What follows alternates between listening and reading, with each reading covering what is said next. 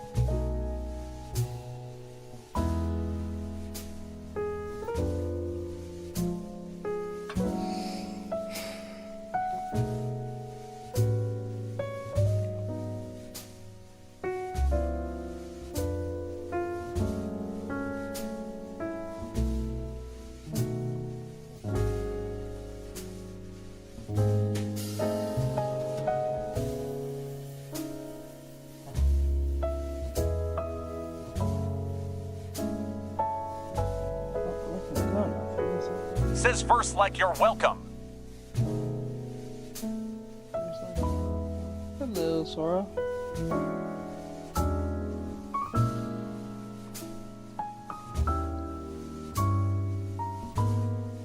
What's going on?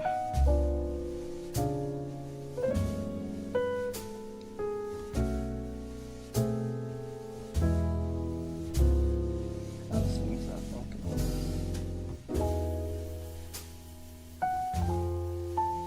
Says we don't need wholesome, we need borderline toes.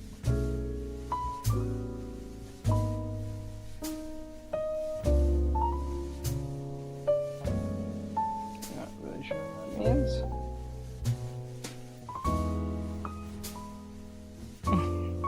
Not really sure what you're trying to get out with that one.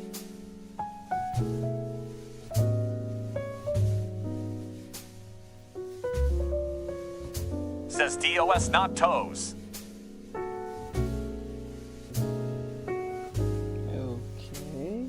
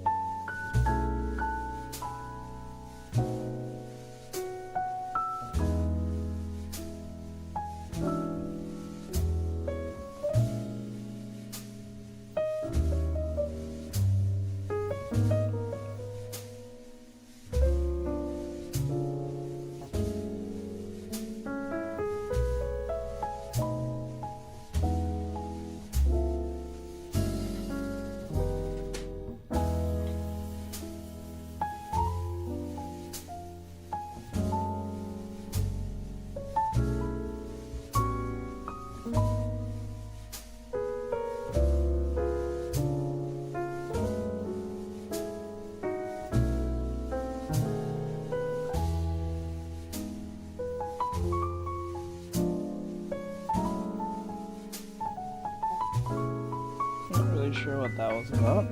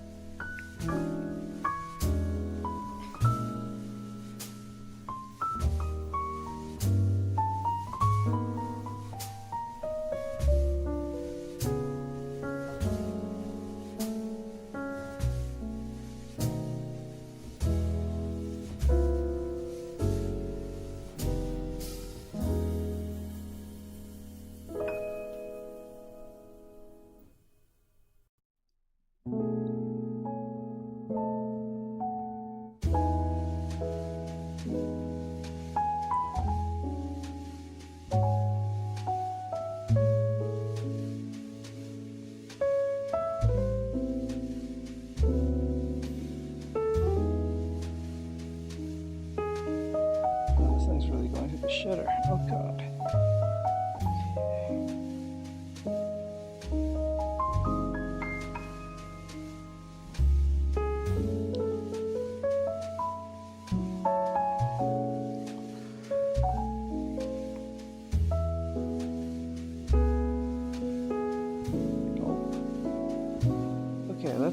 get something done out of this.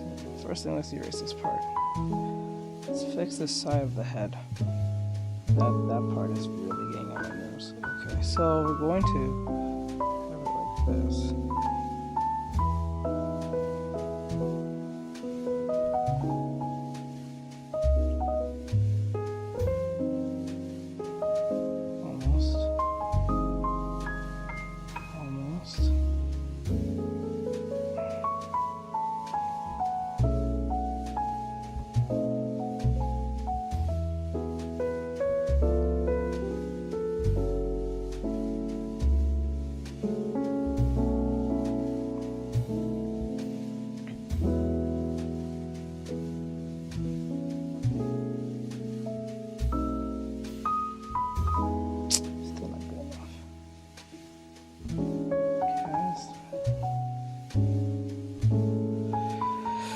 It's always that damn line that's always get you, huh?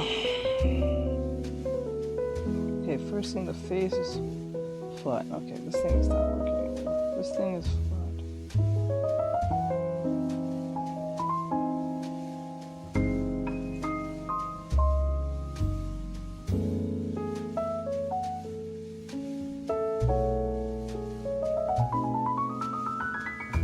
Says hi each. Hey, Clay, what's going on? Says teach.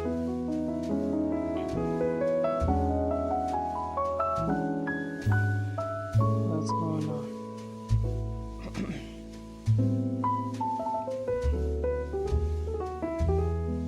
Oh, I forgot about... Says good afternoon, everyone. Hello.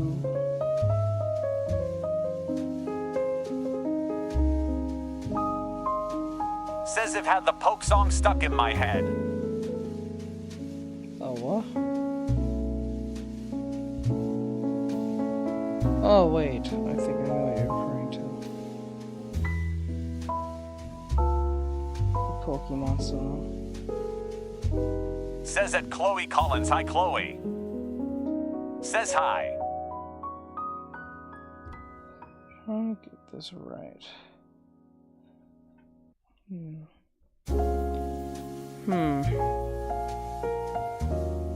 Says You it know what bright I'll for do? close high. I'm not doing this. Says it bright for close high bry. Says it mini underscore JIVA and 88 hi Javon.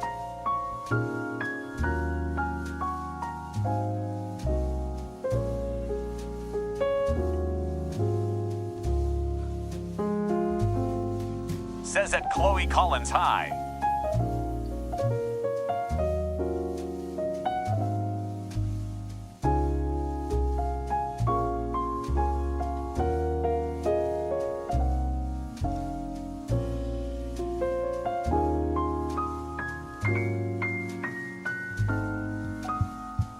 Says at mini underscore JIVA and 88 hi.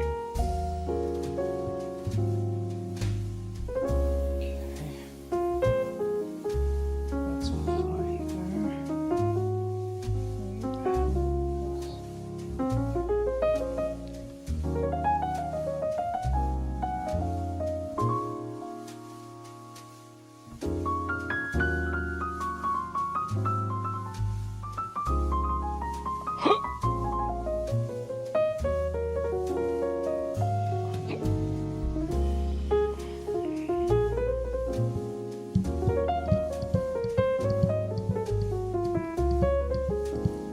Says I put the silly thing I did in the Discord chat.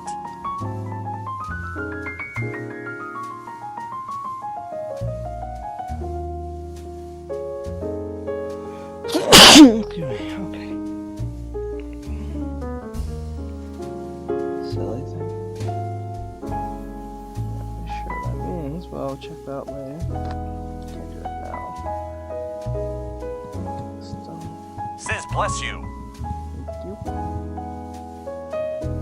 Okay. With the Wells Fargo Active Says, are Cash you credit okay? card, You earn sound unlimited sick. 2% cash back on purchases you want, Ow. like dance lessons, Ow, ow, ow. and on what you I need, am like fine. memory foam inserts. Ah, that's real life ready. Visit wellsfargo.com/activecash. Terms apply. I am fine.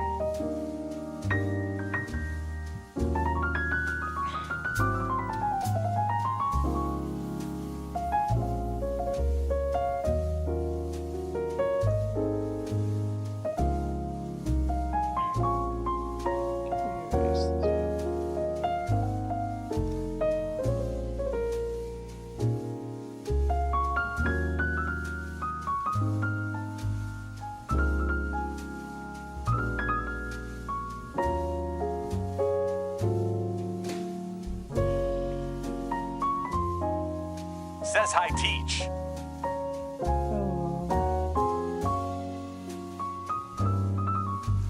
Hello.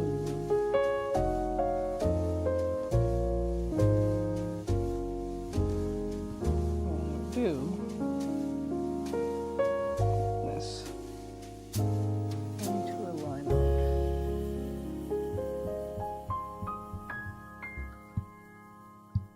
Says, oh yes, I forgot to send that pose I sketched out.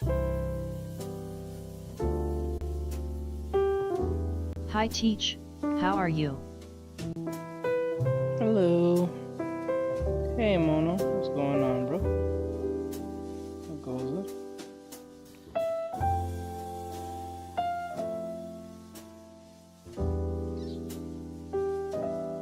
Thank you for being here. I appreciate it.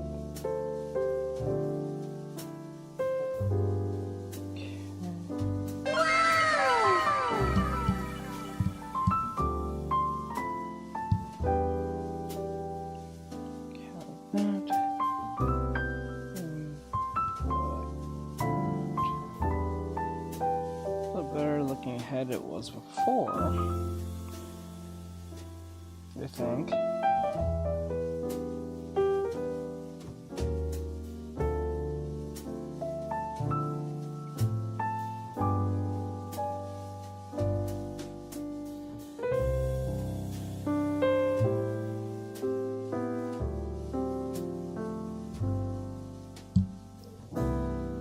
Says sent it on Discord. Checking my page.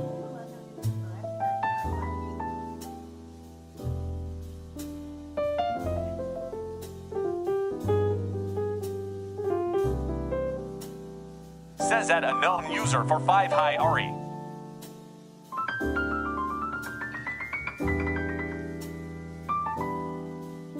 I'm just drawing gestures. Says people in the Discord said I had to raise the leg up a bit, also hi Bri.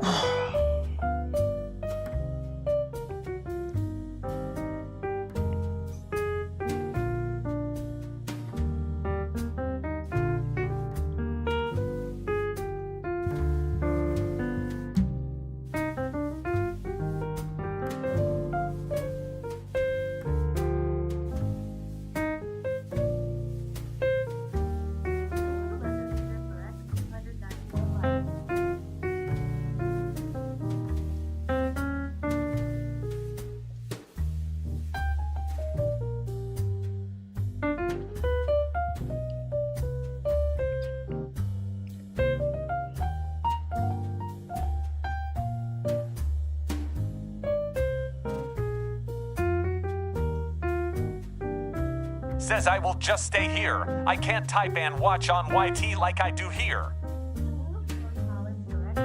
Okay, let me see what you're saying now.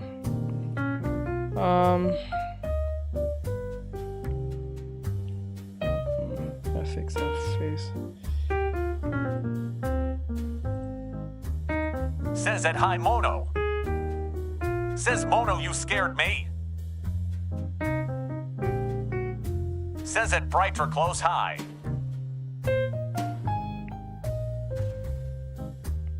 Says at unknown user for 5 how long.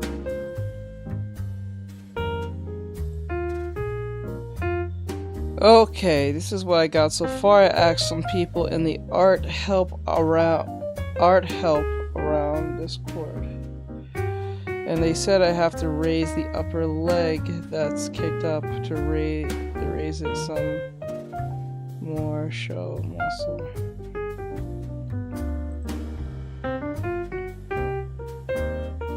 Says at hi.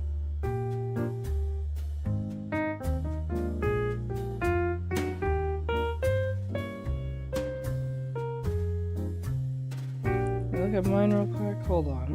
Look at mine.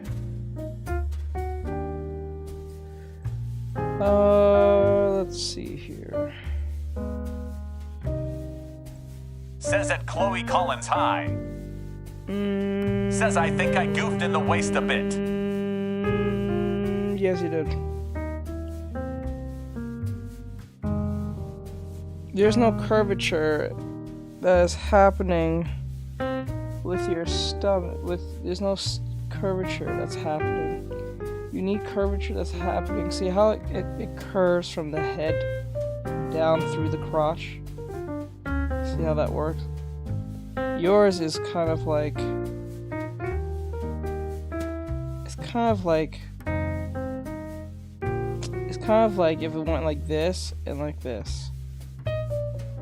Like the energy is coming out. Like yours is coming out like this. But the curvature is not coming through like this. It's supposed to come through like that. And I think you made the leg a little bit too long at the bottom. Says so ... would I lower her shoulder down to match her waist? No, if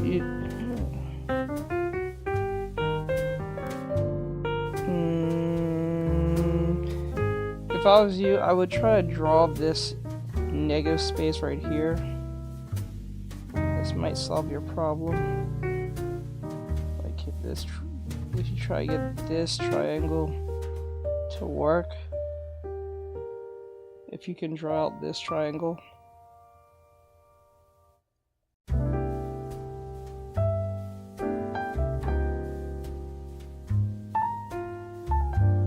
So if you want like 1, 2, or like that might help your situation, because like the gap where the here is too long. Yours is too long.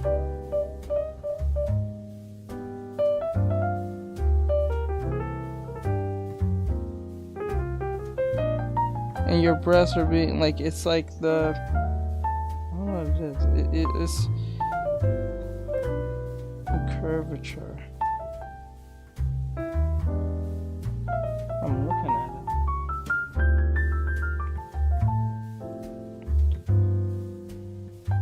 I don't know, it's weird. What am I looking at? Let me just zoom in.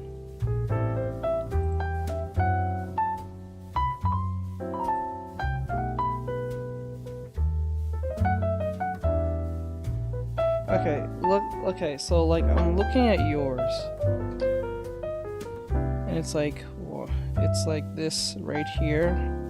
There's just too straight, there's no bump. Unlike mine, there's a bump.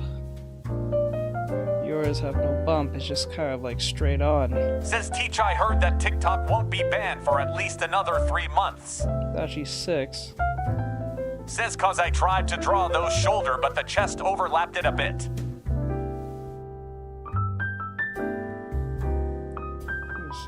Oh, and that's elongated too. So like the stomach is too elongated. They're both supposed to be like the same, not same, but like I would make this smaller and make this a bit more shorter. Hello Teach, I am back from my vacation in hell. Surprisingly not as hot as people say it is. I see. How are Says you? 6, yeah, but it probably won't get. I'm doing my thing. You know. Just teaching. Hold on. But I hope you had a fun time. 4? Glad to hear that you had fun. Well, you said in hell, so I don't know if you actually had fun. Hold on.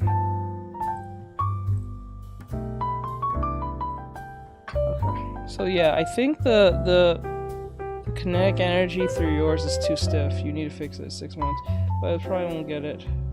Says, is there any tips how to draw that triangle? Yeah, it's not gonna get banned because like it already has. We already did a video yesterday on this. We already explained that Rumble wants to buy it, and then I heard that Elon Musk might buy it, and then there's other people who wants to buy it. So, given how powerful TikTok is and name brand alone, and how long it's been around for a while now for the app it is, most people are gonna try to buy it. So I'm not too worried that if it gets it's not gonna get banned. Someone's going to buy it. Says no, not Ellen. Probably going to rename it to your not ass. Really. I would just like. Says Elon asterisk. I would just literally. Let me see. It's more on your perception on how things work. I would just literally just draw the triangle like this, connect it, and Horror Hour Lore. No, they made me finish up one of the 4 model designs for my VTuber model. I've unintentionally made her hot, but it's too late to back down now, lol. Is that her? You mean a female version? Is there a reason for that?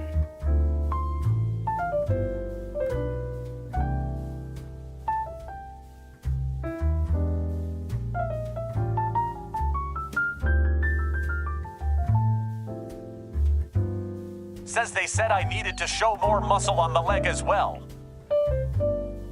What they're saying, what I'm assuming that they're trying to say is that it's just too stiff. So you need more bumps. Like how I have mine. See how mine is kind of wiggly? Says a gotcha.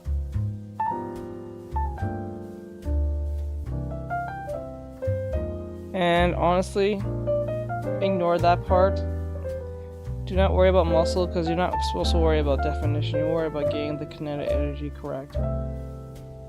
That's your goal, not trying to make it look defined so well. Because that's where a lot of beginners tend to fuck up here. They tend to worry about detail like muscles, like that's important right now. That's not important right now. The importance is getting that kinetic energy in.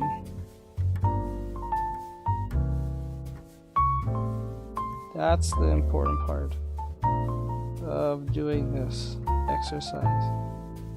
I wouldn't worry about something like that too much.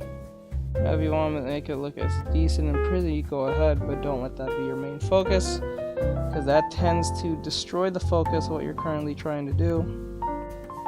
Says, did I goof on the chest? Yes, a little bit. Yeah, it's like they're fighting for dominance. What you have to do is make sure that they're both drooping. There's no reason for it, and I think you asked this question yesterday, but this is why when you look at mine and yours, the difference is you're making the breast move when there's no need to be. The breast is just drooping down. They shouldn't be wilding out the way they're looking there. Because the character is right in a pose that is already stable as it is. Well, kind of stable. I'll say asymmetrically stable. stable, but stable Says I was nonetheless. trying to get them into the same space, if that makes sense. No. Because remember, this is overlapping. So what's happening is that when the breast is drooping like this, right, the other one will follow. Actually, the breast that's inside will be more Our lore. upwards. Since the theme for the model is looking hot as hell, I am making both a female and male models so the public can choose which version they would like to see more. Ain't that Also, more I am money? Wayman that likes hot people, so there's that LULth of an 8 fire. Oh, okay. But like, ain't that more money though? Pretty sure that's more money, isn't it?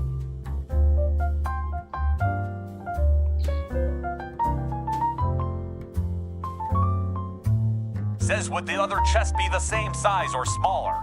No, they'll be the same size, but the only difference is that you have to learn how to overlap them. And remember, they're not rounded. They're not rounded the way you drew them. They're supposed to be like water droplets.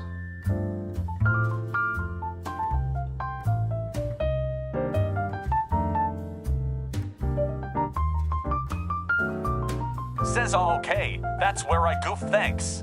Yeah, a lot of people draw them like water balls or something, like actual like circles.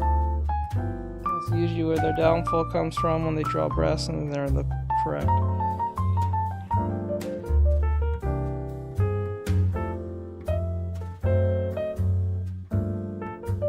There you go. Okay.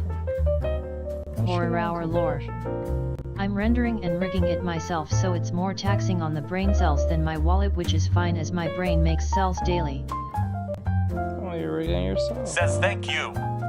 No problem. Says yes, yes, yes, this is what I meant. I understand. Ah, so you're rigging it yourself. It shouldn't take you too long to figure that part out. But I would say to anyone who's learning how to rig, you must learn that it's going to be more work. If you have, the more complicated the drawing may be, the more work you have to put in. So if your thing has a gimmick and it has a bunch of, like, I don't know, tentacles or, I don't know, objects and fucking shit, you gotta do a bunch of, testing. Says imagine trying to rig something that's 3D. So like it's not that fun. Says teach, can you check Insta? It can be very taxing. Says I have a problem.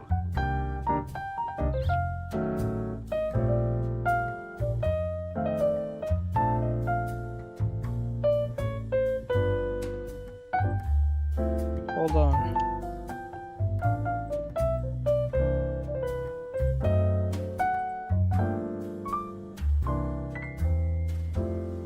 Can you help me with the chess? Actually, you're For a our lore. I do have tentacles, so I give myself 6 months because I am slow-brained. LUL Orange 188, not like this. well. It's gonna be a schooling time within that, but you gotta be strong-willed. I know, because I had to go do it myself, and then when I realized I couldn't do it myself, given the time frame I gave myself, I had to pay someone else to do it. And that was a lot more easier to deal with than me doing it myself, but it would have been a lot more rewarding if I did it myself completely and just went through it. But I had a deadline, so I couldn't just outright do that. But I understand. Says Omono is Saves working on a money. gesture pose too. But I only paid, I think, $200 for mine. So it's not that high anyway. So I didn't mind paying the $200, I think, or so. Was it 200? No, it was like 200, 150 or For something. our lore. Also, the model has a lot of shiny parts on it, so that's my fault. I'm like a crow. I like shiny. Yeah, that's something I would not go with. I would have went something more simple and see how your rig goes. I would always start simple first and then worry about that later. Now the issue that you're Says having known here, user for 5. Yeah, I just when I understand with- it and get better at it, I get free exams. the issue that you're having with here, Mono, is that first thing, the gesture is too too stiff, and then you made the lower half of the body somehow reach all the way to the upper half. So what you're supposed to do is break it into pieces like this. Says almost. what do they mean by shiny parts? Oh, they're talking about the assets and the, what is it, asset? What's they call it? What's the term they call it? Not mesh. It was something they call it. Textures? It's not textures. It was something else. I think some other term. God, they have different terms for it. But the assets that he drew or draw, I don't know if he's the one who drew it, but I'm pretty sure he did. The one that if he's the one who drew it, I'm pretty sure it has a bunch of like tentacles or Horror objects lore. and stuff. She wears gold, so that's the shiny part of the model. Okay.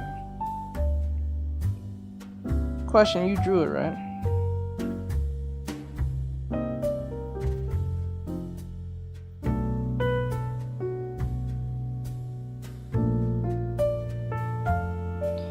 The best way you should have drawn this was supposed to be first get this out of the way, right? The upper half was supposed to Says bend. is this easy for you? Yes. And then what you're supposed to do is put the shoulder upwards. It's like this. Right?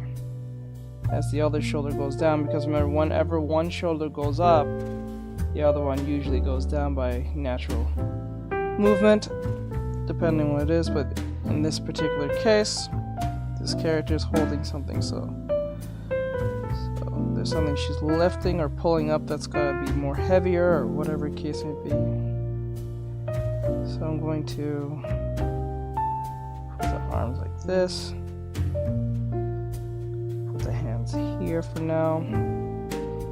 Now I think Horror Hour lore. Yes, which is what took so long to draw. She's an extension of myself and some of my preferences, so she had to be at least perfect in my mind. Thiven 8 bongo. Okay, I hear you. What's our gimmick? What's the gimmick? What's the theme? Or his theme?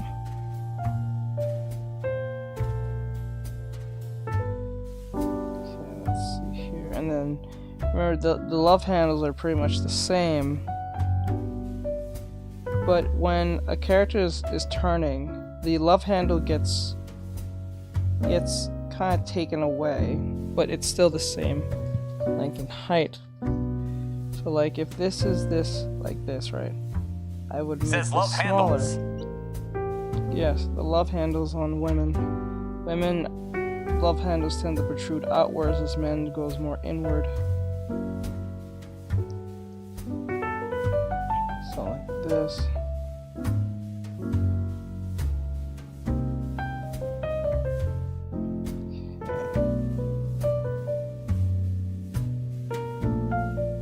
Like that, right. And then the crotch area will curve like that. The leg like this, based on what we're seeing here. Now, this is a little bit too longish, so we're gonna erase a little bit this. And then look at this love handle here and make sure that stays right there. So we're elongating this part a little bit. Right. Now we're going to curve this. Erase this part because it's going to be too distracting. Okay, clean it up. Now, I made a mistake here on the crotch area because it looks like the crotch just came pretty, like, stretched out, which was not supposed to be part of the plan, so I'm gonna curve this. Horror Hour lore. She's a half goat, half moth eldritch horror. The funny part is that she sucks at being evil and scary more often than she'd like to admit. Okay. Says so love handles should bend it.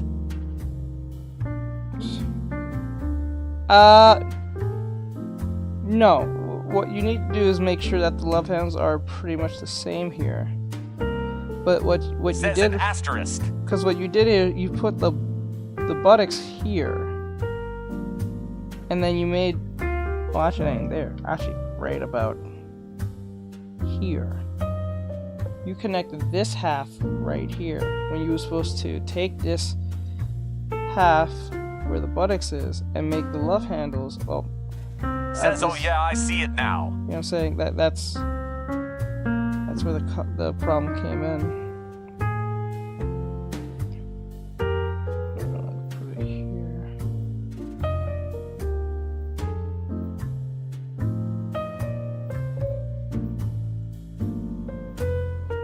Okay.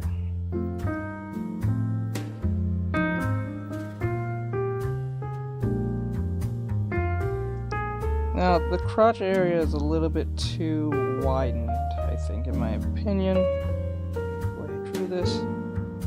So I'm going to probably shorten it down.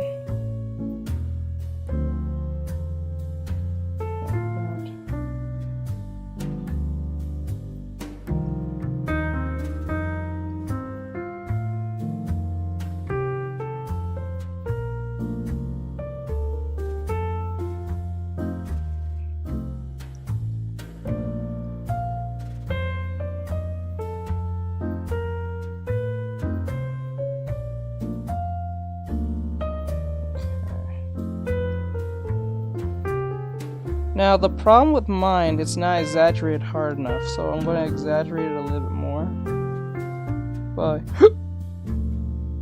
cleaning this up and pushing this way.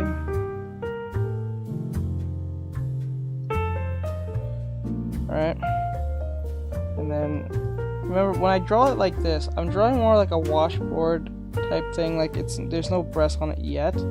It's more of this contorting thing going on with the body, okay?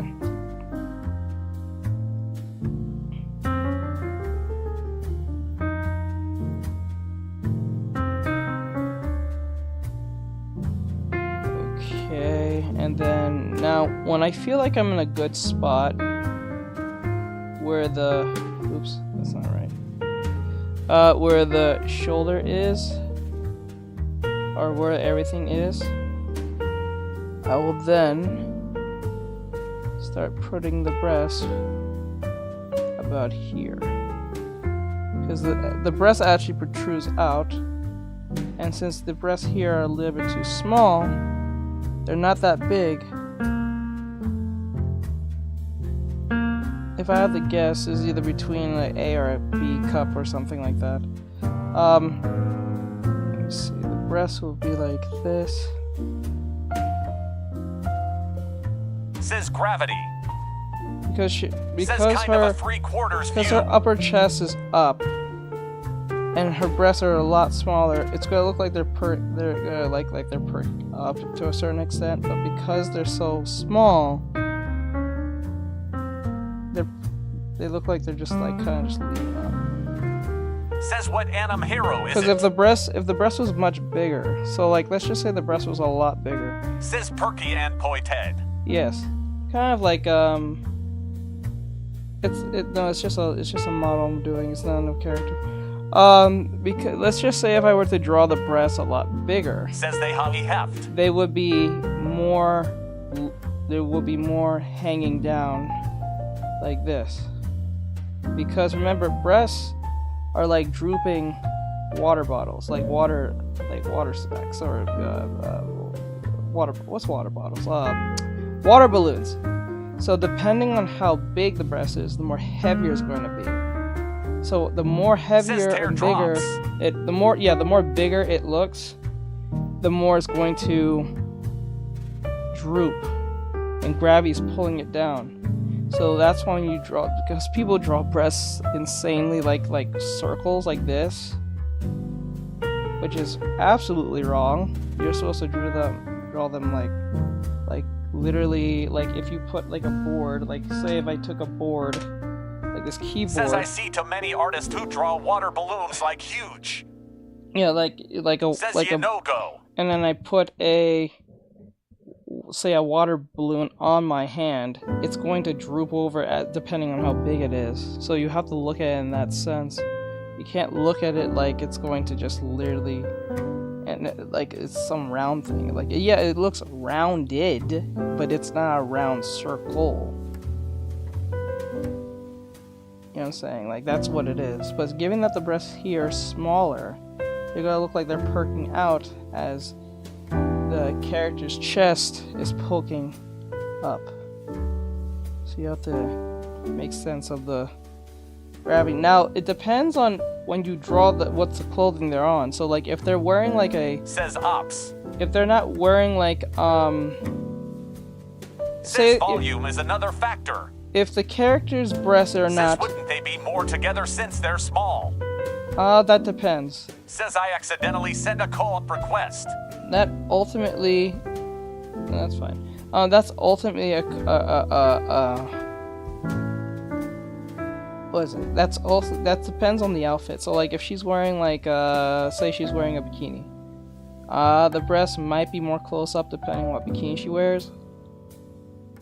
That really depends on the bikini itself. The breasts are not going to be pressed up Says unless most they have small something ones on. I've seen, they are closer together depending on their size. It depends on the size, but it also depends on, like, the outfit as well, too. Because even, like, Says, there's... but what about the other one? Oh, so, since, like I said, this is why I said that they're small, because the other one hardly protrudes out, because it's like this. Says they will be hefty and drawn down unless the clothes are designed to lift. So that's how it works. Now, I kind of noticed that I drew the torso a little bit too high, so I'm going to grab this upper half and pull it down a little bit like this. Just to make up for the... like that.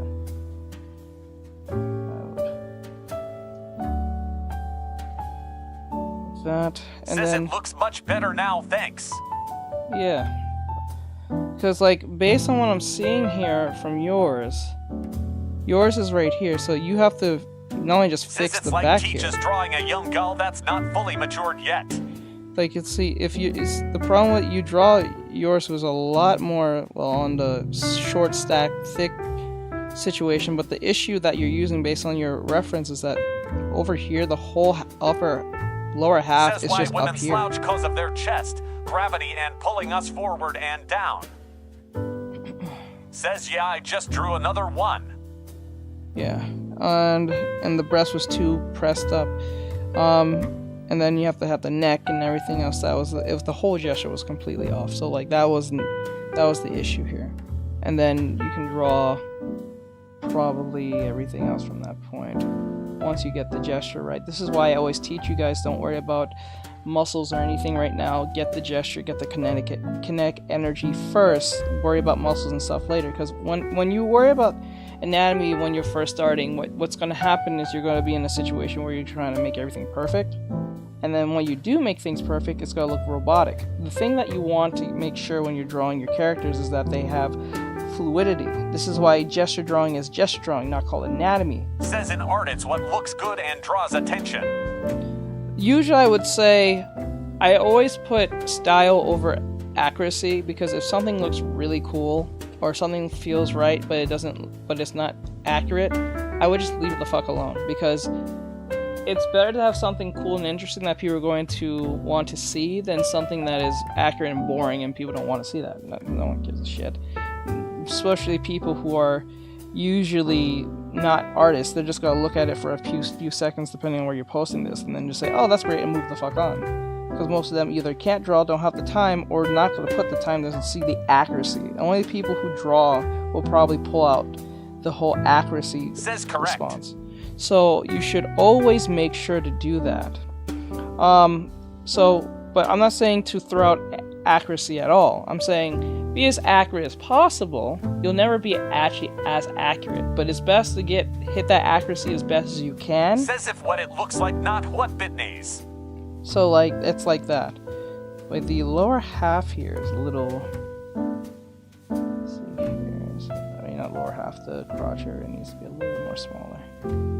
There we go. Says, hey, Teach, with that one sketch I sent you, would I foreshorten her neck a little or no? Foreshorten? Says I sent you my fix. Let's say 1 second. Says shaping sculpture what draw people to look.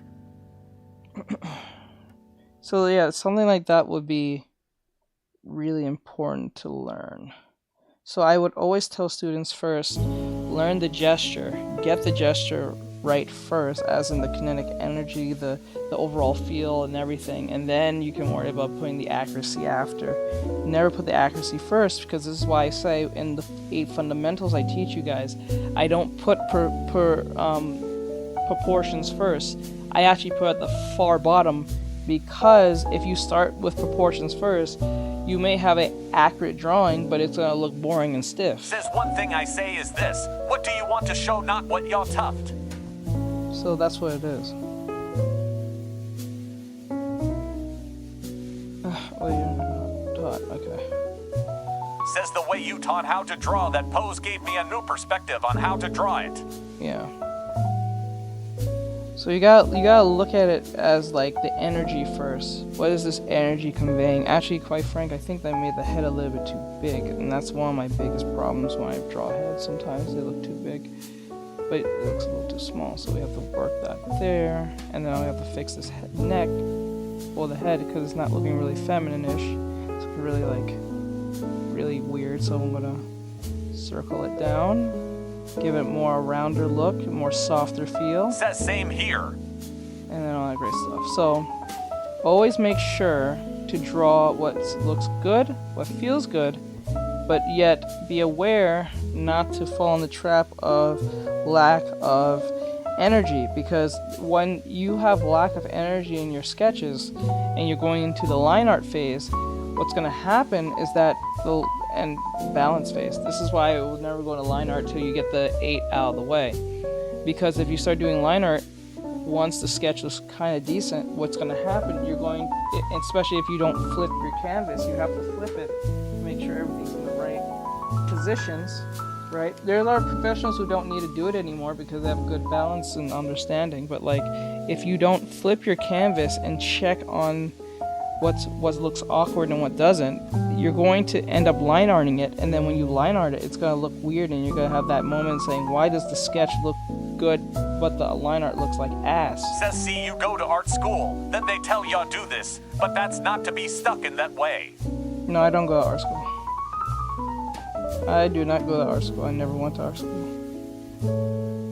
But you need to get that energy first. This is why when I teach you guys this, it's all about. Says I did for yours. Cool. How was it for you? So like you gotta get that energy in, but like remember, the line of energy, like the kinetic energy I'm giving you is not technically the spine. It can act like one, but it's not a spine. It's energy. And you need to take that energy and match that feel. If you can't do that, obviously the head looks flopped. But like if you can't get that, you gotta get this stiff drawing. Says my outlook is 5, his yaw drawing real, cartoon and so on. It's 5, yeah, drawing real, cartoon and so on. Yeah, like says match it to what you want seen. So it's kind of like that. And then you can start putting in all the muscles and all that stuff, and then figure out what you want to do from that point, and then really start defining because this here is not showing me that washboarding, but because we're trying to get that energy, then we can start putting some more bumps, lumps. Says most of the art school students said they ruin you, so I didn't go there.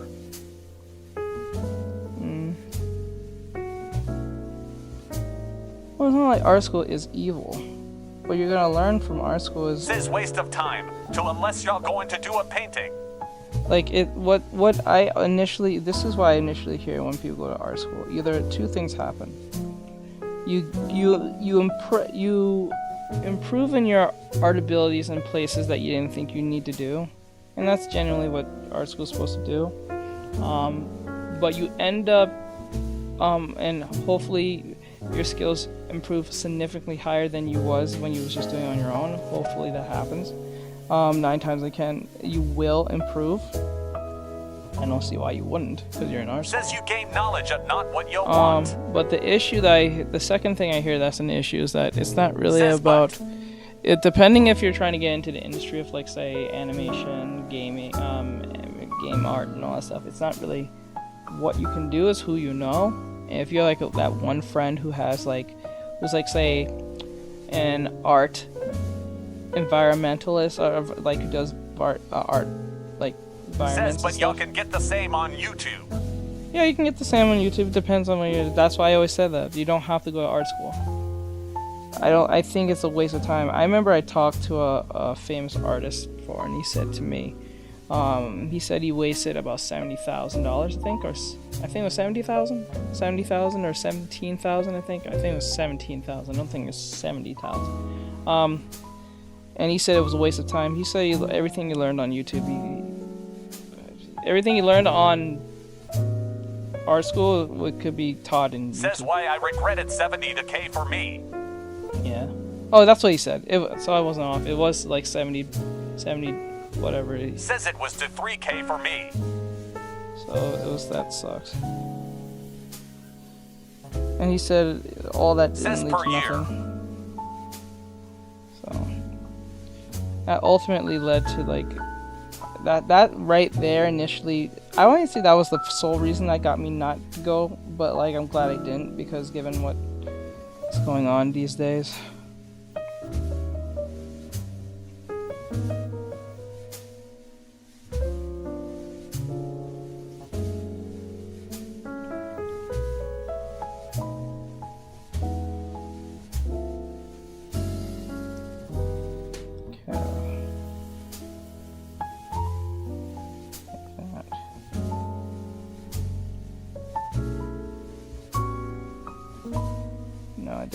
I did this leg wrong.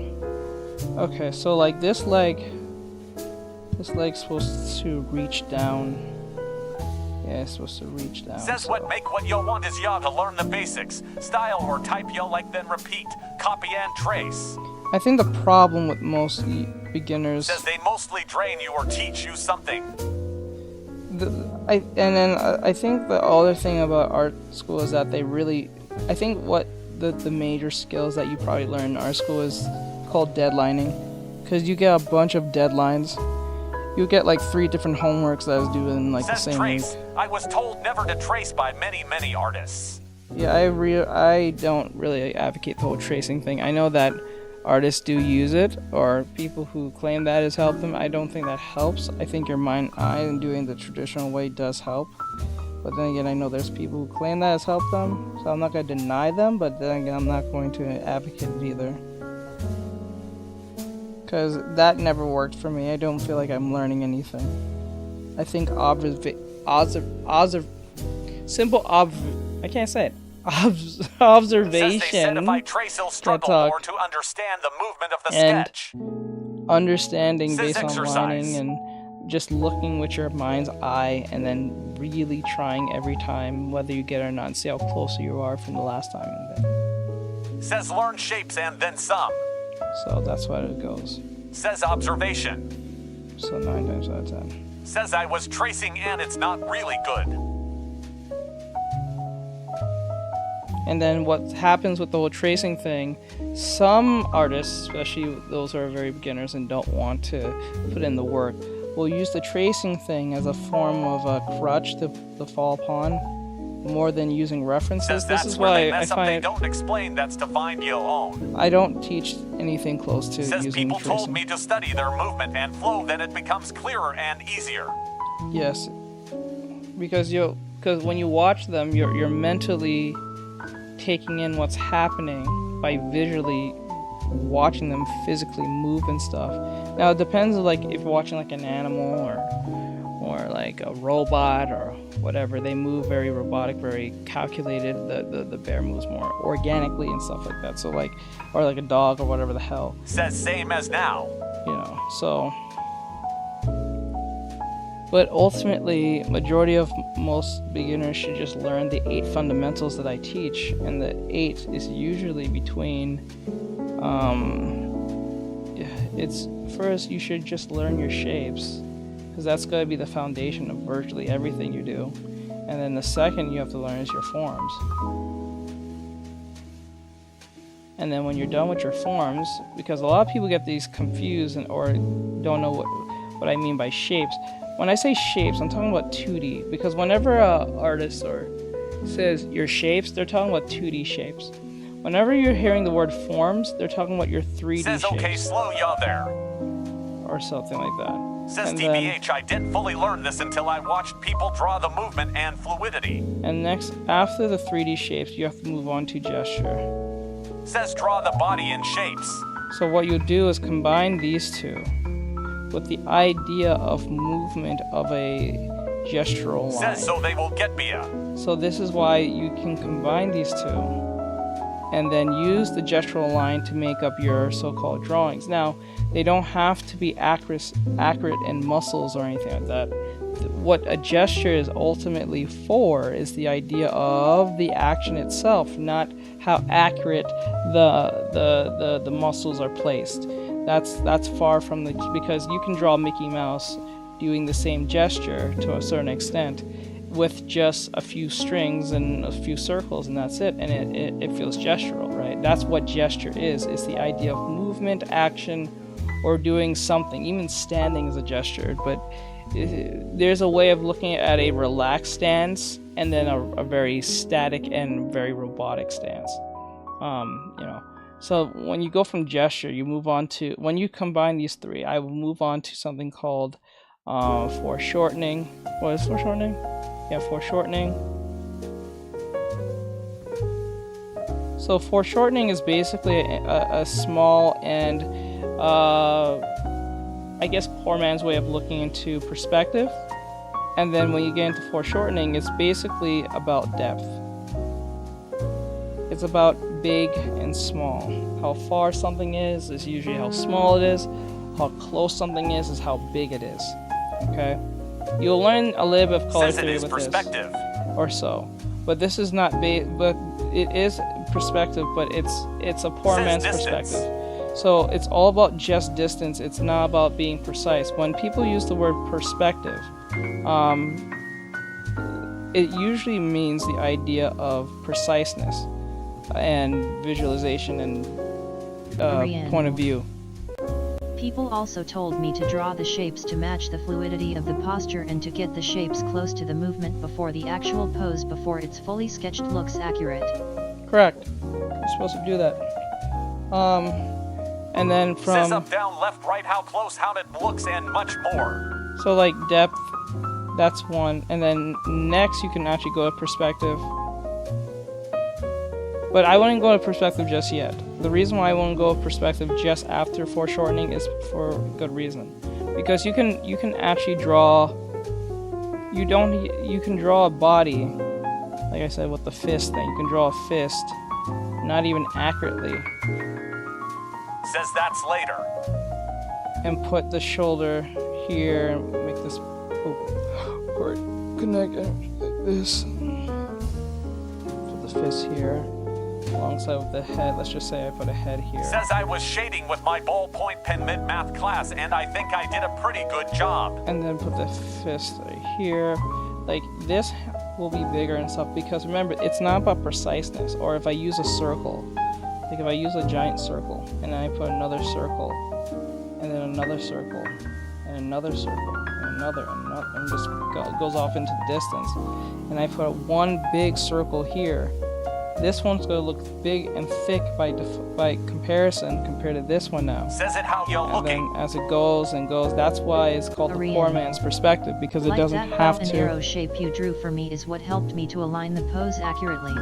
Good. I forget what you called the lines though to show the fluidity. The kinetic energy. That's what the Says line if of y'all energy. thrown a fist to your face, how done you've seen Or it. line of action. It's called the line of action. You might hear this a lot. Line of action. Okay, so yeah, that's kind of like that. But the reason why when you go from shapes, forms, gestures, and foreshortening, the next thing you should move on is something called balance. It could be labeled under something else, but I say balance. Now, what is balance? Balance is for, this is more for the digital artist to compare to the traditional artist, but I'm pretty sure traditional artists tends to have their own methods in Says I doing learned this. everything, but no one told me about the nitectic energy when I first learned. Yeah, you need to learn that. So balance is basically just flipping your canvas.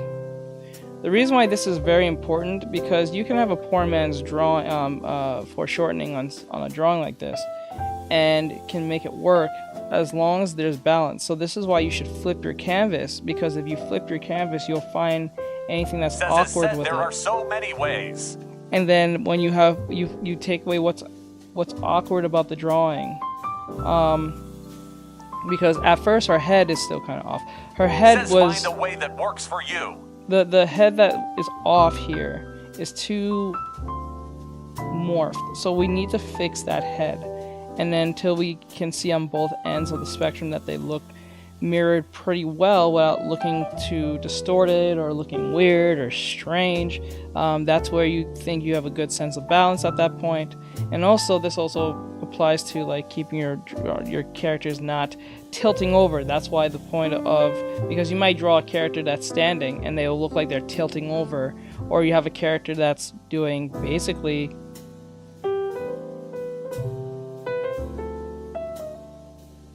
doing this, but we need to make sure that she looks good on both ends of the spectrum, because if she's not looking good, she's gonna look awkward. Says that's what he means differently with traditional and digital. So you need to flip it and avoid tilting, because she is tilting. I did do that on purpose, because I said to Ari, this was like, you have to look for that energy that's going here, and then the body's going over here, because like it's a curve like that, right? Yeah, you have to exaggerate, but make sure that the character is not too exaggerated to the point that they're cartoony and breaking their bones or anything like that. You have to find that sense of balance. It's going to take some time and practice, but you'll eventually find it as long as you understand concept, or so. So you have to look out for that. The next thing that you need to learn is... Says, but turn that into a spin with back kick. But like the next thing is balance, and then later. Perspective. Now perspective actually comes in, but perspective this is for like the first, second, third, fourth, fifth, sixth, seventh, eighth. I think it goes all the way to 12th perspective. But majority of most professionals or people stay within the 1 to 4 range. I think it goes 1 to 5. Most people when they're doing something, but says it goes stages, yes. But 1, 2, 3, 4. I would just stay between 1 and 3, and then if you really feel brave in what you're doing, you will learn 4 and then 5, and then that's it. You don't have to learn any more beyond says that. That 12th perspective looks insane. I'm pretty sure it is, because I've never really used it. I've been told there's like 12 perspective, which is I think is insane. But you should just stay between 1 and 5 at max. Max should be the 5, and 4 should be the stopping point. Says honestly. fisheye is 6th right. But you should learn all the way here. That's it. That's it. That like if you want to stop here, just do 1 to 2, 1 to 3. But I would go beyond and just go to 5, because you will have all this down in your head. Says because fisheye. what's gonna happen when you learn? Yeah, like fisheye. Fisheye is I think 5th perspective or 4th perspective. I think if I remember right, it's either between one of these two. I don't know which one's the name. I think it's 4th perspective is fisheye, and then 5th. I don't know what's the other name. Anyway, so the point is that you have to learn is the horizon line, the HL or the horizon. There's another word for it. Says it's halfway. You gotta learn that. So, and then the PV, which is VP. Sorry, the VP meaning the visual point of reference, like the little dot on your line, and then use that as a guide to get back to what you're doing. So if you're doing like a 1 point perspective, you're using 1 point and just using that as your reference. 2 points or 2 points on the same horizon. 3 points, it's more on the top, and then the lines at the bottom. Like it's kind of like that. So it gets kind of crazy with fisheye lens. It's more of a circle. So it's like it's a giant circle wrapped around like this, and then you use this circle as a guide to make your characters in them, and then that's where you can get the anime crazy face thing when they're going insane or whatever the fuck. Or you really want that that fisheye lenses when the character is standing and everything else is getting warped, distorted on purpose. That's really what fisheye is. And then you'll have to learn the rules of using a horizon line. The horizon line, to make them look kind of free dish. At first, is scary because most people don't know how to use it. So whenever a character is on top over the horizon line, always remember in using the horizon line that when the character or the object at the very top over the horizon line, the character is looking down. Says think of this 3 as an extension of your work. And then the horizon... Says you kinda see the top and the bottom. Exactly. So for if the character or the object is at the bottom of the horizon line, you're looking at the top of them, so you're looking up.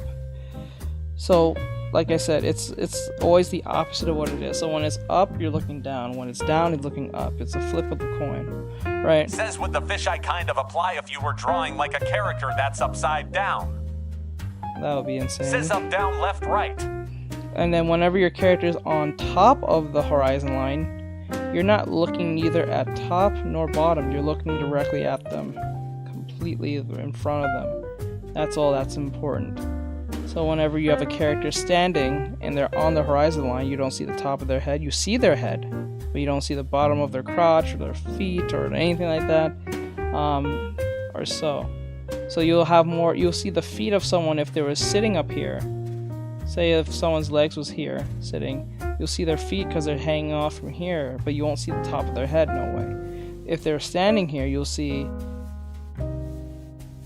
the top of their head, but not the bottom of their feet. Like this one, we can see the bottom of the feet, but this one, you can't see the bottom of the feet, you only see the top of the head. So I'm saying, like, that's how it works. And then directly, you don't see feet or head. Whenever you're on the horizon, you're perfectly Says, oh, neutral. how y'all use the sticks to that. So it's like that. And then once you understand perspective to a certain extent, you can move on and do composition. This is more about framing. That's what composition is. It's framing. So you'll be using things like the rule of thirds, 1, 2, 3, 4, and then you use these points here to tell a narrative while keeping it because the one thing you never want to do when you're using rule of thirds is put your character directly in the middle. That is a big no-no. You don't want to do that because the character's gonna look really boring, especially if they're talking to each other. You want to put them in like a situation. A state way for y'all to get it is built a house like this, and then the face is looking like this, so they're looking at each other, so that it's a little more dynamic when they're looking at each other, so that you both have both characters in the scene or something like that. And you still have a dynamic position. It's a very simple way to keep things simple for most beginners, and then you learn the Fuchi method. It's pretty much the golden ratio. It's like the spiral thing, where everything is perfect within the spiral. So you use the spiral. I'm not doing it quite right, but like it's like a spiral, and you use that as a reference point to put characters in, or depending on what's going on, to make it a lot more interesting, a lot more dynamic, a lot more. I can't even do it myself, so I'm not even gonna try. Says do you toss the frame in without base? Toss the frame in without base. Says that's what I mean. Oh, okay. So it's like that. So there's other composition frames that you can use, but I don't know them on the top of my head. I only know about those two and one other, but I can't think of it right now. And after you understand composition, this can go both for digital or traditional. The next and final thing you should learn when it comes to technical drawing is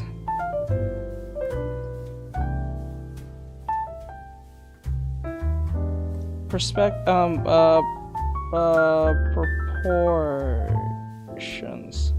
So proportions is basically just accuracy. That's basically what proportions are. The accuracy of like the arm, the leg, the head, the breast, the eyes, the spacing of the eyes, the eyebrows, the hair. Well, hair could be asymmetrical. You know, it could be asymmetrical if you want. So one side can be hairy, a lot of hair, and the other one could be just shaven or some shit. That's what we call mental illness haircut. But then again, it is what you're talking about, depending on who you're asking. Looks lol. Pretty much all above. Yeah, pretty much all the above. So proportions, that's why I put at bottom. Says lol. Right. So that's 1, 2, 3, 4, 5, 6, Says aren't easy as y'all have 7, most guys. and 8. Aren't easy as have most guys. Not sure what that means. Proportions and then the accuracy within itself. Once you have that accuracy, then ultimately all this will chalk up to your so-called says lol. Anatomy. Ultimately. Says I feel like the accuracy gets a little more tricky when drawing males. No, not really, because if you have a good understanding on how these are put together, the only thing you have to make sure is everything is accurate. There are ways of doing this. You don't have to pull out a ruler every 5 seconds. Sometimes I've already showed you guys many methods on how I do it. It's like say for instance, let's just say the arm is up here, and I don't know how to measure that completely right. So like say, for me to figure out where they're more dot stiff than gals. No, they're all the same. I use the same methods for men and females. The only thing you have to make sure is that certain aspects of the female is a little bit more softer, depending on how you're drawing them. If they're more masculine, they still have things that are traits. So if a female is overweight or very masculine or have muscles, you have to make sure that this divot is here, because if I remember right, I think Says that most women don't have the same rib cages as that of men. Men's rib cages are more wider and all that stuff. So you need to keep this in line. The hips are going to be much wider. Says are fast. And all that stuff. So it depends. Says glass.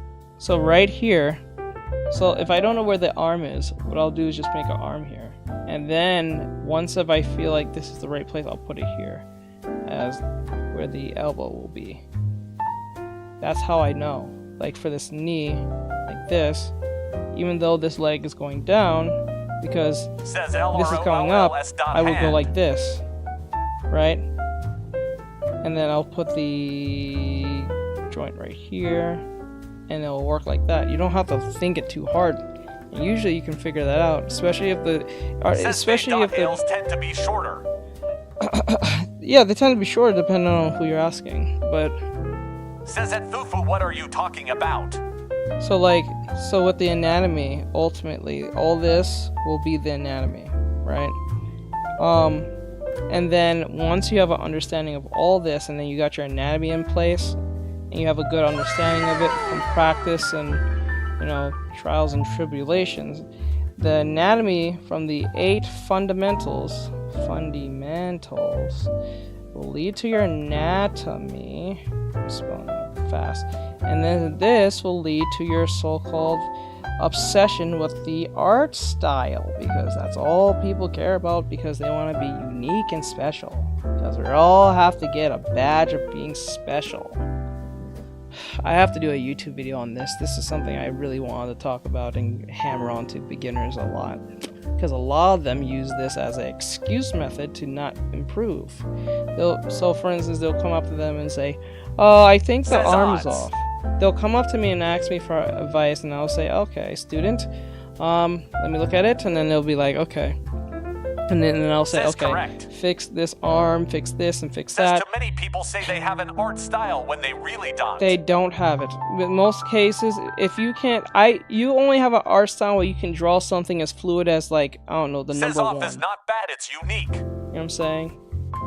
Says I watched the Reaper video you sent me yesterday. No, I'm not gonna lie to them, it's bad.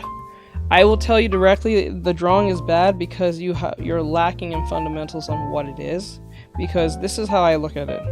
Because with anime, Anime is a subtractive and an additive medium. So that means you can subtract or add to whatever it is based on style, right? So like for instance, I can draw a bunch of chibi characters with no neck, and they'll still they can still be still considered chibi, right? I can draw an anime character with absolutely no nose, and that's not going to break anything. I can draw an anime character with extreme hair, and then X, Y, and Z. You know what I'm saying? That's what it is. It's additive and subtractive. This is why people love anime, because it's very diverse. Based on eyes. Or larger eyes, or smaller nose, or no nose, sometimes no mouth. So like it really depends on who you're asking. Some say they have art style and they're drawing cartoons. So like this is why the idea of the art style is a poison for most beginners, because they use this as a form of excuse not to improve. Now I know some of them will use this so-called excuse saying, but I'm not trying to be a professional. Then why ask me to be your teacher? You know what I'm saying? That doesn't make any sense to me. I can say if you want to be in the real Ghost in the Shell. Because like they'll come to me and want me to teach them, but they don't want me to be honest with them and help them. And that's where that frustration comes in on the behalf of me, because now you're just throwing your money away. Because if I'm going to just constantly calling you and saying your so-called art style is so unique all the time, they're never going to improve, and they're going to throw their money at me, and then after a while they're going to start realizing I'm not really improving. The fuck am I even giving this person money in the first place? This is a bad teacher. You know what I'm saying? That's how you end up getting a bad reputation as a teacher. To go. I will join later, CIA. Alright, later, Mono. Says TBH, getting some fluid and movement in cartoon sketches is tricky cause it's a cartoon, not human. I understand, but this is why you should learn how to draw the human first before you draw a cartoon, because at least you can have gesture understanding. Says that later, Mono. Later, Mono. So yeah, this is why the art style is very problematic. I would avoid it. The only time you know you have an art style is when you can draw something with no problem, little to no problem. So like for instance, if I ask you to draw, I don't know, like a hand. If I ask you to draw a hand, right, and you're having a hard time putting things together. Says LMAO, you should tell that to the people who draw cartoons for a living like this, and there's no fundamental like understanding of connection and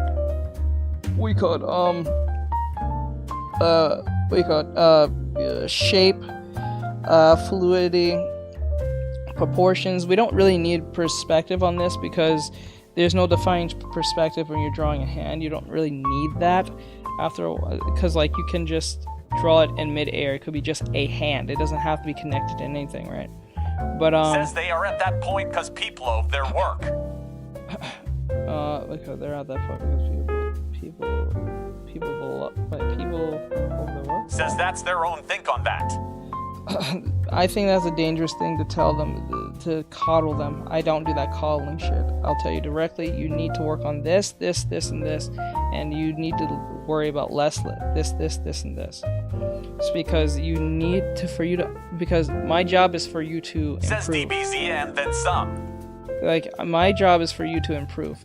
My job is not to, be your life coach. That shit is stupid. I'm not doing that. Says some people who I've seen draw realistic stuff go a little insane with the realism, TBH.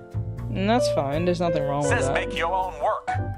There's nothing technically wrong with that if they go realistic like that. But then again, you have to keep in mind that they're pushing as much as possible based on what their knowledge is. As long as you're not lacking the understanding of knowledge and stylizing, because I can tell when something's stylized and I can sense something is just lacking of something. After a while of looking at others and paying attention and teaching, you can tell what looks like a stylization and one looks like I just don't know what I'm doing, and then I don't want to take criticism because it makes me feel like I have to do work. And then that's when they come to that conclusion, or they come to a Jesus moment saying, wow, I have to really put in work to actually improve. Says it said you'll never stop learning. So it is what it is. So I don't think a lot of teachers do this anymore because they're too scared of either becoming the mean teacher or they're too scared of losing their job. This is why I would never be a teacher in a institution, because they're just going to get mad at you for being honest and helping their students to improve. Says I feel like Call you'd be a them like good a critic fucking- with other artists' art pieces. Well, I think so to a certain extent, but it really depends on what it is. See, I don't think I can judge every art piece, but I can judge what I know based like anime type stuff or anything close to that. But I don't think I can be like in a show and look at something that is supposed to be super abstract and I can give my opinion. No, that's not my expertise. That's someone else's, not mine. You know what I'm saying? So that's how I look at it. But for them for students to improve, they must understand the 8 fundamentals, apply that, and get your anatomy down. Now, when I say the word anatomy, it doesn't actually have to be human. Says anime is like realism but exaggerated. It doesn't have to be so many human. People have told me. It could be furry. Says agree same with me. We would judge by our view. It could be human. It could be furry. It could be what's that? Oh, that's from the pants. Okay. It could be furry. It could be human. It could be animalistic. It could be alien. It could be a monster. You know what I'm saying? That's what I mean by anatomy. It doesn't actually have to be human. It's just the understanding and the construct within and without the subject at hand. It could be a robot, android, whatever the fuck you want to call Says it. TBH, those furry drawings scare the heck out of me. Says I do a lot of beastkin models for VRC. You see. So like it's like that. So like this is why the art style thing is it's a poison to beginners. I would, if anyone who's trying to do art style, I would Says ignore getting this. the basics is needed. You must Says understand that those a known basics. user for 5 lol. So yeah, and apply them as best as you can. Says but I do hold to it. But people do too much of trying to be unique because they want likes and follows and praise. You're just shooting yourself in the foot.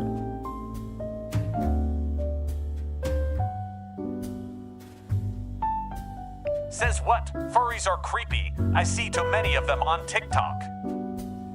I don't think it's creepy. I think, like, are you talking about the drawing or are you talking about the people? Like, the fandom. I don't think they're creepy. I think, Says shrugs I'm old so I hide nothing but time. like, I don't think they're creepy. I think they're Says fine. both. No, I think they're fine. It's just some people take some of the things a little bit too extreme with the furry thing. Same thing with anime, to a certain extent, depending on who you're asking on that subject matter. But I make it my mission not to make sure to not draw my females flat-chested at all. I don't draw flat-chested females for obvious reasons because people are just dumb.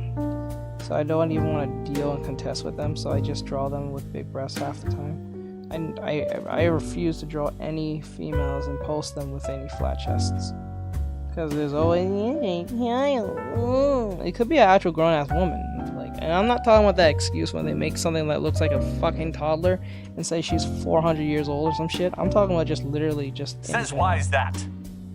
Because people have an obsession to be a savior, or they are extremely traumatized, so they want to point out something to be right in the situation, and even when you prove them wrong, they're going to complain, bitch, and moan. So, like, for instance, let's just say I drew a drawing of, let's just say, Misty from Pokemon, and I use a grown woman's, like, as a reference.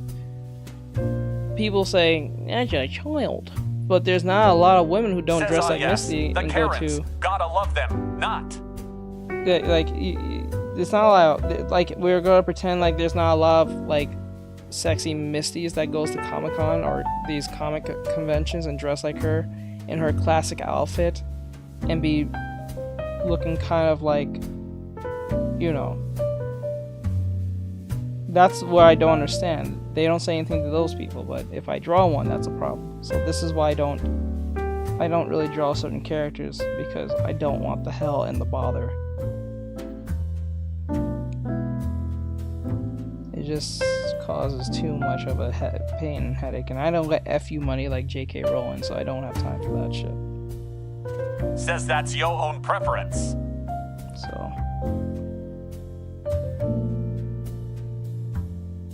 you know, people like to internalize things and try to be a psychologist. This is why I think majority of most things that we hear now should not be given to the public. Like psychology methods, I think that should be for like doctors. This is a I wish variable people here. would just keep their mouth shut about that sort of stuff. Sure, they're a kid, but we're not drawing them like without clothes just as a kid. Yeah, and usually yet we're they're using a competent when we grown draw woman's regular model, adults. which is funny because Says so don't look at it like this. when I drew the character, it was using a grown woman. I was using what, Momo-kun, I think that's her name. She's like a I think she's a famous cosplayer. I think she's an OnlyFans woman. I think she has OnlyFans. I'm not sure. I think she does. And I saw one of her Says cosplays. like how people call everyone a narcissist. Yeah, it's just. Says it's people just, are way too sensitive about what we draw, I swear. Sheesh. like the problem is that Says she is. like the problem is Says that I know her. yeah, she's some type of cosplayer, and I saw one of her cosplays, and I thought it was really nice, so I drew her. I drew her based on model and used Misty to draw, and people had a big problem. Like, this is problematic, bro. That's a child. I'm like, bro, I used it. You see in the video, there's a grown woman in the reference. They did not care. They just ignore that in the video. In the video, you can see Momo-kun in the video being used as the reference. But they ignored that part. I'm like, well, okay, we're just gonna pretend we can't age up characters. We can change their race and their orientation, but we can't age them up. Okay, that makes sense. Those same people will be okay aging up and Says changing it's their. cause y'all used a character. Let me see. It's because you use a character. Says some. Like, it's weird to me. We can, like, those same people can argue and say, nothing's wrong with the race swapping. You're just some type of evil person. You don't want minorities to get a chance. No, it's not that. It just feels very awkward because if we were to do this to a minority that was already established, you guys wouldn't like it very much. Says thought y'all was heading out. Thought you was saying, what do you mean?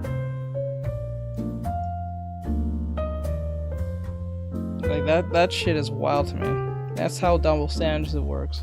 Ariane. Says look, he is not telling I've G seen y'all do people this, who go just crazy advise. happy if we're drawing like femboys, but if we try to draw a trans character or whatever, they go equally as crazy.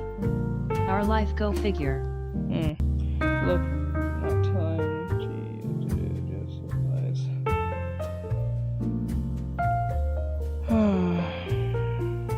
It's a sad fact, but what applies to D, not to me. Says not telling what to do or how, just give y'all information and sharing. Let's see here. Okay. Now, I think that looks. Wait, hold on. Happy fairy tale. I think that's quite right. I think I made the ears a little bit too soft and rounded and short. I think I should have made them a little bit more taller. Says the only time I can draw cartoons is if I'm adding a character like this. Oh. Says I'll pass y'all off cause not worth my time. Wait, what? I'm not. Oh, whoa, what?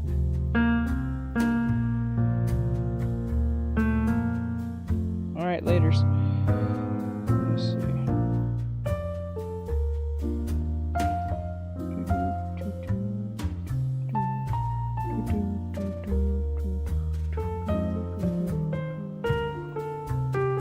Says it gets a little different if I'm trying to draw cyberpunk.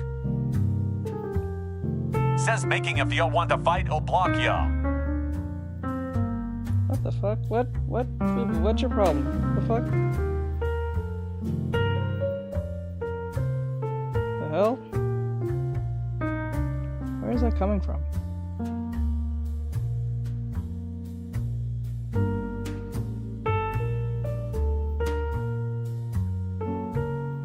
Says is it any different than steampunk? Says aren't anim cyberpunk styles mostly kind of robotic? Says at Fufu. Yeah, I'm so confused. Let's see here, check. Oh, there's a little whiskers. 1, 2. I didn't see that. Is it in there? Says TBH, so am I. Says it's a style.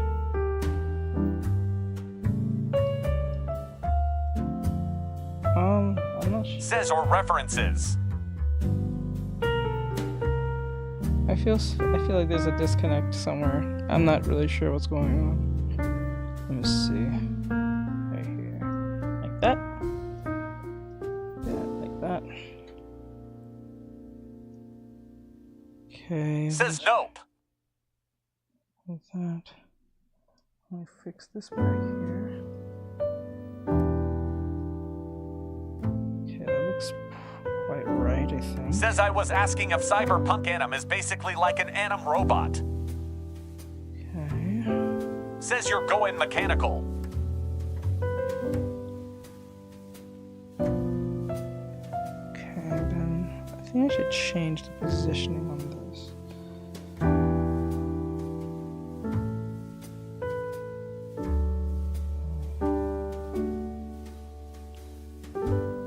Is it her shoulders? Says what difference in Steam and Cyber. Oh, the difference Says some between anim is pretty cool cause they draw it like a robot and call it a drone. the difference between the Says that a cyberpunk known user for 5 more it's more futuristic. cyborg than robot. and the other one is more like steampunk is like a 1960s, like a 1960, like if you think of like Fallout kind of, but a lot more mechanical stuff going on at once.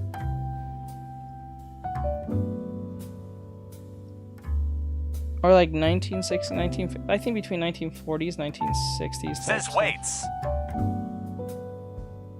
Like aesthetic with mechanical, I think 1960s, 1940s aesthetic. Says how it's powered. Says have you ever drawn cyborg anim? Who, me? I think I have. I think I did like. Says sips tea. Let's see here. Yeah, fix that ear. Okay, put my hand right here. He's got actual little hands. Says I want to draw it, but it's tricky cause their build is made out of metal almost.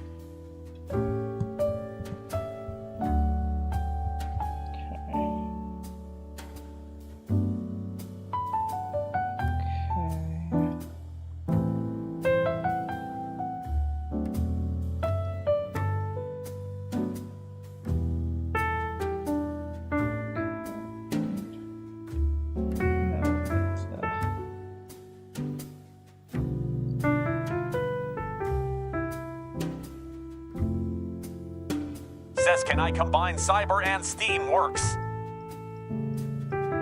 I'm not even sure, to be honest, on that one.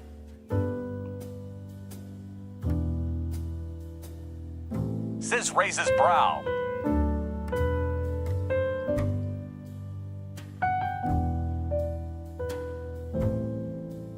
Says at FU maybe. Says I think so. It would be a little tricky to draw though. Says well.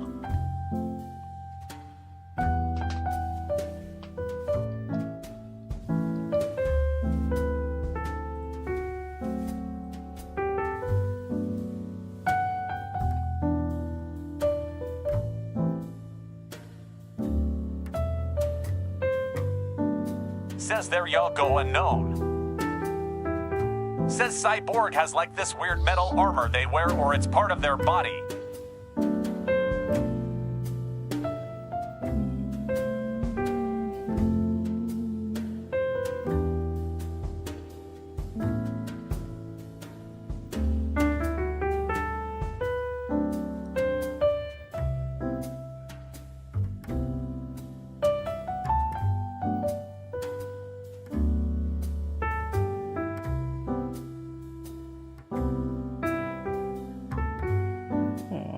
can't find it. Says, oh my god, Hez is absolutely stinking cute teach.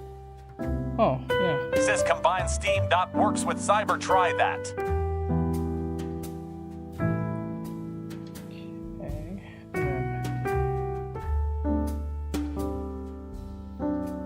Says new imagination.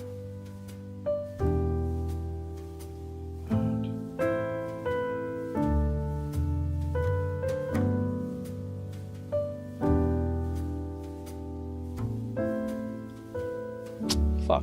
Okay, what the?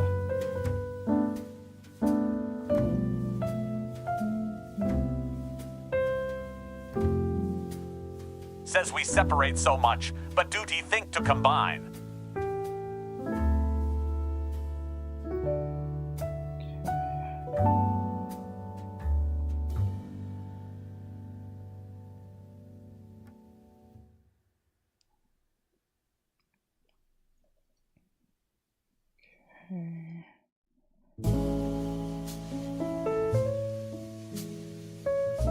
Says done speaking, think on it. Just going to watch.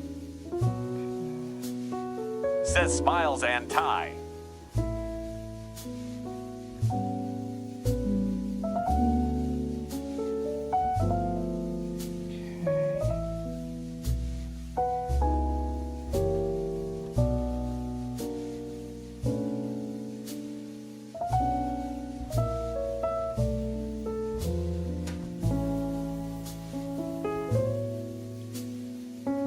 Wait, what does this feet look like?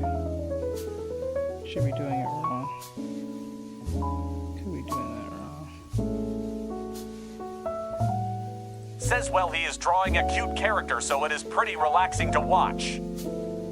Oh, I drew it rear. Oh, shit, okay. Oh, how about I draw that? Okay. Go back. And then what we'll do is,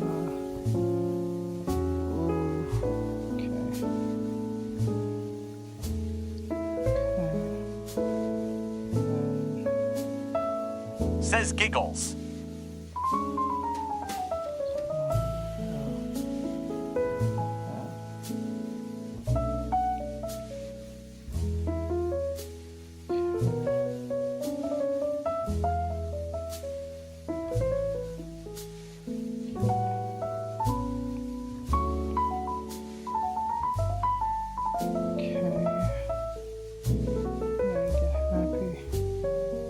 Says sorry if I shot him down.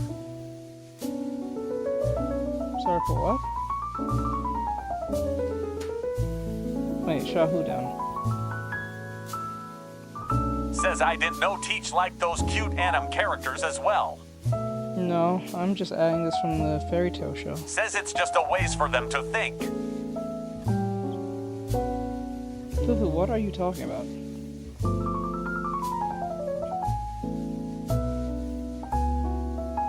Still trying to figure that part out.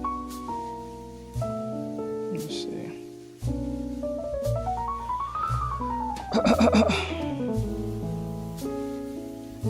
Okay, this part here needs to be a little bit here.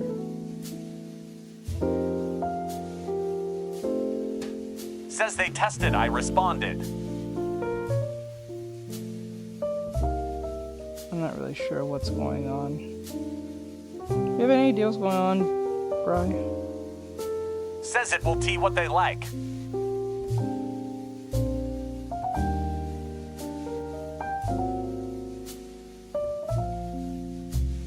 Says I want to draw that fox that has the 6 tails, mythical creature I saw on Pinterest.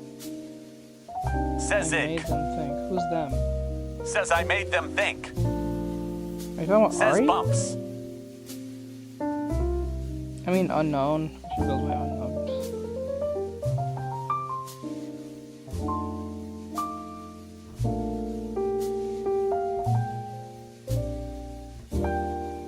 Says Fufu, you're not making any sense.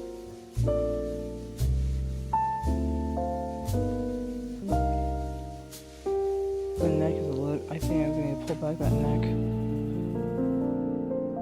Can't pull back that neck.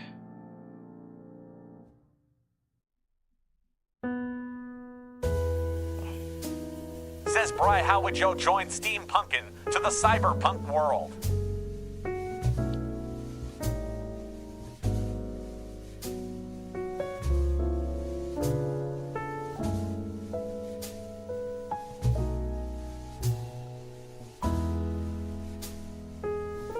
Says on the kitty, wouldn't the neck not show since the head overlaps it? Hold on. Says old is new and new is old.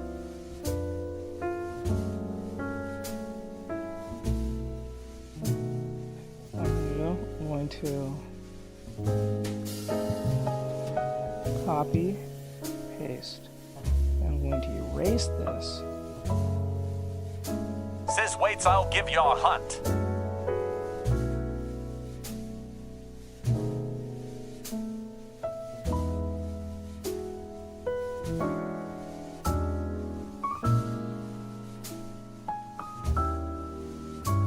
Ever played? Says ever played Fallout?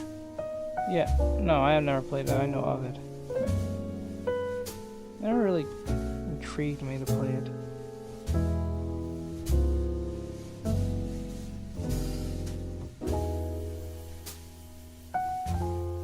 Says it foo-foo by having the Steam world unknown to the cyber world like a secret society.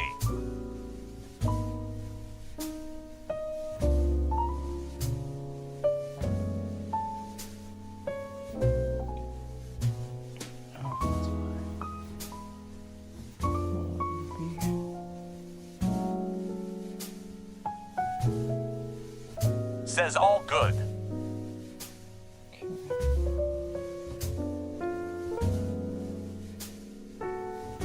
Says I think there is a game called Gods of Thunder and Lightning, I think.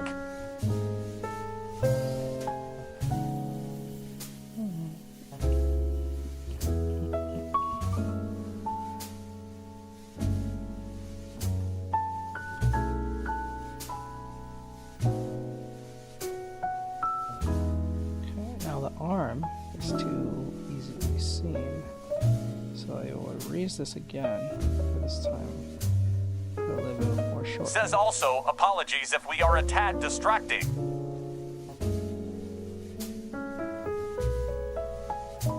Hold on. Oh, I drew that weirdly. Okay, that's Says but saying nuclear fusion reaction to power a cyber for 500 years.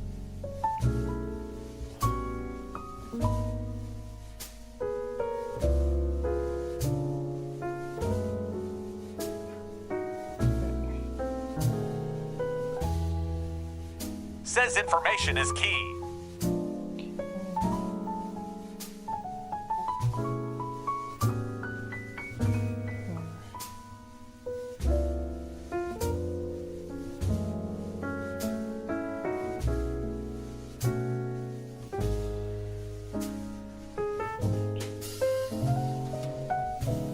How'd you know? I don't even put the hands up. Because if our hands are here. First thing I need to put in the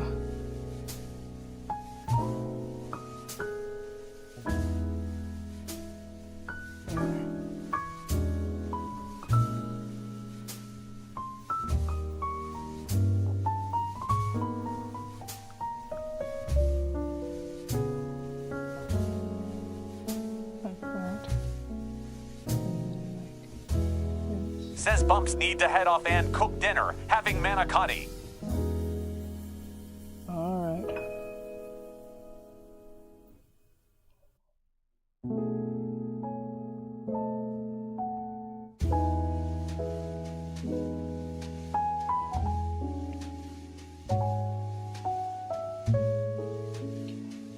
Says be safe, all of y'all. Yeah, thanks. You too.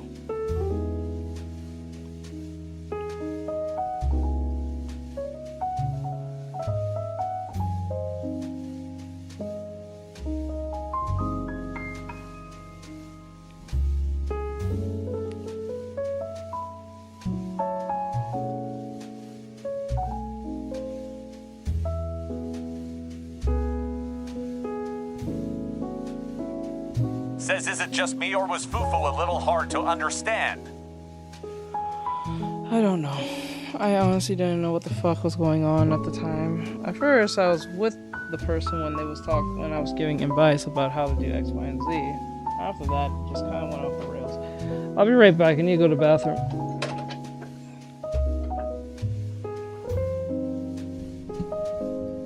Oh wait, YouTube. Oh, YouTube Shorts. Oh, art stream. Hi. Also do art, but I have enough subscribers to. I don't Darth know. Goricorn. Okay. Hey there, did I miss anything good? Not really. To be honest, very confusing individual. But other than that, no. I'll be right back. Hold on. I'll be right back.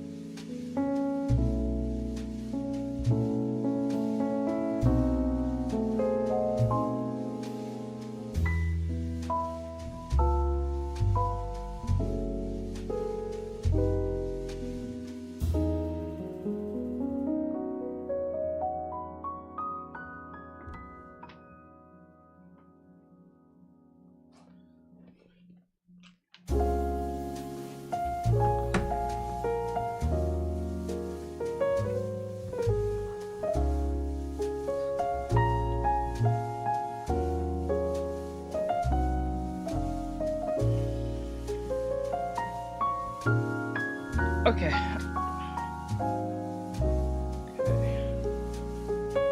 Sorry about that. That was one strange individual. I couldn't make heads or tails what the fuck they was referring to at the time.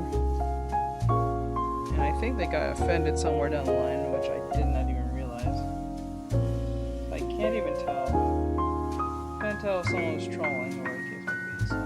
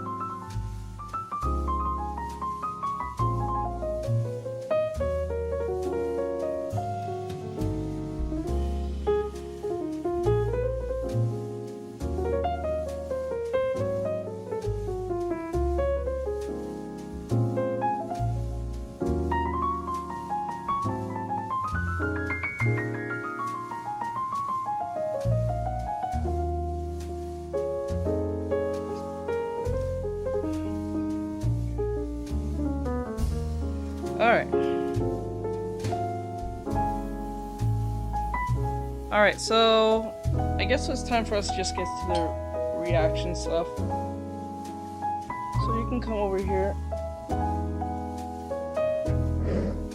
Guys, those who want to see the reactions, we're gonna do only 2. And then if we have time, we'll play Genshin. Because I gotta get those story things out of the way.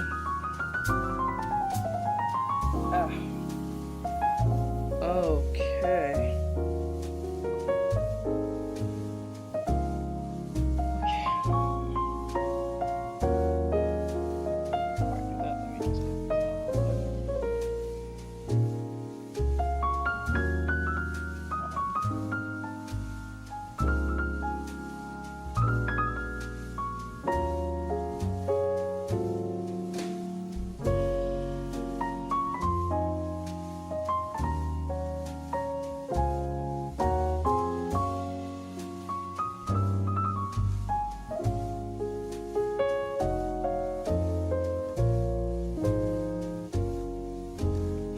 feel like I can find better piano music on YouTube. I can get the regular piano music I was getting from TikTok that was free, that was given to me. That's fun.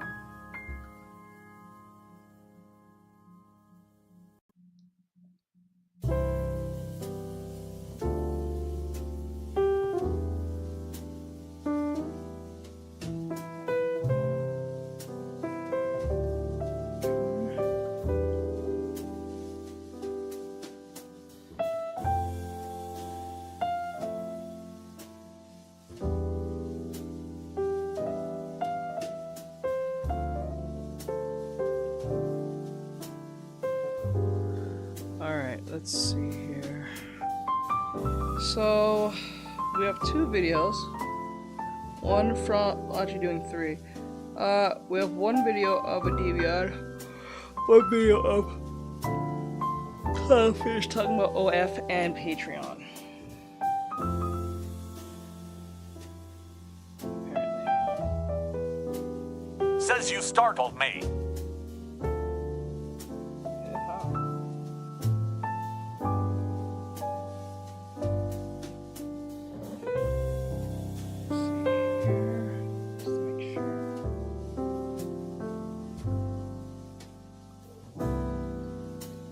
I think it says looks I like just came back. Okay. I think it looks like happy. Does it look like happy? I don't know. It looks like happy.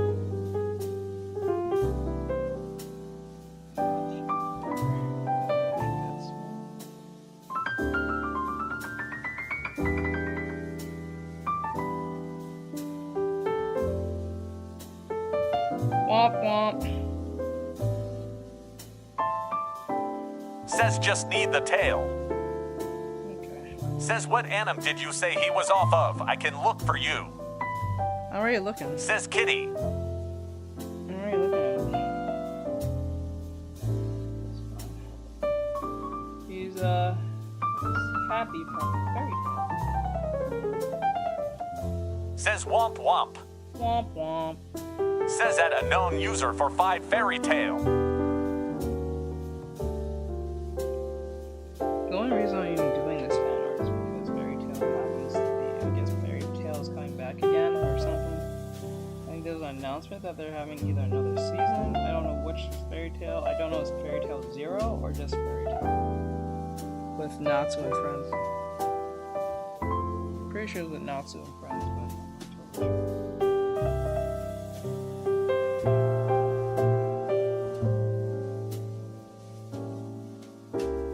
Says yeah, the 1,000-year quest, I think. Says yep, he just needs his kitty tail. Okay. So wait, is this when they're like? Is this is a continuation from the anime, right? So like that means like what is Natsu older? Says and to whiskers.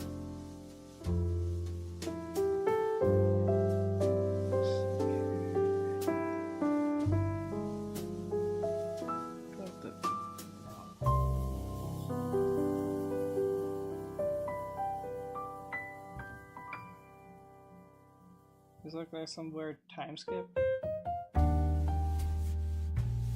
Says they look the same to me. Okay.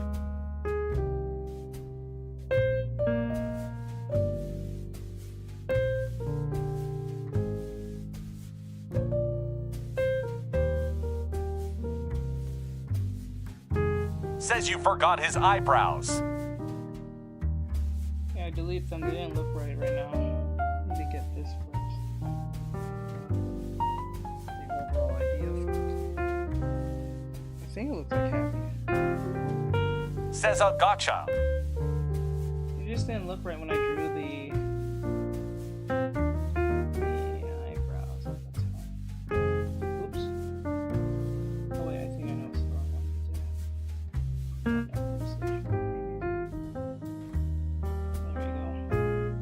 And then Says he reminds me of Gumball more than anything, TBH.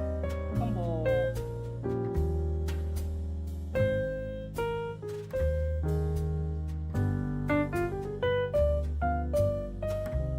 Let me tell you something, he's moving better. definitely the polar opposite of Gumball, if anything. I think Gumball is still like, isn't Gumball like extremely selfish and just kind of like a dick, depending on who's writing? Happy, I think, is quite the opposite.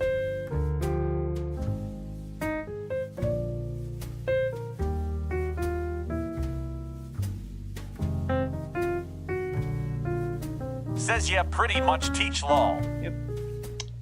Says lol, yes, but their faces look the same kind of. I can see that. Maybe it's just, yeah, I can see it. I can kind of see it. I was really pushing that because they're both blue, but like, I can see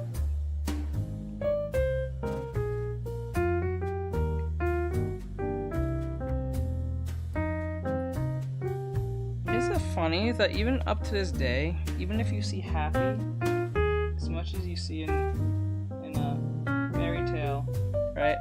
It's funny because people still know who Blue is. Like, and Rave Master has been on the air for like since what? 2003? I think it's in the same universe too. Says I should mention Happy has a bit of a long kitty tail as well. Yeah, I'll put it. Makes sense where I'm putting it. The upper half will be erased. I just want to get the eyes right.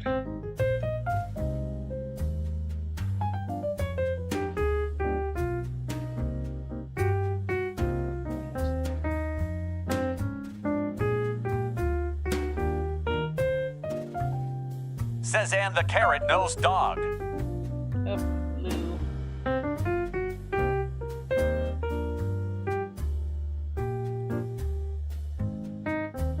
I forgot.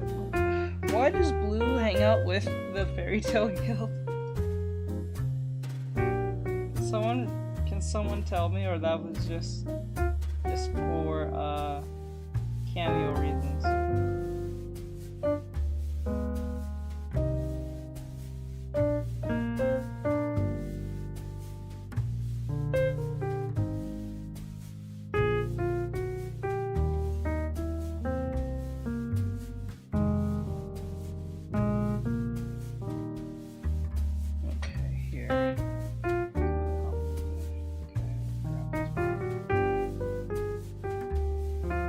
Says, well, he is pretty cute.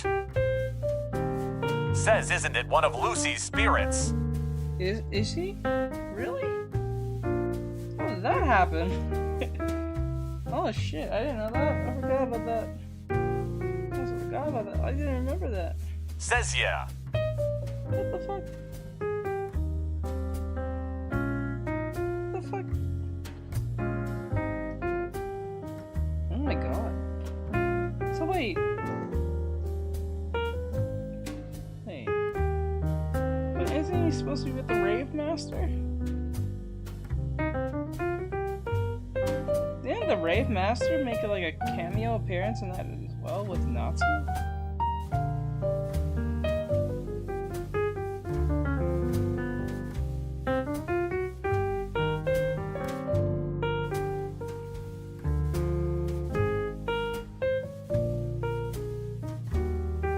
Says yeah, no over. You know, every time I look at the Fairy Tale art style, I see One Piece, and then when I look at One Piece and Fairy Tale, I can see the difference. It's weird. When I'm not looking at One Piece at the same time as Fairy Tale, I think they look quite the same or similar. It's just the animations are different and how they're animated, but every time I look at the art style, I'm like, wait, no, they're different. They just feel very similar. Sometimes.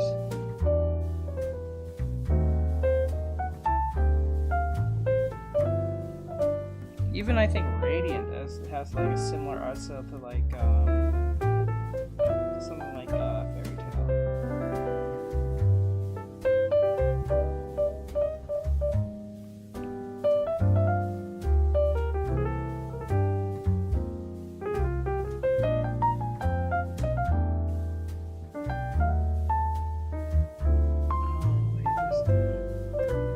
Says yeah, when I saw a red-haired woman, I thought she was from One Piece.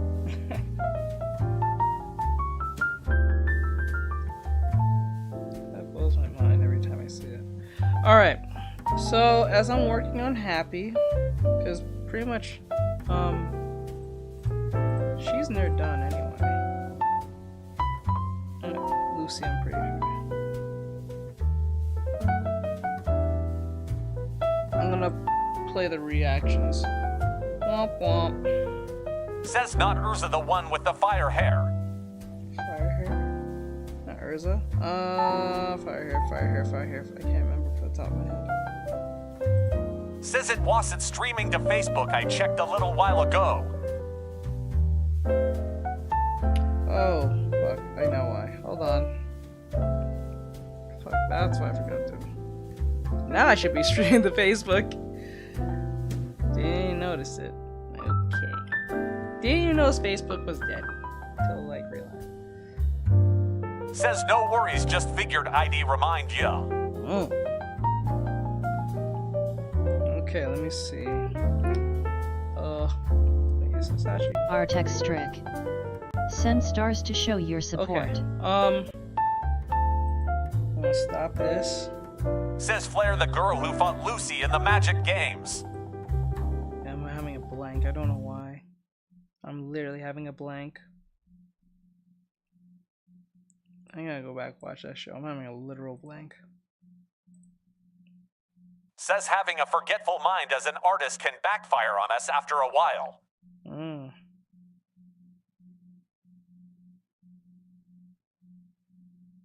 Okay, food not to the wine festival.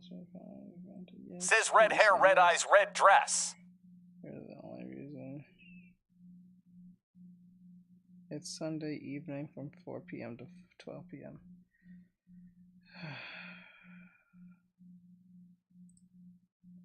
So if I remember right, the creator Berserk, Yu-Gi-Oh, Hardlock, Cobra, and Dragon Ball are all dead. Great. That is so sad. That makes me so mad. Okay, okay, I'm gonna do what I'm gonna do. That sucks. I just now saw Says it. dang. Like, I just saw a meme just now. There's someone put it like Berserk. And they all died in the same, like, okay, one died in 2021, that's Says Berserk. Bryce, so you mean a character called Corona? One died in 2022, Yu-Gi-Oh. One died in 2023, Herlock, and then one died in 2023, Cobra, Says and one that died in unknown user 2024, for 5 yep. Akira Toriyama. That's crazy. No, it's called Cobra.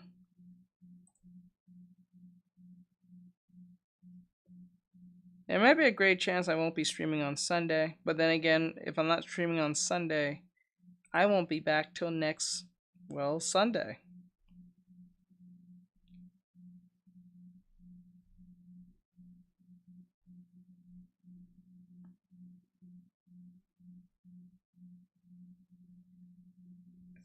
Says he was talking about Cobra or Corona from Fairy Tale Teach. Says okay. Okay. Oh, snap. I just realized. I'm in my big form. Oh, no. I just realized I'm in my big form. I'm not even in my... Oh. Hold on. Making mistakes. Making mistakes. Walking past. Okay. Okay, there we go. Okay. Bam. Okay.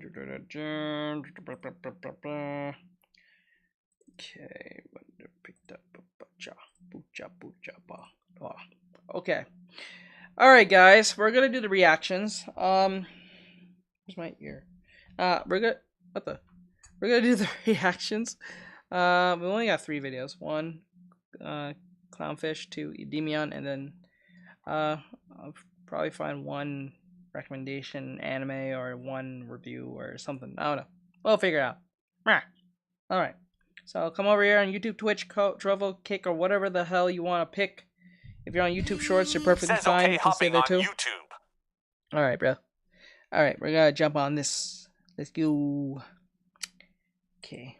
Okay.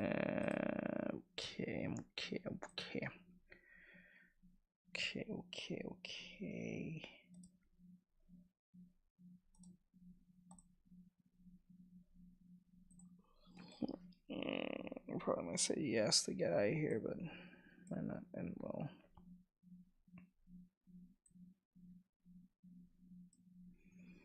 okay. Let's get this party started.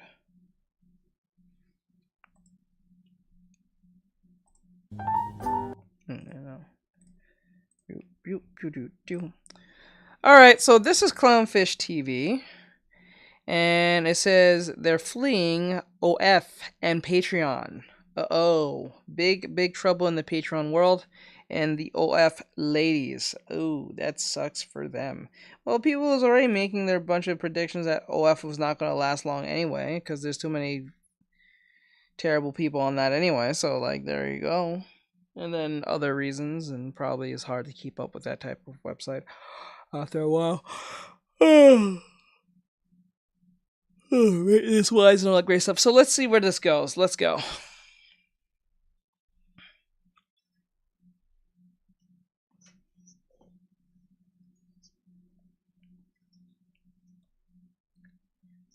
Thank you for liking the stream.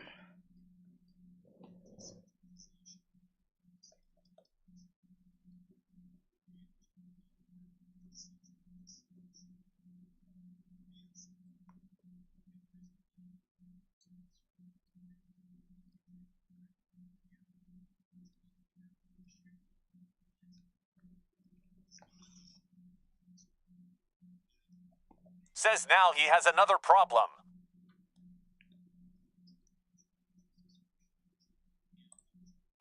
Oh wait. What is the problem?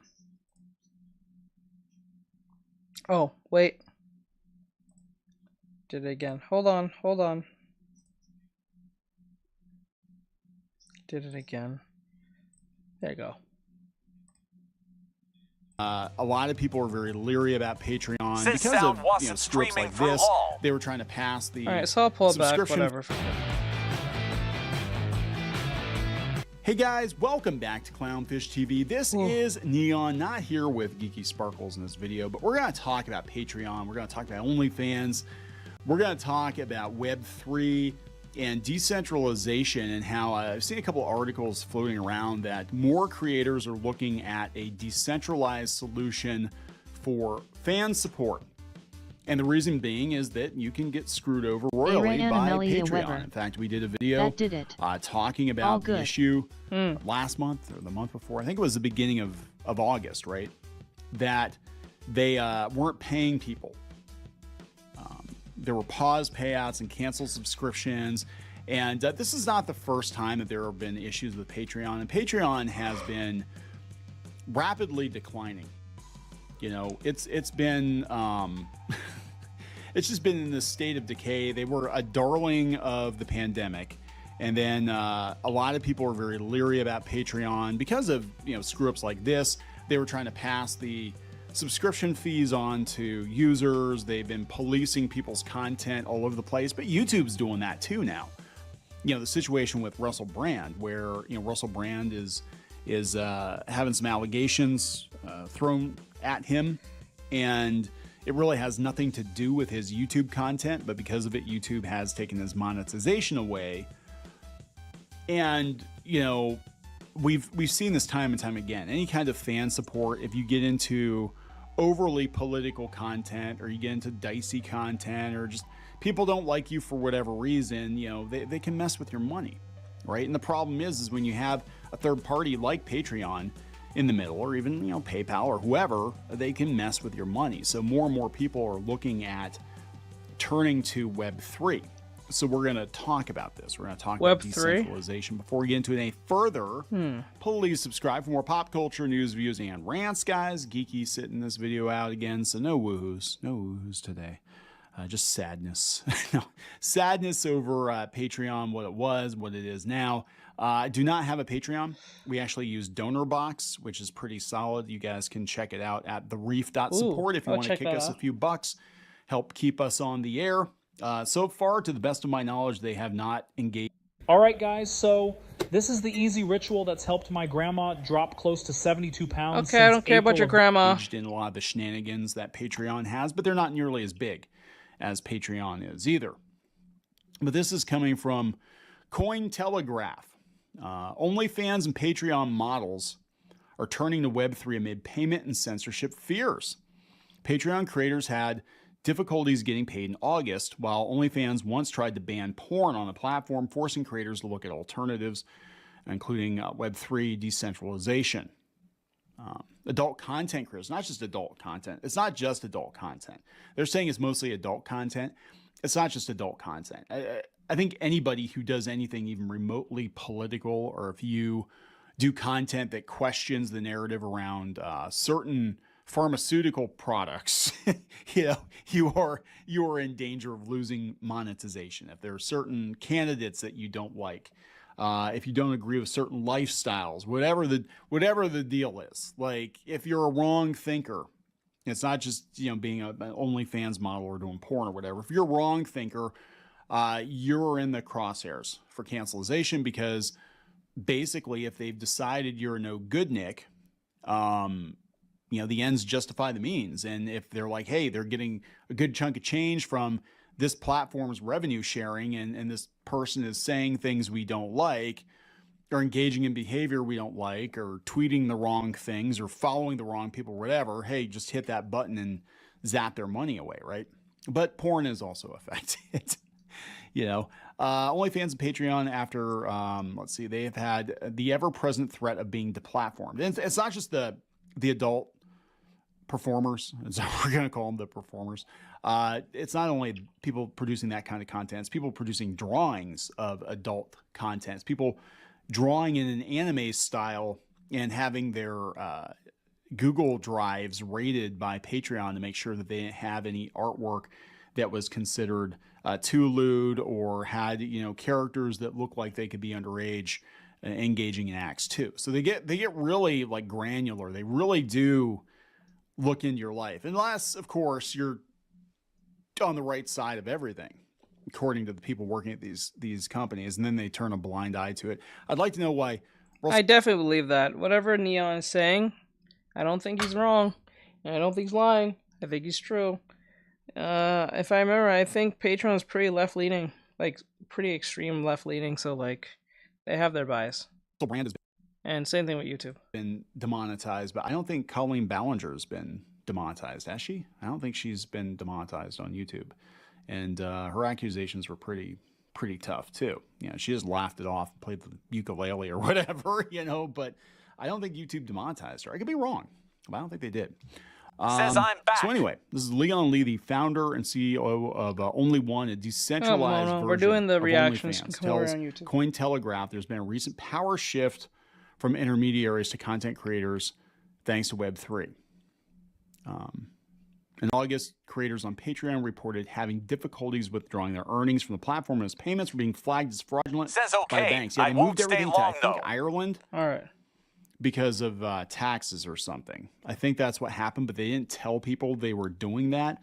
And a lot of people lost a lot of subscriptions, and they're pissed. And like I said, this isn't the first time that Patreon's pulled stuff like that. They've been late paying people before. It's not a good situation. That company is going to implode here soon. Many content creators haven't forgotten what OnlyFans tried to ban when they tried to ban sex in 2021. Literally the only thing they were known for, only to reverse the decision days later. Speaking on this, Lee argues that creators will always be at risk of being deplatformed as long as they stay on centralized platforms using traditional payment rails. Only One was launched back in March 2023. Yeah. The platform is just one of many startups looking to capture the magic of adult subscription platforms with a decentralized crypto twist. I don't like this. OnlyFans model Ali Ray created a crypto. I don't like this. The crypto talk. I hate the crypto talk. That is risk beyond risk and just stupid beyond stupid. Like we're not there yet. I don't think we're there yet. We're having the Venezuela, the whole crypto thing. No, bro. Oh no, we're not there yet. Korean. They tried to make it a little too adult. And they got into big trouble for it too. crypto-powered adult content platform Wetspace. Wetspace? Wetspace? Really? That's a thing? She created the platform to circumvent the payment pressures that creators on platforms like OnlyFans were receiving from the banks. I started to figure out the banks really were largely in part the driving force behind some of those decisions that platforms were having to make. And so that naturally led to how do you get rid of the banks, and crypto came out like a knight in shining armor. That's probably true. So many people have been deplatformed by the banks, by PayPal, by their payment processors. And again, once they accuse you of doing naughty things, whether it's true or untrue, or supporting the wrong people, whether it's true or untrue, whatever, they basically just... Right now the theme is that Neon is talking about people are leaving only OF and Patreon because it's too risky. I might leave it too. I'm not gonna lie. I wanted to do more with my Patreon, but I've been hearing there's better alternatives where I can actually They were doing more than just naughty things on there. They were trying to encourage it as well. Well, but for me, it's like I think I should leave Patreon. I might make a statement and tell my followers to go to somewhere else. But I need to find something that's a lot more reliable, because I've been hearing this Patreon thing for a while now, and when you hear enough warnings about something, you tend to stop and think, really, should I be still engaging with this thing? When you hear too many horror stories about something and you're involved with it, maybe it's best you kind of divorce yourself from it while you still have time before it gets bad. It's like when back when Cash App got frozen or something happened at Cash App where people couldn't get into Cash App. Scamming people. I wouldn't say scam. Well, they tried to do something like that, but I think they walked that back or what the hell. But I think it's time for me to start finding some new places other than just Patreon. That makes more sense. But getting people to go on other platforms other than Patreon, because every YouTuber and person knows what that is. Wait, what were they talking about? Patreon? I just joined, so I didn't fully catch the convo. Oh man, I am not going back. So the point is that people are thinking maybe Twitch bits. No, see, that's the thing. That's the problem. The problem is what Nia is saying is that because these platforms like YouTube, Twitch, Trovo, Kick, and all these other places, Patreon, are too left-leaning. Because if you're not for it, whether you're for some type of religion or you're just not for whatever your political reasons or personal reasons or whatever reason, or maybe just don't like dealing with this shit, like what's going on with the world and how things are going, giving obvious reasons of obvious groups, so-called quote-unquote marginalized groups, and you don't agree with it, or you don't want to have nothing to do with it, or even if you don't say anything out loud and you just say, hey, it's not for me, it's for thee, for that, for me type stuff, and you're just being super neutral with it, that can come off as a microaggression to them and an attack on their behalf, because these people are usually crazy. And if they're crazy enough, they might come and harass you and your Patreon, or harass Patreon to go and take away your money, because that's how they figure it out.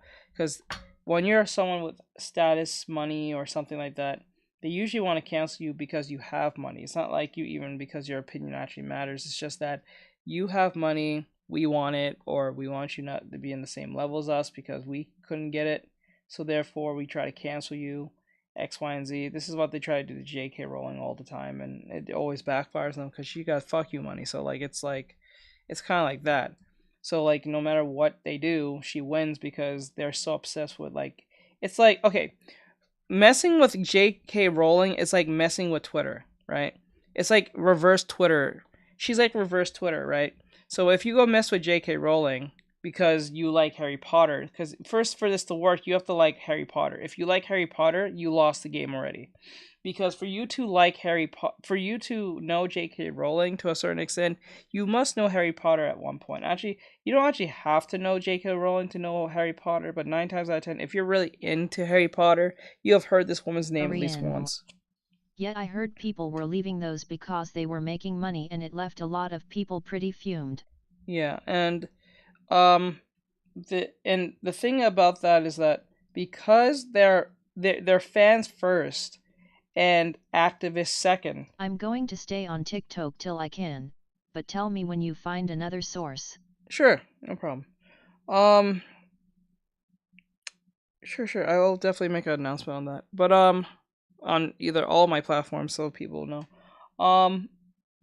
The problem is that when if you're a Harry Potter fan first, then you lost the game against J.K. Rowling, because what's going to happen, and even if you don't play the Harry Potter video game, these same people are going to go to Harry Potter events and Harry Potter anything just to be there.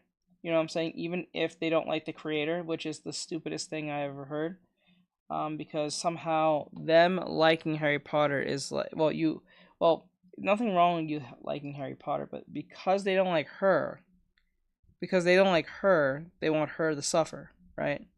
Not that she's out here looking for trouble. They just go to her stuff and fuck with her all day. But the problem is that Ryaga Samurai. The Forbidden Wizard game, LOL. Yeah, correct. The Forbidden I'm going to sleep Wizard now. game. Have a good day, Teach. Alright, night, Mono. Have a great night, bro. I appreciate you. Thank you. I hope my advice helped you out. But yeah, it's pretty much what that is, because once they become a fan first and then they try to destroy her second, they're too obsessed with her world of Harry Potter, and she can't be divorced by it. The only time she'll ever be divorced by it is if she dies. That's gonna be the day where those activists will start dancing and having fun with that. Good night, Mono. Because remember, these same activists said something wild about Akira Toriyama, and you ever rarely hear anything about this man unless he's... I think I heard something about that. Patreon and one other platform were starting to go at other people who were just putting opinions on there, even if they were or weren't making money. From what I've heard, it didn't go down too lightly. Yeah, usually. And because J.K. Rowling is the way she is, if she dies tomorrow, that's when those activists are going to dance and feel like they won, which is really weird. And these same people are the same people who talked crazy about Akira Toriyama. Note, this man is never in the press like that unless he's dropping something Dragon Ball related or something, I don't know, Dragon Quest related. That's the only time you hear about Akira Toriyama at the time he was alive. But when this man was passing, some idiot from Sweet Baby Inc. had to put some dissing over on their behalf. And note, the person who dissed was a person who was on suspension, came back, or while on suspension, and talked crazy about Akira Toriyama. Something about black characters. I'm like, bro, first thing, Mr. Popo isn't black. A lot of people tend to get that mixed up a lot. Mr. Popo is not black. So you did see that Clownfish show about that? On what?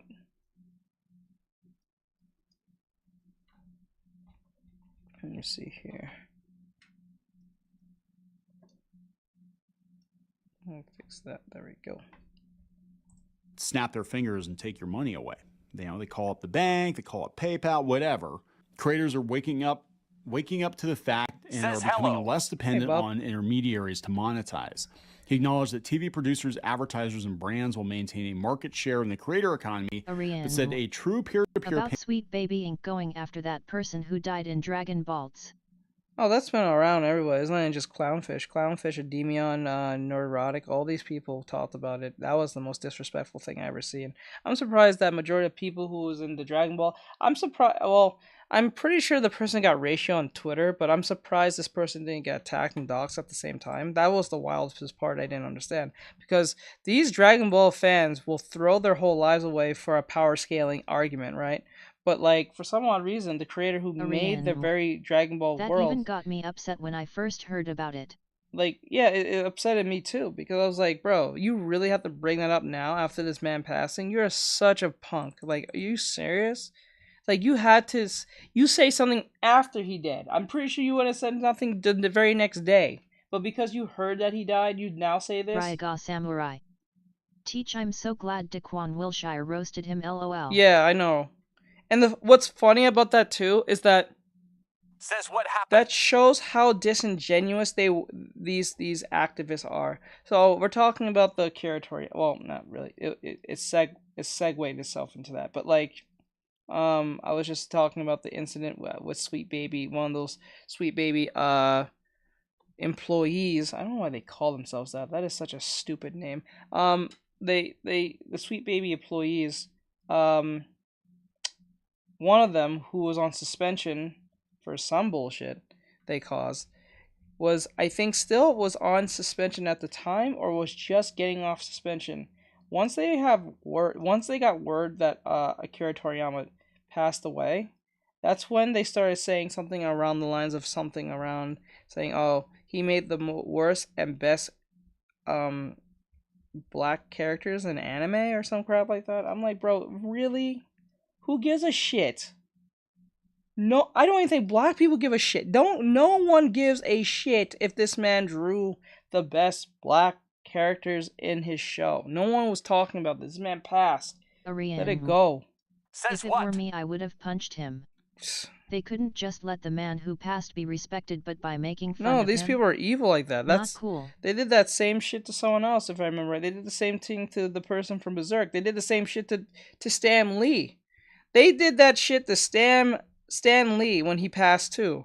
Not the Sweet Baby, but I'm pretty sure they could have been them too. But like, they did the same shit to Stan when he passed away. That was so fucked up. They said he was some type of, a P word and this, that, and the third. After he died, 2 days, they started saying he was all these things, X, Y, and Z. I'm like, bro, you guys are really, really reaching right now. You guys have nothing to report. You have nothing important to report. Except a dead man that you don't even know, and you're just going by allegations that you just made up because you could. You guys are evil. That's why people don't take journalists seriously. I'm glad everyone's taking your jobs. Arian. Hey, yo. They're asking for trouble by doing that. I know, they're stupid. Payment infrastructure like blockchain is the next logical step for creators. Never I be think no that's stupid probably journalists. true. The more people you can take out of the mix, the fewer people that have their hands on your money, the better off you are for a number of reasons. One, they're going to take a cut every time. And this is happening this is happening in crowdfunding right now too.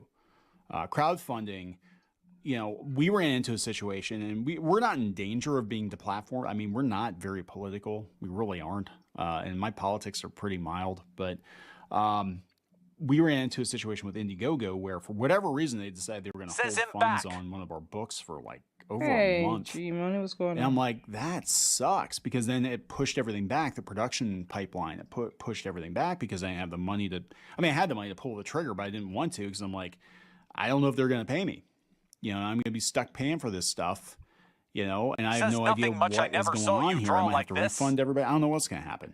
And hold on so they one second. finally released the money after I sent them an We're email. I was like, hey, just to be clear, I'm doing a podcast / reaction thing. I do this every time I'm doing live. If you want to be part of that conversation, come over here on Twitch, YouTube, or you can watch it and hear it on Twitch, YouTube, Kick, or Trovo. No matter which one you pick, you can come over here if you like, or so. So right now we're listening to what Neon's saying on Clownfish TV, and then we're going to move to another creator, and then we're going to move to one other creator that's on about manga recommendations, and then we're going to go play Genshin. What is up with this? Like, I've been in limbo for a month, and that makes me nervous. So I think our next book, we're probably just gonna start it on our own website, on the Shop Clownfish site, and do it. Did you know I think that that's going to be I think in my head that's going to be the breakthrough way of how you can get your money and protect yourself from big tech destroying your shit. So the best way to do this is probably, this is going to be the most annoying part. Says so if I go over to YouTube and watch what you're doing right now, we'll be able to hear what they're. Correct. Says saying. Correct. Come over here. Like, Ari's watching from, I think, Twitch. I think Bry's watching from YouTube. I think someone else is watching from Trovo. You can even watch from, and Cooper's here. You can watch from the YouTube Shorts section if you like, if you rather that instead. You can see it and watch it. There's a little box next to me.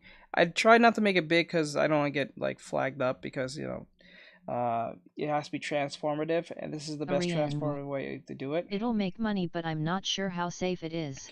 I think maybe for a while, but I've heard those can backfire if not handled correctly. Well, like, this is how I think of it. If everyone has their own website, that just Trevor puts. Grant. Hi. Hey, Trev. Okay, he's back. Okay, he's here. So, like, if everyone has their own centralized website, you can't get fucked with, right? You can't get messed with. No one can't stop you with your money. They can't take your money away to a certain extent. The only thing that's gonna be a pain in the ass is keeping up the upkeep on that website, but that's pretty much it. You don't have to worry about someone like, you know, well, the only thing is probably DDoS attacks and that's it. But if you can, I'm pretty sure there's a reach around on that too. But like, other than that, if you have your own website, you don't have to worry about being deplatformed because you have your own damn website. They can't take it from you. You can't have any issue. Hello, fellow Twitch viewers and teach. I'm back now, Thiven 8 Bongo. Ah, okay. Welcome back, bro. Hold on. Oops. Hey, play. Fans that, you know, get into fingering your money, right? Because they do. And a lot of times they'll sit on your money for a while because they get interest. Then they have to make sure their site is correct, accurate. They're spending your back, etc., etc. Yeah, I know. From some I've seen from experience can get hacked if they smell money or something else. Yeah, it's numerous people have told me this, so that's my personal opinion. Yeah, the upkeep can Trevor get crazy. Grant. Yeah, the upkeep can get crazy. Money to pay Trevor their bills, Grant. you know, and you have to wait Fingering to get that your money. And then they take crazy. a fat cut for doing nothing. I mean, they really don't do much of anything that you can't do on your own. But I digress. So here are a couple more. Proof of Peach, Sexton, and Keyhole. What? They're all Trevor working in the Grant. Web3 space. Don't worry about me. I'm there's just an inevitable acting weird. future where we will no longer. There will no longer be any intermediaries between fans and creators. This is obvious but unrealized potential of blockchain technology. This actually happened before. So before Patreon was a thing, before crowdfunding was a thing, webcomics creators actually did subscription models. Podcasters did subscriptions like through PayPal and stuff. And yeah, you had PayPal involved, but they weren't as strict as they are now. LMAO. But you didn't have that extra layer because now it's like you've got PayPal and, you know, Patreon or Indiegogo or Kickstarter, whoever involved in the mix. So again, the more people you have between you and your money, the more chance there is that somebody can take it, you know, break that chain and you don't get paid. And so I think in the future, probably the only way to make sure that, you know, it's not even going to be, I don't even think it's going to be people doing dicey content. I think anybody that actually wants to get paid and not have to give away a portion of their income to people that don't do anything, the best way to do that is to set up direct payment. You know, we need more of that. We need to be more, you know, we need to be more focused on trying to make sure that, you know, everybody's looking at crowdfunding, especially as kind of an advertising platform. And I don't think it works that way. I mean, people get really mad when they launch a crowdfunder and nobody knows who they are and nobody backs it. And it's like, yeah, it's because you don't have the audience. They're not going to push anybody to your project, right? You're going to have to push your audience to wherever you want them to pay you, you know, or how you want them to pay you for your services. And, you know, it's, again, I think if you have a sizable platform, there's no reason why you need to have all these intermediaries, you know, cutting in your money. I mean, geez, YouTube, part of the reason we don't do the YouTube subscriptions, you know, is because they take like, what, 40%? You do a super chat, they take like 35, 40% or something like that. Some crazy amount of money. So your fans think they're paying you directly. And, you know, the platform's taking a huge cut. Now, the flip side of that is you have the platform because you're on the platform. But you know what I'm saying? Like, and it's the same with Twitch too, I think. It's like they take like almost half your income. It's absolutely insane. So yeah, I think the only way that we're going to be able to fix a lot of the issues that we're seeing now with people getting deplatformed or you know, having their monetization snapped away is to do more in this space. I just thought this was pretty interesting. I saw it on several websites that they were talking about it, that more and more creators, whether you're doing adult entertainment or comic books or whatever, it's all the same thing, right? You're creating content, and you run the risk of losing access to your funds anytime you bring somebody else into the mix. So it's food for thought. Definitely think about setting up an alternative. Do not, I'm telling you right now, do not put all your eggs. Do not put all your eggs into the Patreon basket. This thing is going to break very, very soon. It's not a good deal, guys. Like they for years were trying to be like, yeah, we want to centralize all creator payments on Patreon. Do not. No. If you don't have a Patreon now, I would tell you, find another alternative, because they've proven themselves to be untrustworthy on so many levels. Now they're trying to get you to sell digital stuff on Patreon. You can do that yourself. The fuck? Too. You don't need them. You really don't need them. And they're not doing anything for Trevor you. Grant. You're basically That pushing same your reason audience is over there exactly why most and letting streamers, them instead of asking monetize. people to send them bits, tell them to send the money to their Cash App instead.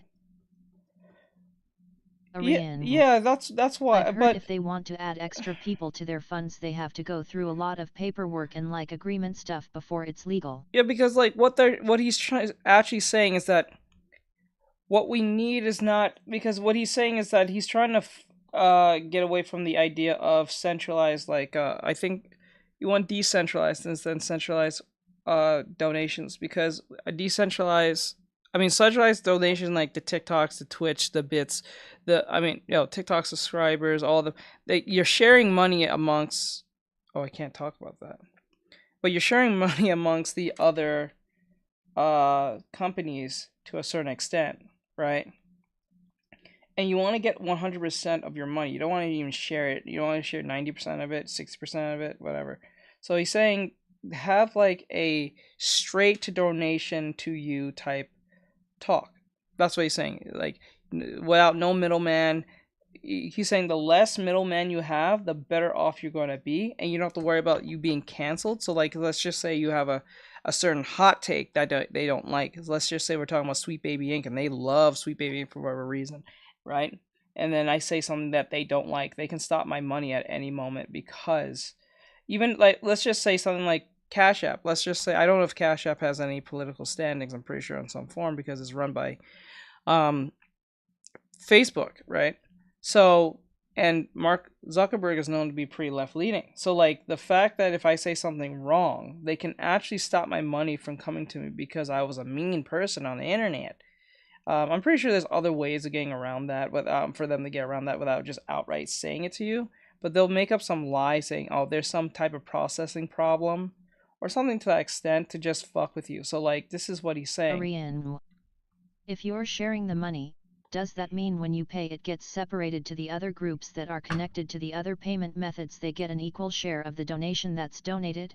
No. Or is it split? No, it's split depending on the Be agreement. a support hero today. So like for YouTube, it'll be, I like think, /donation and if I remember right, I think App. it's 70-30. And for Twitch, I think it's 40-60 now. It's 40 for me, 60 for Twitch, I think, or some shit like that. People was pissed when they changed the policy of the whole, like, sharing money. And that's where the problem comes in. You don't want to be sharing your money with some billion-dollar company anyway. So I'm saying, like, that's the point. Okay, that makes more sense now. This is where, yeah, that's where the problem comes in. I can't talk about it because it's going to cause trouble on my behalf on YouTube, on TikTok, but I can talk about more later. But not now. I'll probably as your audience, for themselves, and then hopefully they pay you. Hopefully they give you your money that your fans gave you at some point. I don't know. I'm gonna wrap this up. Please subscribe for more pop culture news, views, and rants, guys. We'll talk later. That sucks. All right.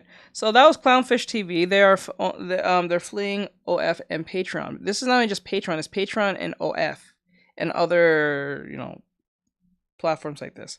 So they're thinking of doing something more decentralized where you get directly the money from your fans directly to you. It's not this I'm sharing money amongst this company type stuff. All right, so we're going to go to the next one. But like, share, follow, and comment. I hope to see you guys in the next one and later. All right, so over here we have Endymion, and Endymion has Sweet Baby Writer's Panic. As I just hope that convo didn't get you into a little trouble. Teach LOL. It did last Trevor time. Grant. They're just stealing your money. 4060 is crazy. They did last time. This is why I said to this is why when I made this conversation I got banned. Well, I got suspended, but it was suspension. It was not harsh, but it was a suspension for like 1 week. When I was explaining to my viewers on how the whole gift system works. This is why when hold on.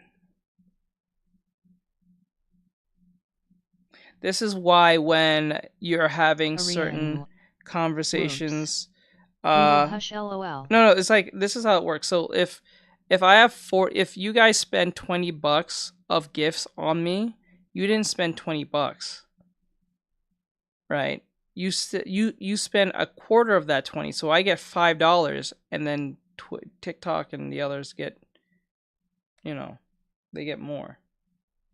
They get the 75. I get 25 of every gift. So if a gift is like, say $5, I get $1.50. You know what I'm saying? This is why I say, guys, go to the Cash App. Don't go to the gifts. But this is why, I'm saying that, because that's split between TikTok and the agency. So yeah. All right. I asked Mint Mobile's legal team if big wireless companies are allowed to raise prices due to inflation. They said yes. What's up, everyone? It's Endymion, and things have gone from crazy to insane in a really short period of time.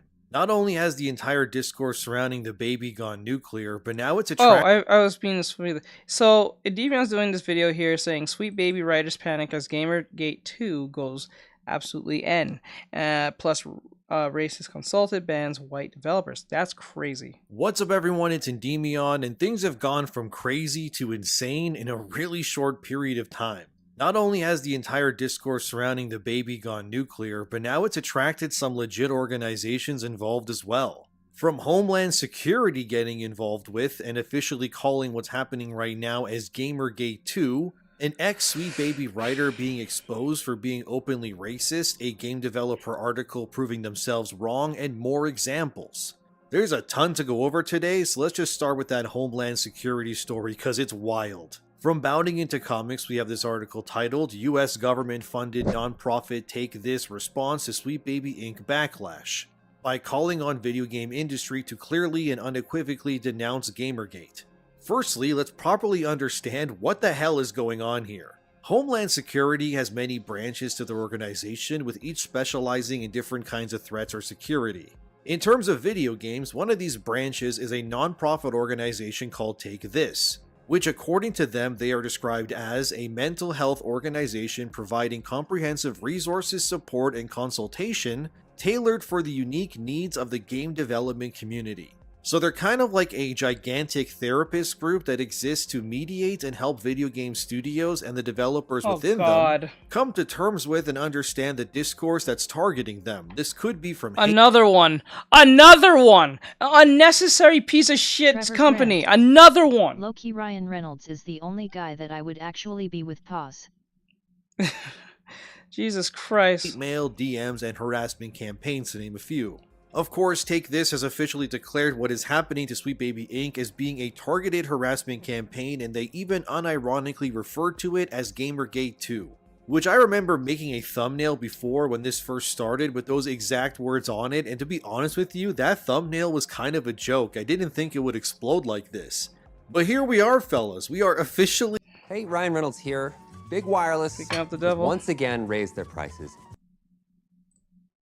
an era of Gamergate, it seems. Which, need I remind you, the first Gamergate happened because bad actors within games attempted to strong-arm their influence into the industry. Then after years of silence, their power and ideologies have all but found their way into pretty much every single Western gaming studio imaginable. And with companies like Sweet Baby, Weird Ghost, Baby Ghost, Cozy Comet, and more, which were all started by and funded by Eileen Holoka and Jenny Faber, two individuals who unironically refer to themselves as white settlers living on indigenous land in Canada.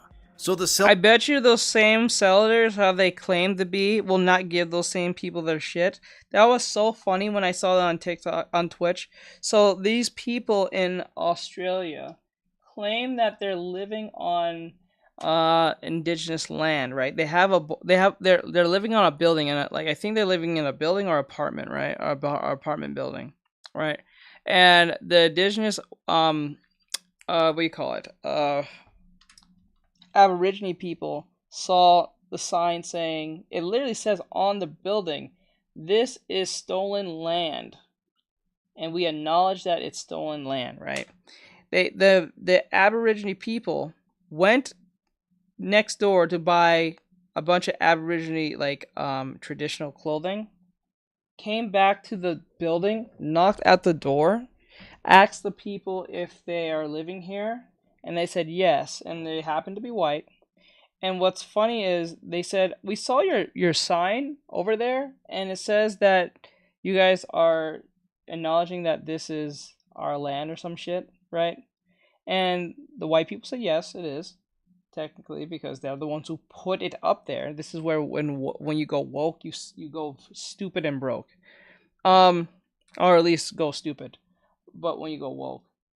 But the funny thing is, when they pointed out that they saw the sign and the people agreed that it's their land, they said, "Oh, so since you say this is our land, as you claim, as woke as you are," they said, "you can you let us sleep over or stay for a couple of days, maybe a few weeks to a month, since this is technically our place, as you claim." Right? These woke individuals, these woke white people said that it was okay to said it was their land, right? And as soon as the Aborigines came around and actually asked for their shit back, right, as they claim, these woke people said no. They said no, we can't do that. And they said, "Why not?" They said, "Because even though we acknowledge this is yours, this is technically ours." I'm like, whoa, hold up. You can't play that game. It's either theirs or not. Because you said you acknowledge it, you put it on the wall for everyone to see. The very people saw that very thing that you posted in rallying up for them. They came, they asked for their shit back, and the same people who claim that evil coloners took their shit is not giving back the stuff that they claim coloners took.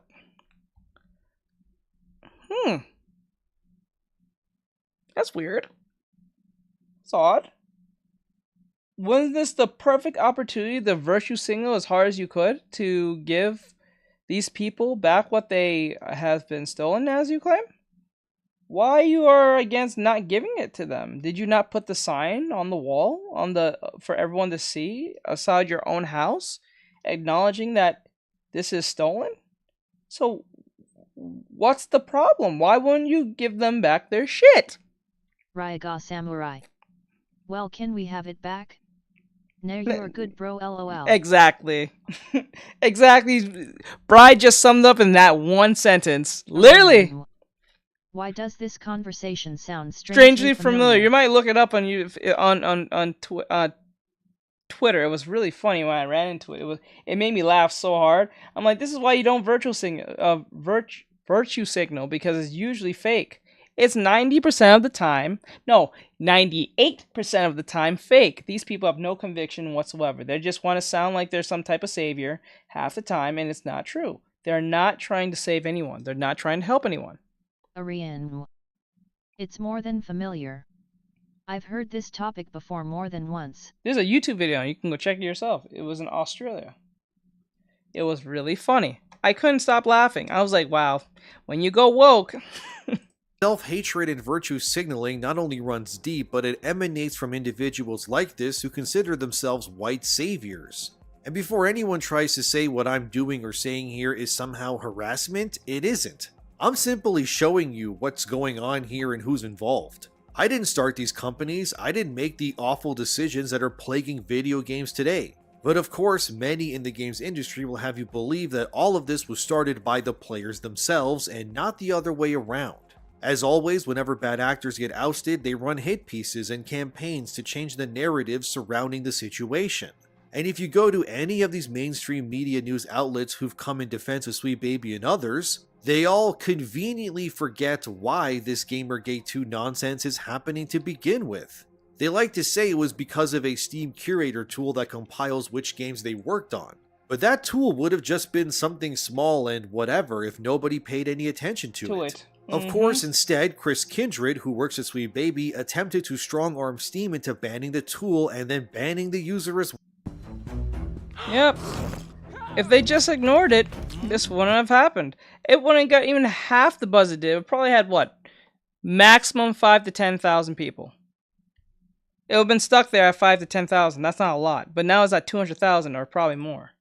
Which then, of course, the Streisand effect happened, and now we are where we are. So none of this would have happened had a Sweet Baby employee not tried to use their influence to silence a user on Steam. It was never the other way around.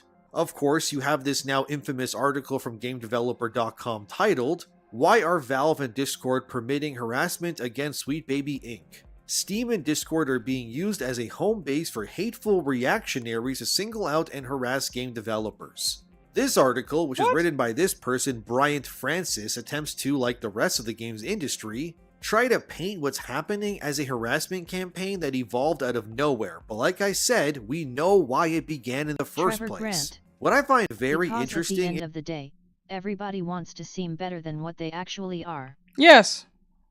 It's true. We all do it. But to pretend like you don't do it? Ariane. It's true. It's They very tried much to play true. the victim too. It's wild.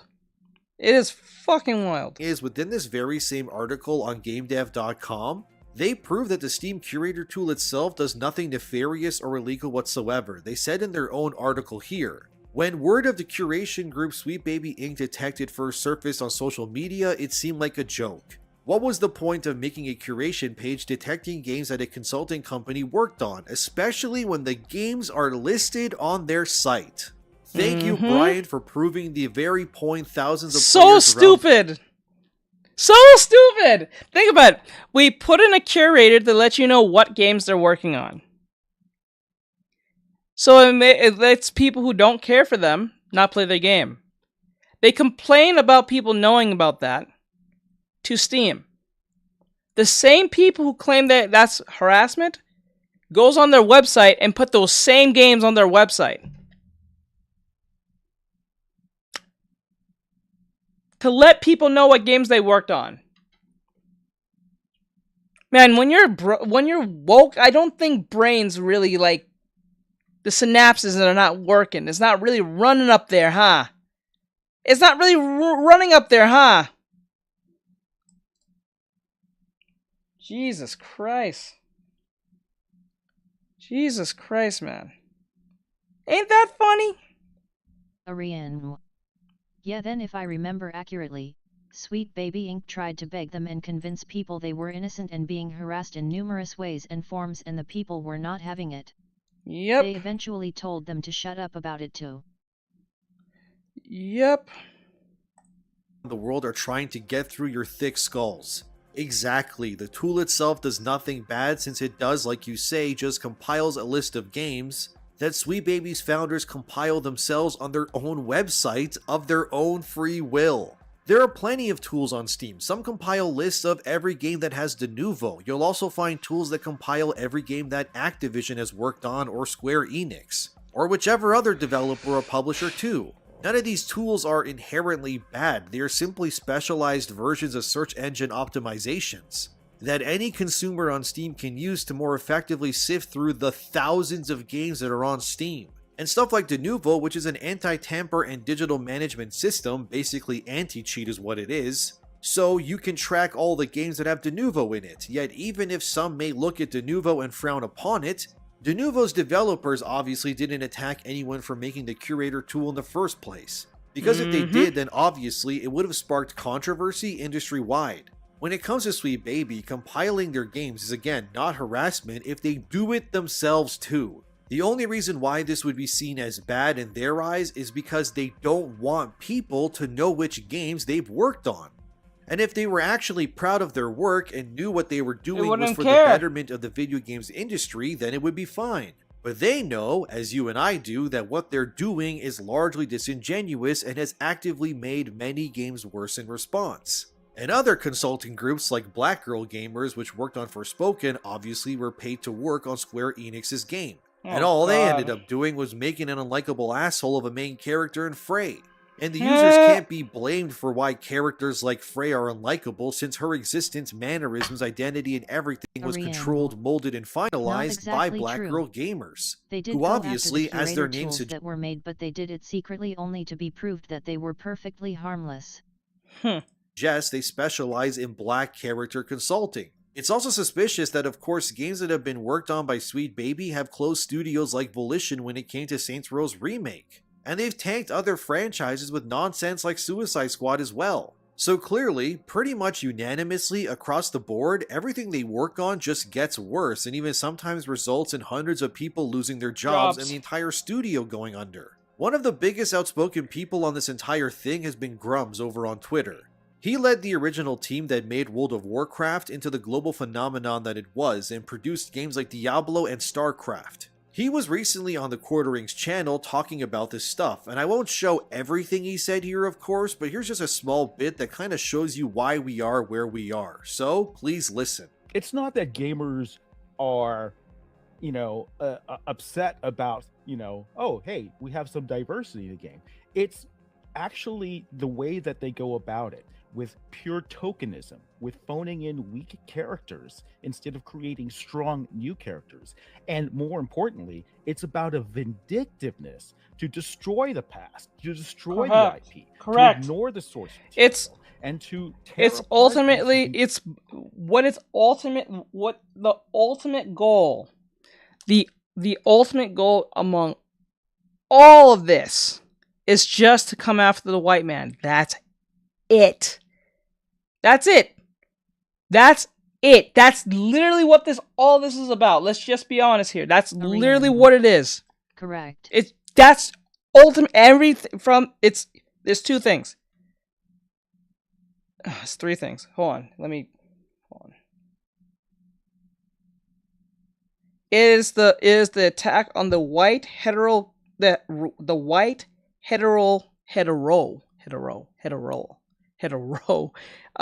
Christian male. That's it. Nothing more, nothing less. Literally, that's what it is. Literally, that's what it is. It's the attack on the white man specifically. Why do you think all the time, majority of the time, it's just, why is it all the time it's saying, white straight male, cis white straight male? Every time when that term is coming up, it's hateful. From them. It's never positive. They never advocate for a strong white male.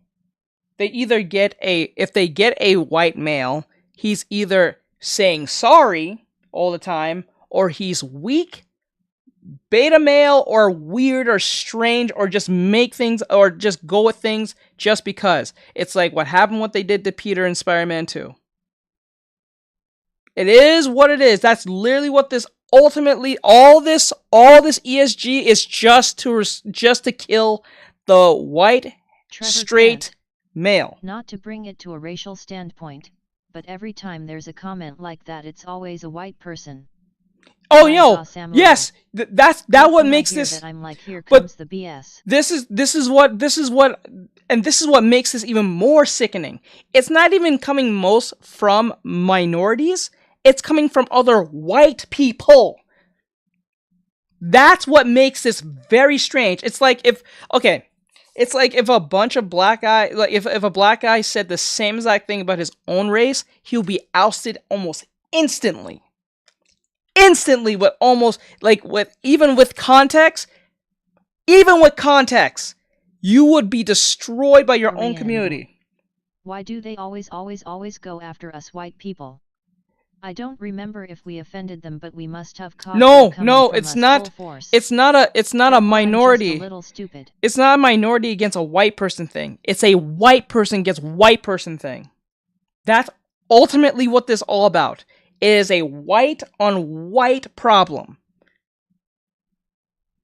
Remember this, because these institutions are funded by white people most of the time, right? Like straight up white people. Most of the time. 90% of the time.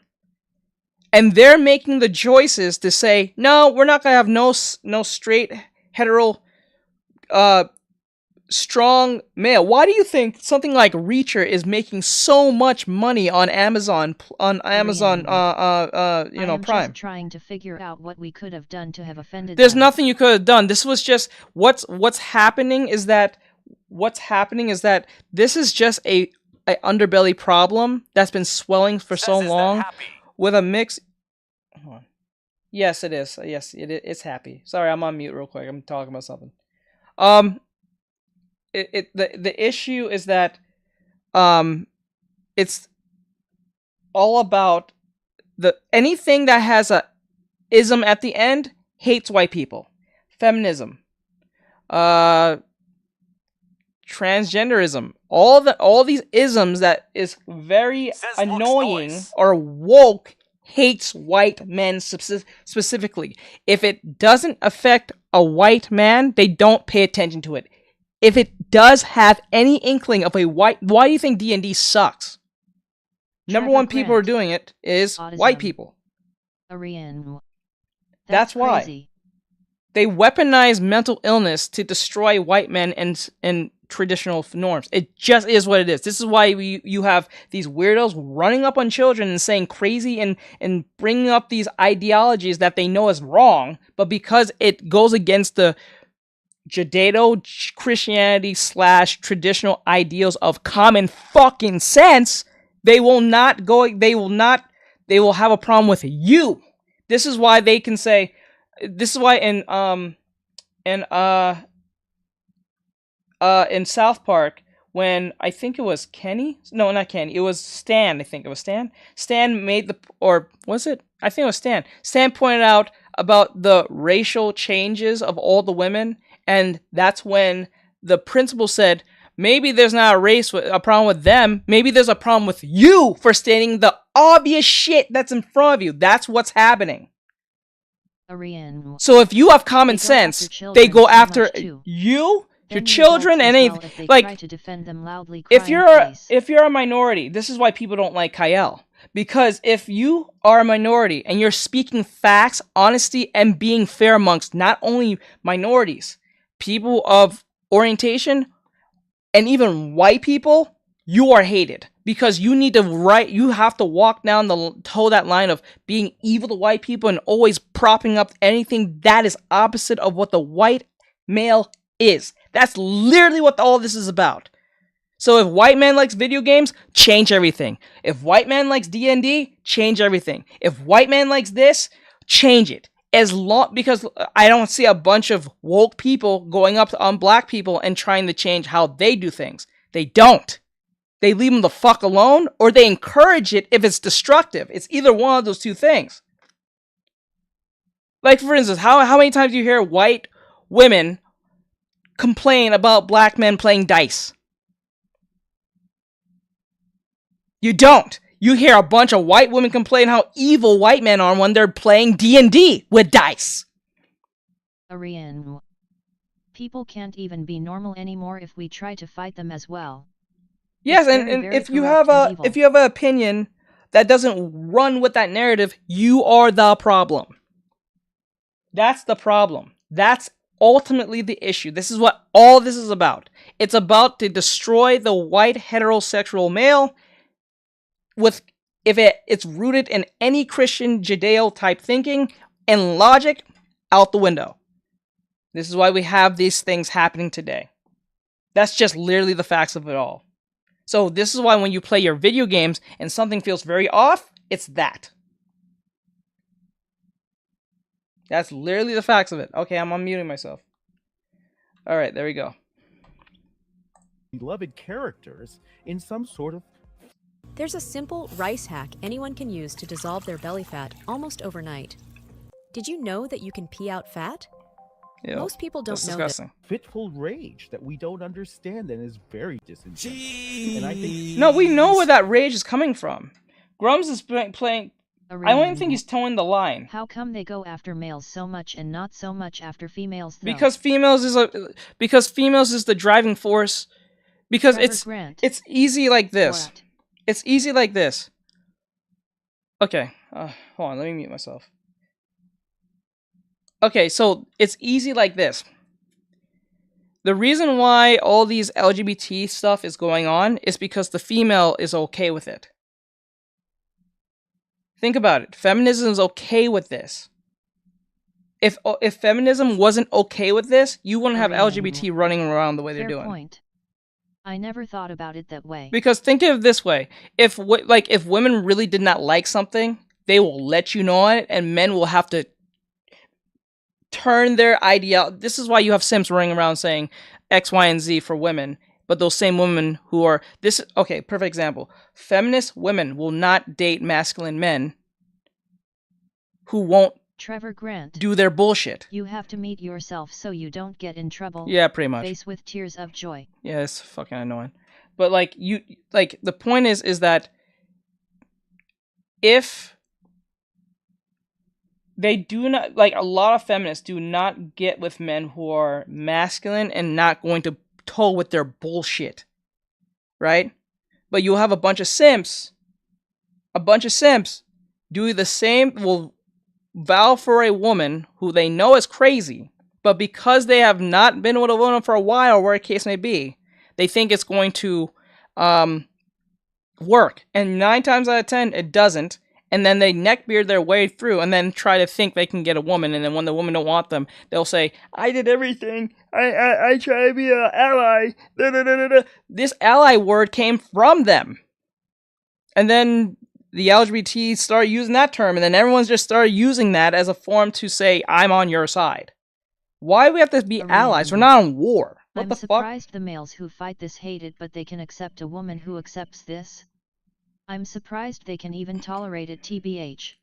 No, because if they tolerate it, they'll get out accepted cause they feel lower than women. No, yes, because what happens is the stupidness is that there are more lonely men than they are non-lonely men. And because men are more lonely, they will do everything in their power to have a woman in their life, whether it's for a time or for permanency. Right? So this is how it's okay, I don't know if you ever experienced this, but have you ever played a video game or seen guys play video game when there's 10 guys, let's say there's 10 guys in a room, or let's say 6. There's 6 guys in a Xbox lobby. Once one of those guys bring a female into the lobby, you notice that some of them change how they respond in normalcy? That's what I'm talking about. They don't act the same. I act the same with my mods as if I'm talking to my viewers and be honest with them. I do the same shit with my girlfriend, and some shit gets me in trouble with that, but I don't give a flying shit. I have to tell the honest truth. By using commands like /donation and /cash. You know what I'm saying? This is why.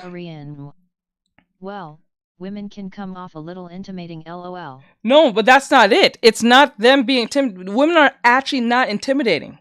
The issue is that because men are so low in their self-esteem, most of them, they will do what a woman says. So that's why, let's put it this way. If a woman ran up on a dude and slapped him across the face, everyone is just going to laugh, take their phone, and say, yeah, you go, girl. Right? Trevor Grant. If that same dude did the same fucking thing, acting different, they will flow. Fix it because I shouldn't have to act different over somebody I Yeah, don't know. you shouldn't. Be yourself, bro. Don't let no fucking woman, dude, family member make you change who you are. Stay as your lane. If you stay in your lane as yourself, you will get to where you need to be as an individual. Straight up. I'm not even kidding. You don't need to do that. I got my girlfriend the normal way of being my fucking self. I can tell her, yes, you look fat in that dress. Move on to the next dress. That yellow polka dot dress, that shit looks awful. Put on the black and white one with the stripes. She will do Maybe it because they're more I'm being sensitive 'cause honest. They know what men are capable of, so that's why they freak out more. It's just a suspicion though. No, I don't think so. I think because they know they have men. Because this is why there's women who are conventionally not good looking. Has said they have dudes in their DMs. That bolsters up the head of the Western woman like no one's business. I said this back when we was watching that manga about the woman who saw her picture of herself with her boyfriend. Grant. Calling her out like that is crazy. But like, I'm dead serious. I've done this. But the point is that I was being honest. You have to be honest. Because if you're not honest, they won't take... This is why women will take... This is why the feminists will fuck the dude on the first night who is... I won't say the word alpha male. I think that's really cringe. The dude who's honest with them in the sense of, yeah, that, like, they will argue. They love the guy who they can argue with and can't control compared to the dude who they can control. Because the person they control, they don't take seriously. Think about it. Why do you think most feminists fuck the dude on the first day when it's the dude who ain't for their cause? Because they know their cause is shit half the time. Not all the time, but half the time. And I'm pretty sure some feminists can say, yeah, some of the shit we kind of push is kind of stupid. And destructive. The opposite genders are an interesting combination, lol. You know what I'm saying? It's not because he's a great alpha male. It's the honesty that comes with it. This is why dudes who are usually in prison dudes who are usually who's not really that great as in a relationship lover tends to get more girls because he's very honest because there's nothing to lose.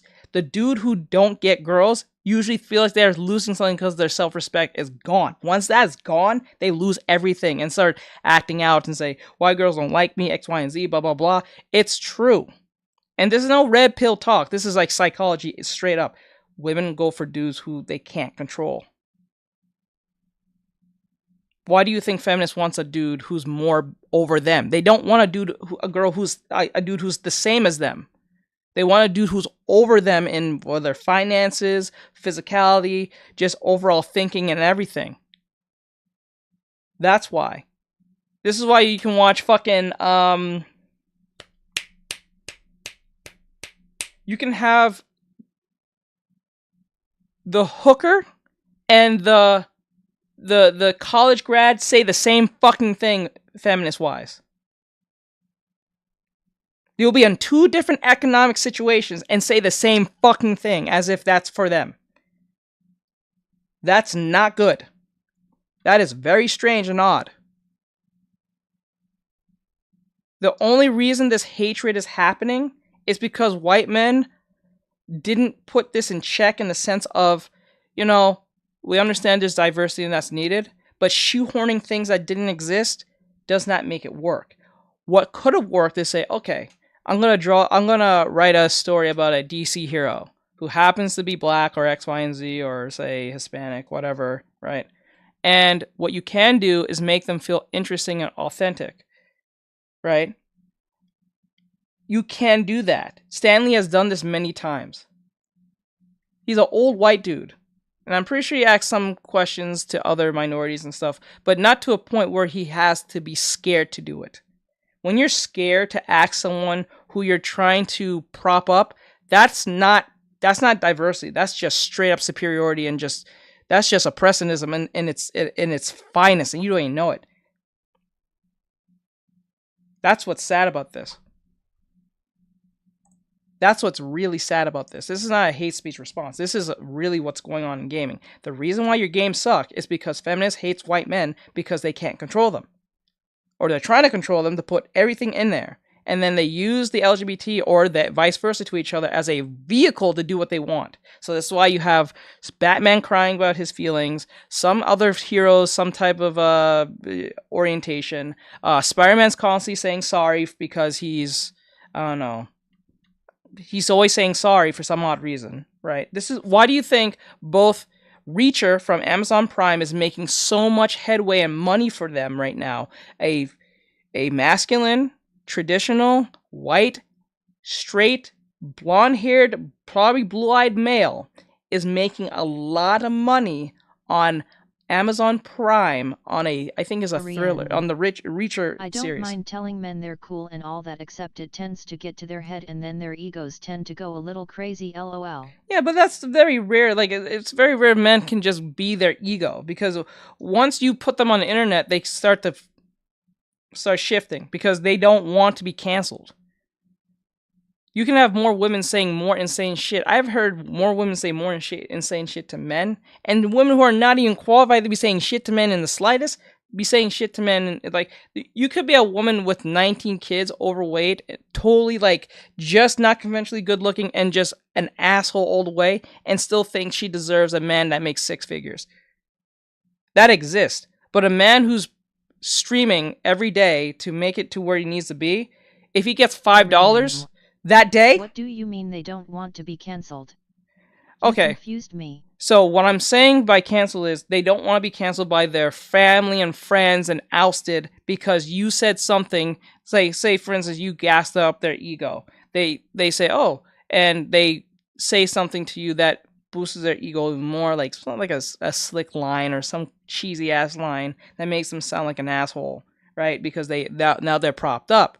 But once you take out your phone and say, hey, this man is being a misogynist, he's going to start walking away and everything. Ariane. Straight up. Oh, so like a fear of rejection. Not even fear of rejection of you, it's fear of rejection about everyone else. Because now this internet exists, what's happening is that Says Meep. women and everyone else around them, or not just women, but just everyone else around who's not a white straight male, can pull up their phones and say he's being some type of ist, right? And there's nothing he can do about it because white men are seen as this demon at all costs. No matter what. If it was the same thing with like a black man, it wouldn't work. It just wouldn't work. If a white woman said, "Oh, this black man's being misogynist against me," no one's gonna give a fuck.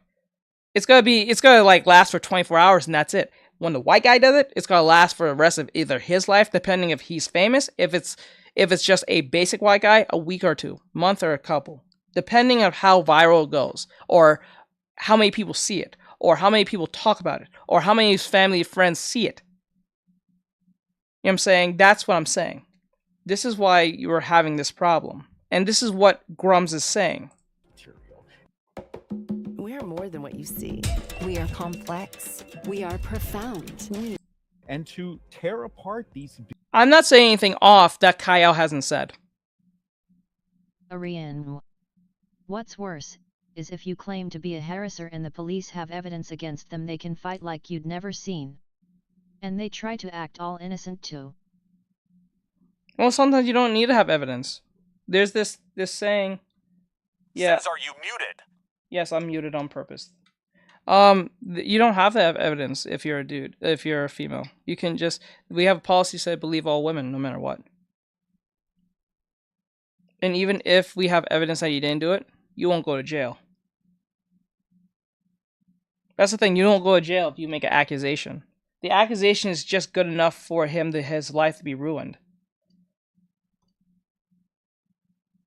This happened to Vic Mignogna. This happened to several celebrities who was accused of something and there was no evidence brought up whatsoever, or in a trial.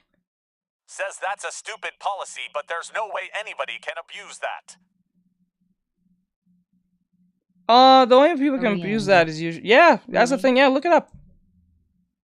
Look it up. Look at Vic Mignogna. Type in Vic Mignogna. See the whole Vic Mignogna situation. He was accused of something he did not do. There was no evidence in the slightest. And now he's ousted from the voice acting community completely.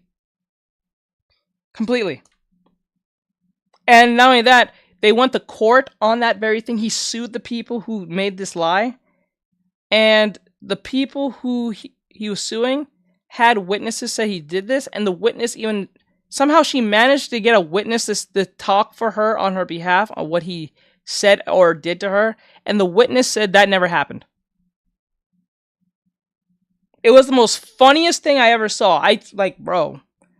She handpicked this individual to represent her as a witness of this man's behavior, and the dude said he never did that. This is no different from the whole Johnny Depp thing. The only reason Johnny Depp got away from this situation is because he was Johnny Depp. But if this was any strange man, nah, it wouldn't work. It's only because a lot of people genuinely like Johnny Depp and celebrities who spoke for him. Jason Momoa. Most the time is just for clout. Yeah, majority of the time it's for clout, and most of them make it up. I remember. Okay, hold on, let me mute this. It's true. He was accused or Rooster Teeth and Sony because of S3X accusations. Like, let me use an example. Back in, I think, 2017, I think a girl accused a whole, I think 5 or 7 football team members from some high school said they raped. They raped her or something. And it came to show that it never happened. But it never happened. She actually said she made it up. I think she only said she made it up because she was mad at her boyfriend. Ariane. Yeah, I vaguely remember that. She said she was mad. I think she was mad at her boyfriend or something, and she made up that these dudes did this. Not only that, they lost everything. They lost their scholarships. They lost everything. And even when it was proven, and she said on record it was a lie, they still was considered problematic. They was still considered Ariane. Not welcome back at the school. I heard she was mad at her boyfriend and she wanted attention. Yes. Prostruth 1ST. What are you drawing? Oh, I'm just drawing happy here. Trevor Grant. What? Yeah, that happened. She said she was mad at her boyfriend because she wanted attention. He was not giving her attention. So she made up a lie that these dudes did this to her, and it was 6 or 7 dudes. She said they all, at once at her, and then after that, they went to court because they all lost their. They was kicked out of school. Insane way for attention. Sheesh. They all got kicked out of school.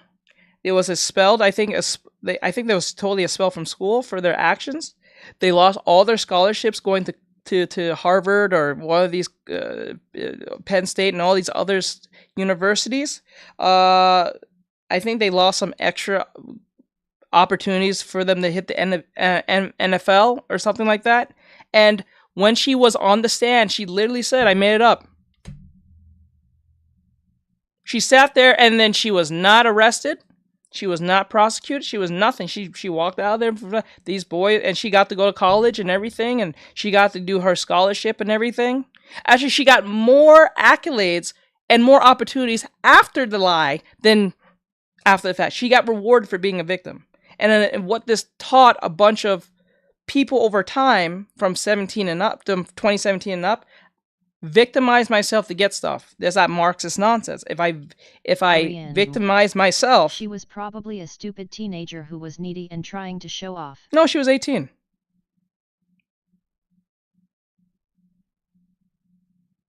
She was 18.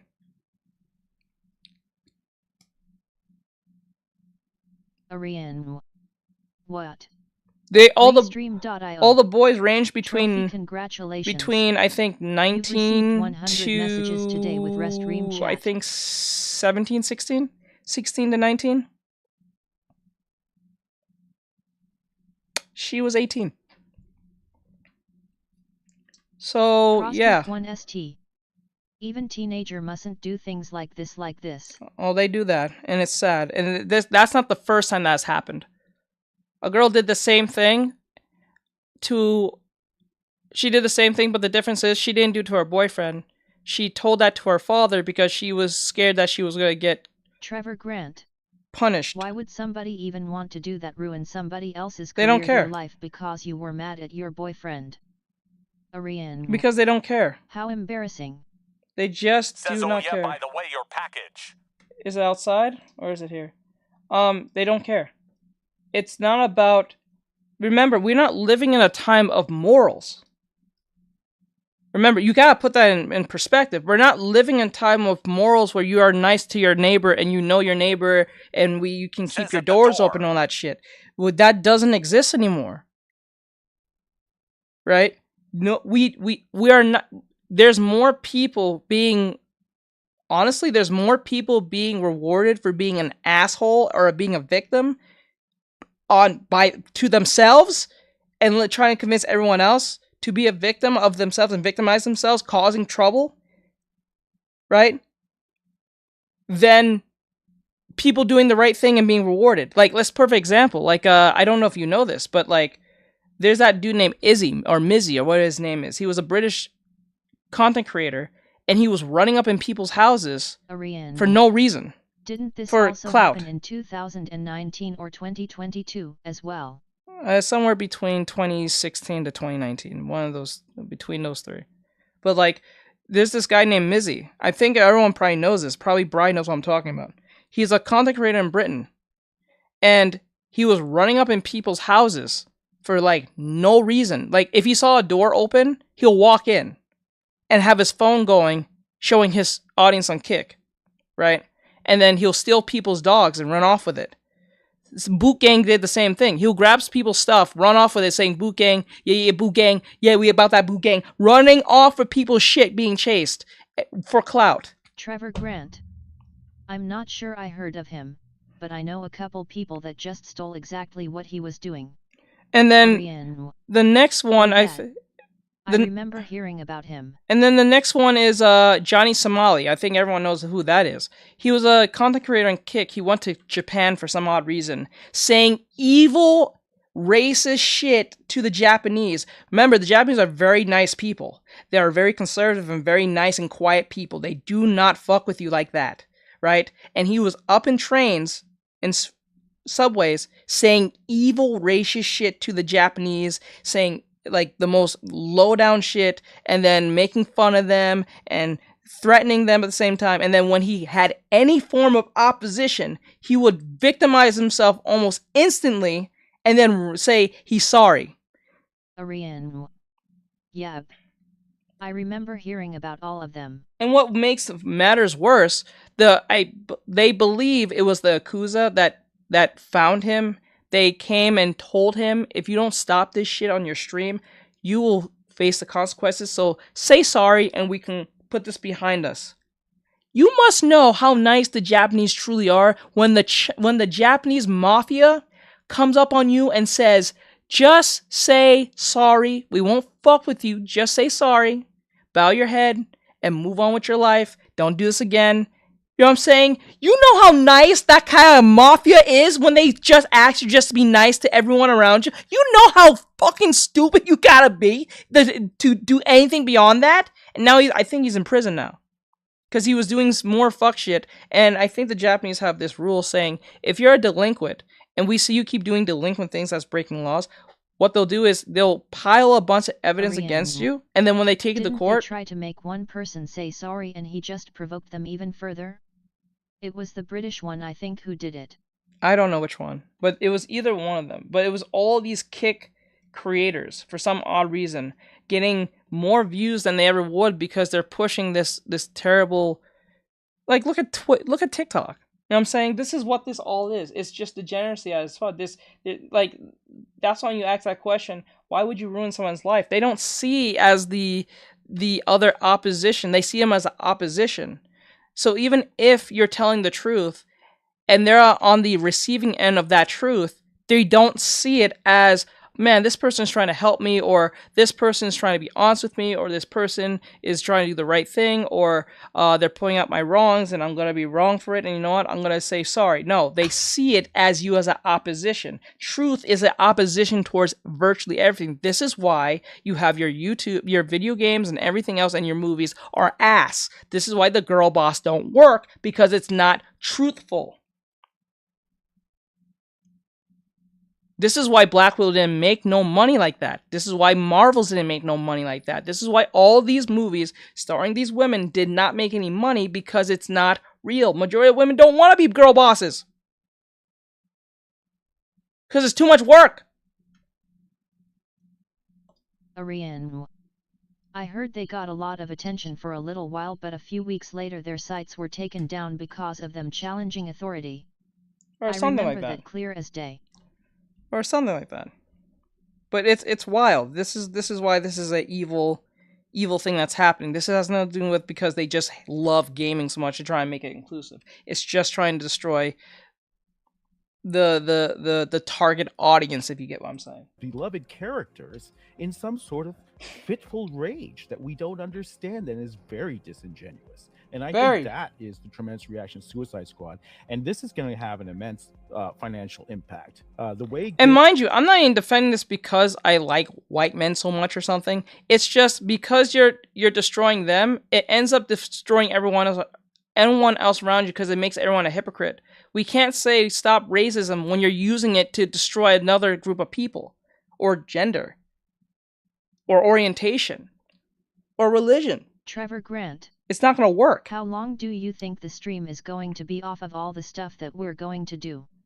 I'm gonna let it play, and then when we're done, we're gonna go to the manga recommendations, and after that, only one video for. Then we're gonna play Genshin. Games are funded. You don't use your own money. Even EA, okay? Games are hugely expensive to make. They're upwards of $250. Sometimes do they know that the $600 package is there? It's for certain live games. It's incredibly how expensive they are. And to do that, your CFO is your best friend. You're counting on your CFO to get you tax breaks, to get you in, to put studios in regions which are financially favorable, and you will borrow the cheap money. You will get as cheap money to do it. Even EA does this. I worked with EA.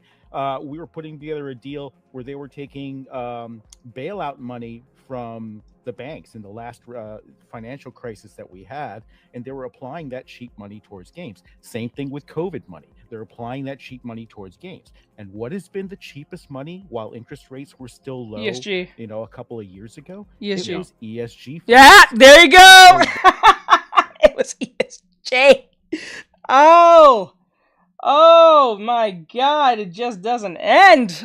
It just doesn't end, huh? They're going to take this money and they're going to put it into games. But now that they don't have that money anymore because ESG is either being diminished or rebranded because the returns on investment have been so poor. No, they're going to rebrand it. Let's call it for what it is. They're just not going to give it up.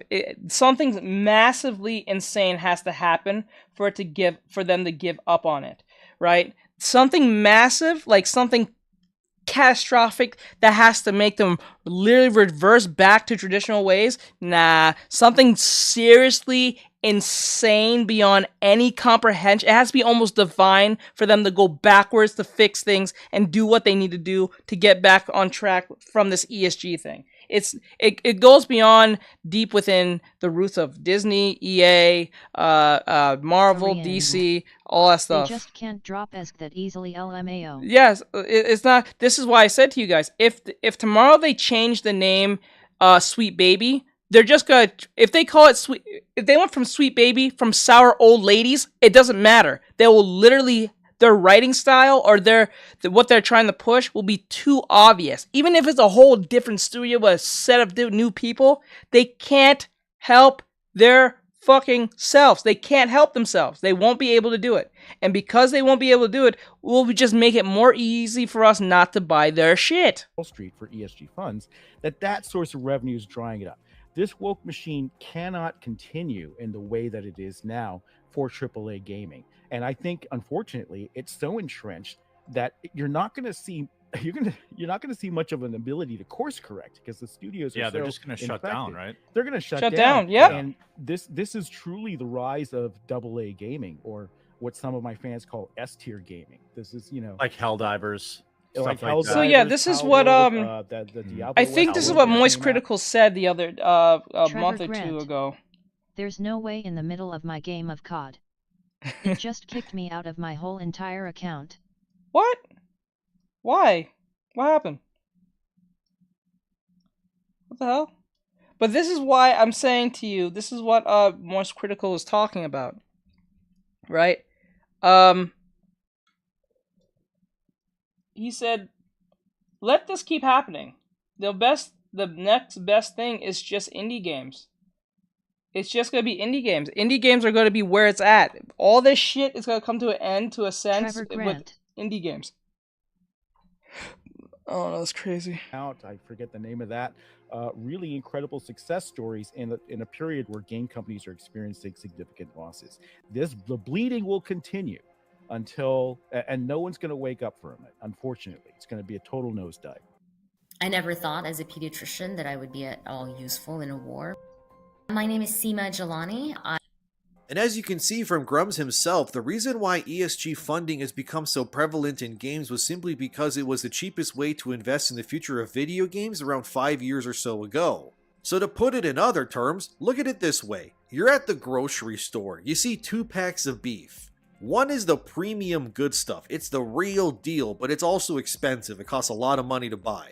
But you know that steak sirloin is top quality. That's the people and devs you would hire that would give you the successes like we've seen so many times in the past. Then you see this other piece of meat at the grocery store. It's not very good quality, but it is still beef. You know it's really cheap, but maybe you can get the job done. I mean, sure, it's not the sirloin top shelf stuff, but you'll try it. So you buy and you eat the cheap meat and you feel sick after and you end up blowing chunks out of both ends. That's the ESG funds. That's these consulting groups, the Sweet Babies and so on. These companies attempted to make things for cheaper using less qualified individuals, and it resulted in worse products made for no one that aren't selling.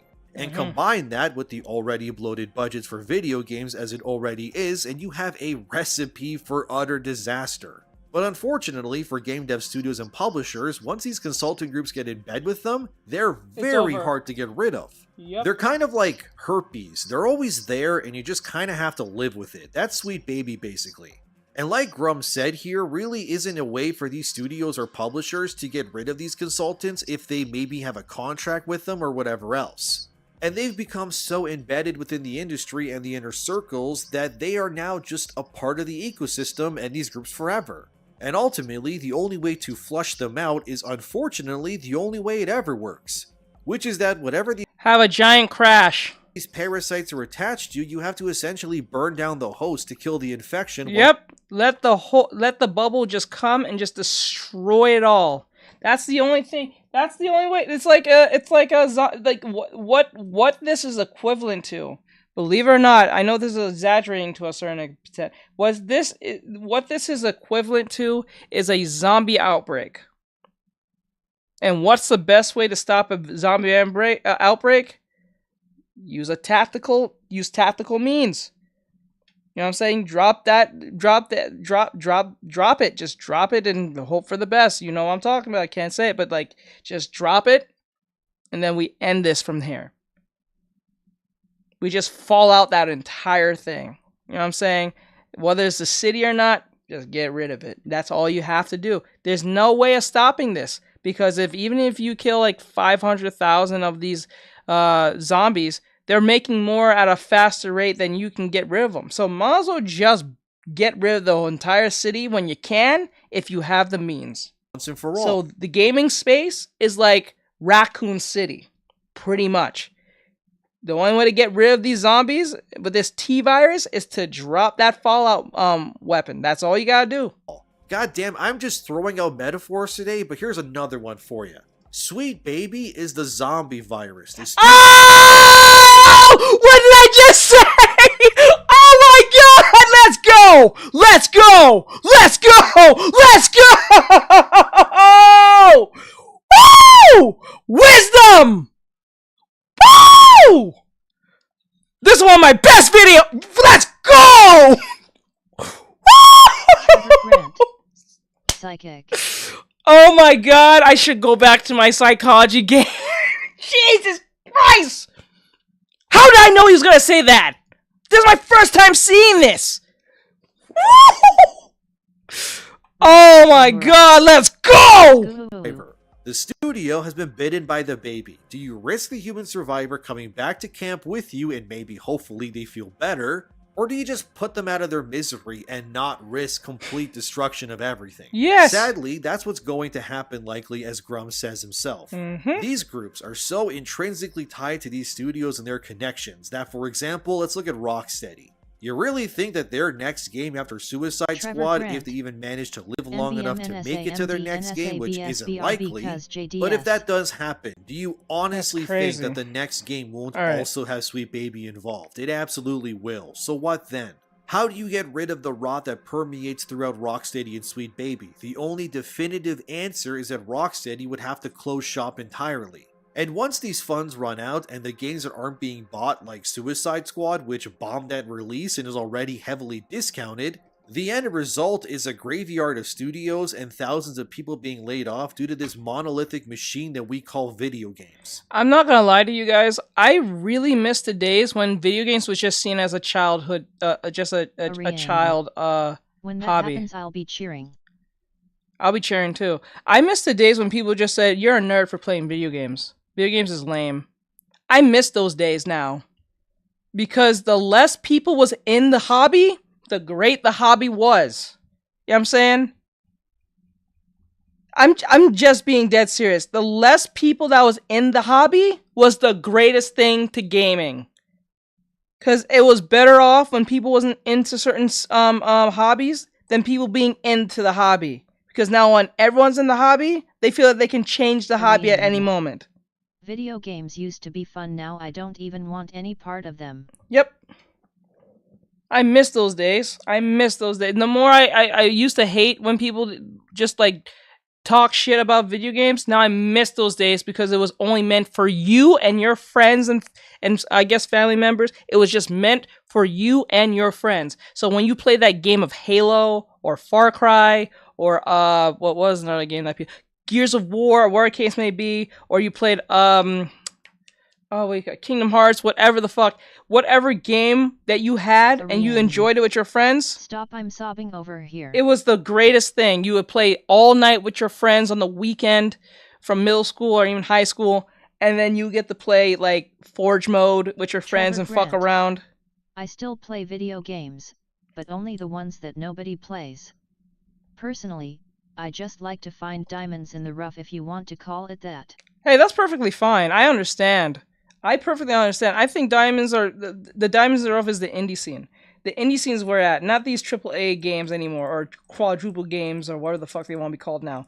It's the double A or the A game. That's where the cream of the crop truly is. It always was there. We just didn't think of it because it was not popular because some fucking entity was not pushing it. Now you know that the entity is crazy and stupid. The indie title is going to be. I think this is one of the best times to be an indie developer ever. Don't ever get signed up with these loser companies because all they're gonna do is ruin your shit. The nostalgia old games had, the magic behind them hit different emotional, but now It's loudly crying. And you know what's face. funny? There's more people playing Arkham Knight than they're playing Suicide Squad. Oh, I can't say that. Sushi Squad. Because, like, think about it. There's more people playing Arkham Knight now, again, out of nostalgic feelings, than playing the Sushi Squad game. That must tell you something right the fuck there.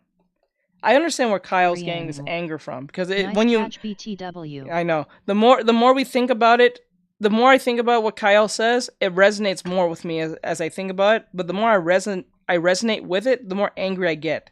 Because I'm thinking to myself, my God, where did we go wrong?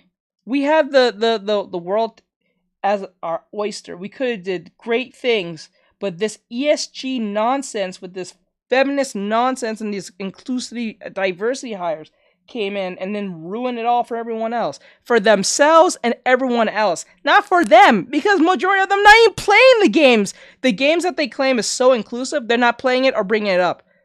Actually, they bring up games that are either dead, killed the studio, or people are not playing anymore. Like, people will bring up, like, Marvel's Avengers. Forspoken. For some odd reason, didn't Forspoken got destroyed? The studio that made it got destroyed or something? Like, oh, come on, dude. We're gonna play this game. Why do we keep mentioning games that keeps getting destroyed as if it's a gotcha response? That is so stupid. It's beyond anything to me. Arian. I can't even stand games that have the ESG in them. I absolutely cannot stand it. It is annoying. They yanked the nostalgia out of it. They ruin everything. Of course, these groups and even that Homeland Security branch will gaslight you into believing that it isn't Sweet Baby's fault, that every game they worked on is objectively bad or worse than previous iterations without them. Instead, it's somehow the players. Just listen here to what Take This, that Homeland branch, says about this whole situation, and I quote, "This joint project from the Center on Terrorism, Extremism, and Counterterrorism, Take This seeks to develop a shared framework for Grant. understanding I wasn't extremism here. in What did I games. miss? This includes the development of a set of Nothing really. Ultimate combo from Optimum. Sign Nothing really, to be honest. practices and centralized resources for monitoring and evaluation of extremist activities, as well as a series of training workshops for the monitoring, detection, and prevention of extremist exploitation in gaming spaces for community managers, multiplayer designers, lore developers, mechanic designers, and trust and safety professionals. In addition, this project will provide a first-of-its-kind collaborative structure for public-private partnerships on preventing and mitigating games-based extremism. Taken together, this project will simultaneously improve counter-extremism collaboration in the video game industry, while also providing substantial capacity building within and across developers. If you're reading this, you're probably been hearing about what's now being called Gamergate 2. It's the latest targeted harassment campaign within the game industry, and it's aimed at Sweet Baby Inc., a Montreal-based narrative development studio. The campaign has also been impacting entities and games associated with Sweet Baby, journalists covering the issue, and others associated in various ways with the targets. You also may be at a loss to know how to talk about this issue and what, if anything, you can do about it. That's where we come in. Discord, Steam, and X have been the predominant platforms where the abuse and harassment has been taking place. In these spaces, lists of game studios, companies, and associated organizations are being circulated for targeting by members of the mob. Large-scale harassment campaigns like this are fueled by political events. As political rhetoric heats up ahead of the US presidential election later this year, this kind of online activity is going to ramp up, and it's important to understand that these phenomena are interrelated, end quote. So, yes, you heard that right. This Homeland Security branch is actually attempting to tie the backlash towards Sweet Baby and wokeness as somehow being the result of right-wing extremism and the upcoming election in their eyes. Oh my god, this they can backlash fuck isn't right off on because that Sweet one. Baby attempted to silence a user for simply compiling their games. Of course not. It is the result of thousands of extremists like yourself, apparently, who are to blame. This is damage control unlike we've ever seen it before, my friends. This is genuinely insane and very telling that the games industry would rather burn itself to the ground instead of admitting that what they're doing is alienating and objectively making their art worse. There was this one dev who spoke on Gamergate 2, and what they say just proves why things are so bad. Their name is Joe Torado. Don't harass this person, by the way. I honestly think Joe is just confused, and by what he tweeted here, that seems to be the case. I'm not even mad at Joe or anything. I just think he doesn't really know what he's saying here, but here's what he said. As a person who advocates for diversity in games, this whole thing is laughable. We have had exactly one female protagonist in the top 25 best-selling games of the last 3 years. Whose fault is fucking that? Whose fault is that? That's not our fault. That's not our fault. What the hell? What kind of argument is that? That's just how terrible written they were. That list also includes only one Latino. That's not forced diversity. There is no diversity at all. Again, I don't hate Joe or anything, but dude, you just proved idiot. why the virtue signaling in the games industry is pointless with your own logic. If only one game in the top 25, as you say, had your pandering quota in it, and the other 24 examples sold extremely well because they didn't pander, then did you not just prove that by not pandering, you make a product that ends up being for more people in the end anyway? And by not pandering, millions of people will want to buy your game, and when you do pander, like you said, you don't even make it into the top 25 best-selling games of any given year. Dude, you just proved our point while pointlessly virtue signaling yourself. Again, I don't blame you. You're likely just another dev being strong-armed and drenched in identity politics 24/7, but you do realize what you said is objectively why Gamergate 2 is kind of happening, right? And you admit in your own weird way that by pandering, you just end up making a product for less people, which will not only cause it to sell less, but will likely set it up for failure. How do these people say these things and not realize that they're self-owning themselves like this? Just don't harass Joe. He's very Because this is why the internet should not be for everyone. confused, but at least he agrees with the players in his own little weird way that kind of disassembles his own argument. It's just... This is why in high school or in middle school, they say before you submit your essay, have someone read it before you submit it. Jesus Christ. And we can't even do that with a sentence or a paragraph. Jeez, we are so doomed. Incredible stuff all around. It's like a sniper shooting at an enemy soldier and then ricocheting the bullet somehow and shooting himself in the head. It's amazing that they don't realize what they're doing is more harm than good. Of course, there was this other developer who got dogpiled for admitting that they were openly racist when it came to how they make games and how they hire people. Also from bounding into comics, ex-Sweet Baby Inc. employee and current EA Marvel's Black Panther narrative designer, seen proudly bragging that previous title Validate had no white people on dev team. This person's name is Danny Lalonders, who worked on some dating sim game called Validate, which likely none of you played. I mean, here's some screenshots I guess of the game, and it's a visual novel dating sim that features nothing but black people in it. Oh yeah! Anyway, this Danny person said openly that they went out of their way to not hire anyone who wasn't exactly like them, but let's hear what they have to say themselves. See what I'm saying? Here, listen. I have a team of 21 right now for Validate. It's a pretty big team. It's a crazy big team for indie games. But who is your team? Validate has a team of mostly all people of color. We have no white people on our team. I did that because I wanted to create a safe environment. And I know the best way for an environment to be safe is to be around people who are just like me. And I'm not saying that white people in the industry are creating unsafe environments. I'm not saying that. That is not what I'm saying. I am saying that sometimes it is hard to work with white people because they think that something made it okay, but it was really a microaggression. And no. Wow. Wow. So be racist for a microaggression. You want a microaggression? That's why it says microaggression. It's small. It's not even aggression. It's small. It's like as small as probably your toenail. Who cares? That is stupid. People want to deal with that while they're trying to make a game that they love. I mean, what can I even add to this, really? The person here is objectively racist and admits that they went out of their way to only hire people who looked and thought exactly as they do when it comes to making video games. Obviously, if a white dev said these same things, they would be crucified. So it's incredible how EA still hasn't fired this person yet. Well, microaggression should be enough for you to just be mean to people, because if there was a white person said the same thing, it would have just went that would have went left almost instantly. If I was as a dude, if I said that about a woman specifically, if I said women give me microaggressions, and I want to feel safe, you know what they'll call me? Soy boy and something wrong with me. That is wild. I'm not for that. Because if I were to say the same thing about any other person, I would have been ousted instantly. That doesn't make any sense. That's almost evil. That's in definition being racist. You can't fight racism with racism. It does not work. I don't know where anyone thinks that, okay, that's like fighting the cops physically and think you're going to walk away alive. What are you doing? To no one's surprise, this Danny person is also an ex-employee of Sweet Baby Inc., so it all makes sense. And likely whenever... Run up on a gang member and say that same thing. Imagine running up on a gang member who's part of the Bloods, Crips, MS-13 something, and say that same exact thing in their face. You give me microaggressions, so I didn't want you guys here. You think they're gonna just say okay? You think that's gonna happen? You think they're gonna just be okay because you, even if they know what that means or don't know what the fuck that means? I can do that. None of them are going to take that, especially if you're just a stranger.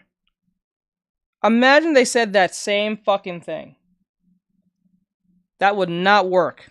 Whenever this Black Panther game is released, it's going to be the most pandering anti-white video game you've ever seen. I'm genuinely looking forward to its release. Not to play it, mind you, but just to see how nuclear level of a product it ends up becoming. And unfortunately, this sort of mentality like this Danny individual is what is being championed and encouraged in video games today. You can discriminate, alienate, and push people out of industries as long as they're white men and women, I guess. And these companies and security groups will defend these people who are Raiga openly Samurai. racist while condemning and I know gaslighting what the you millions say, of players out there What who you say, actually Pooh? support the industry itself with their money and fandom. They actually believe the gaming industry will exist and thrive by attacking the paying customer across the board into submission. It's a bold move, fellas, I gotta admit, but it won't end well for them. However many times I gotta say it, I will. You never attack your audience ever. Because without them, you're nothing. And I think a lot of these studios and publishers are about to learn the hard way that you'd never do this.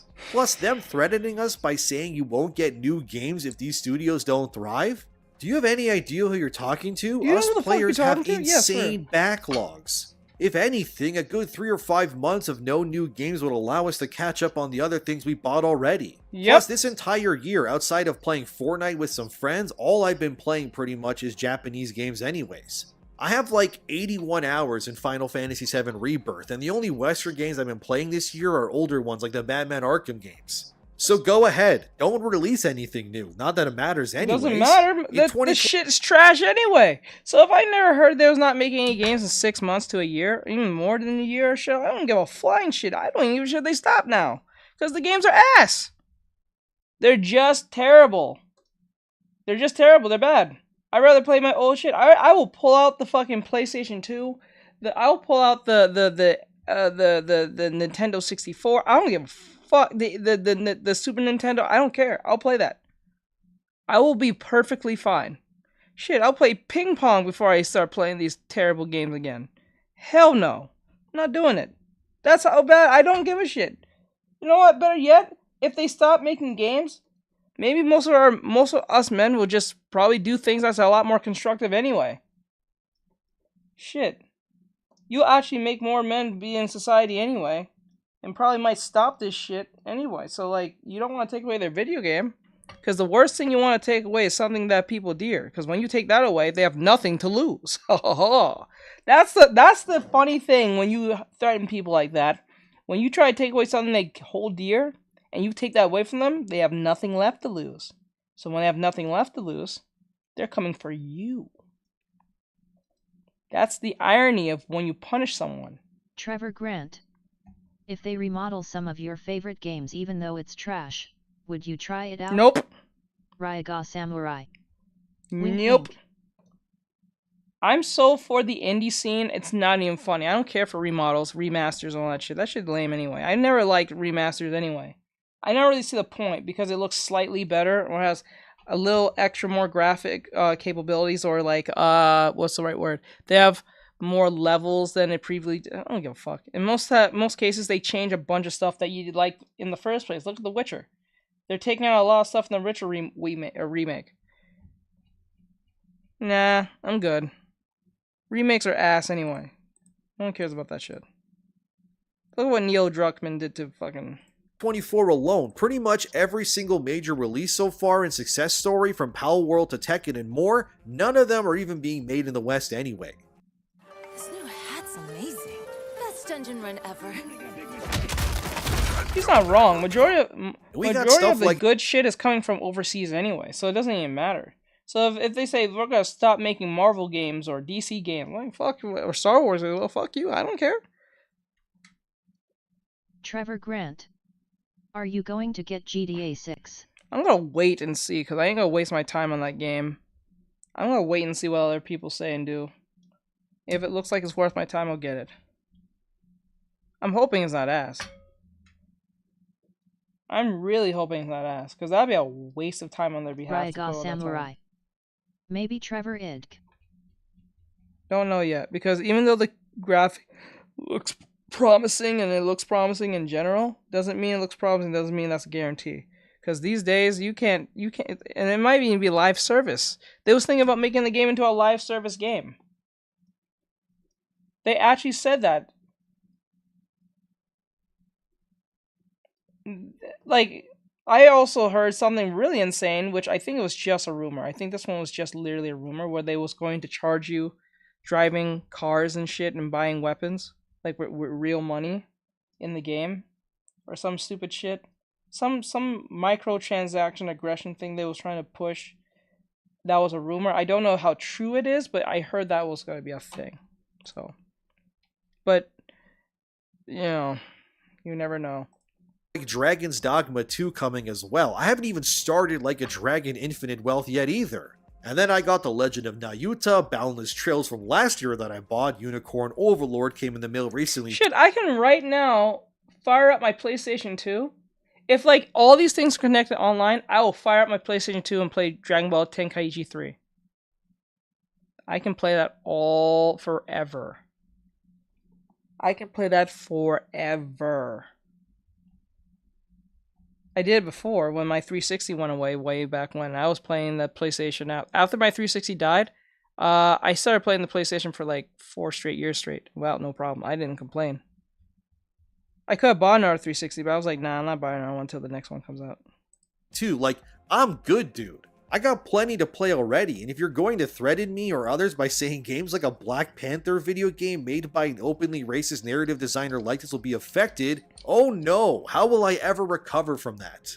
This Gamergate 2 Electric Boogaloo nonsense all started because a consulting group attempted to silence the voice of a person for making a search engine optimization tool. That's what it is. So they can gaslight you, lie, and try to shift the truth in whatever way they want to, but the truth is that no one is going to believe these lies. The Streisand effect has gone ultra instinct at this point, and these companies can lie all they want. There's far too many people now that know the truth. So either make great games without pandering and survive, or keep burning these bridges and running yourselves into the ground. Either way, the players are winning regardless, because we just won't buy your games and we won't support you.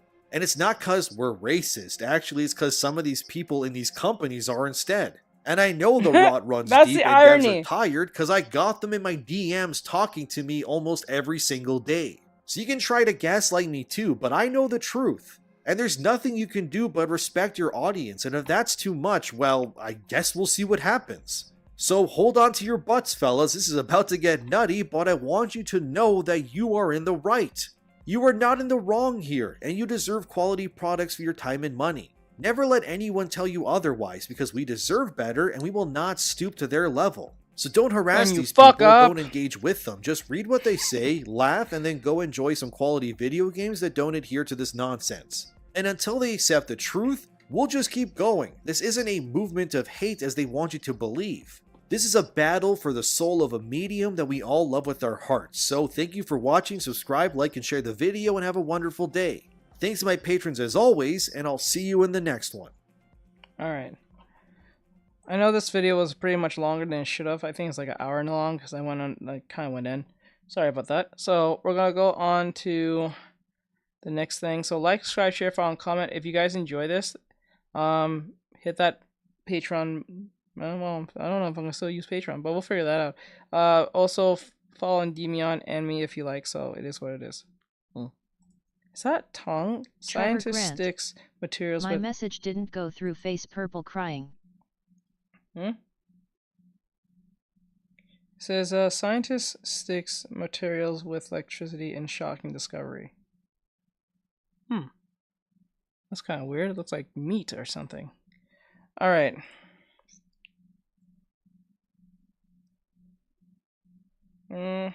Where is something?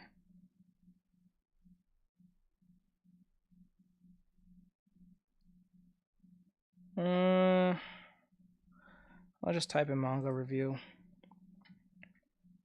I should have had something ready, but manga review. Let's go. 2024. Okay.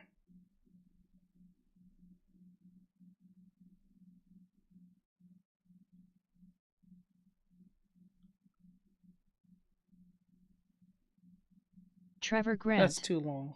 Recommendations. I had Mary manga 2 months ago. Nah. No more manga. I read my entire manga collection. Now what? Okay, February manga 2024 haul. With some web action, huh? February 2024 comics and a manga haul.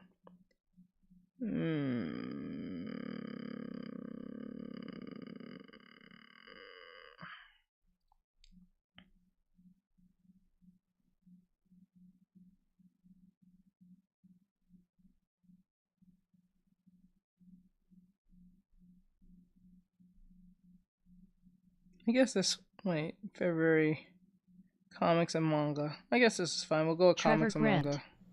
I found one good one, but the creator just made the first chapter free. You have to pay $3 for the next 2. Oh, damn. Trevor Grant. You have to respect the bag. I gotcha. Guys, it's Cole from See-Through Panel showing off my haul from February 2024. It is not the largest haul I've ever had, but it has some pretty good books in it. I'm excited to show you guys. Not this one. A little bit more pizzazz. Okay, this is from Manga Tama.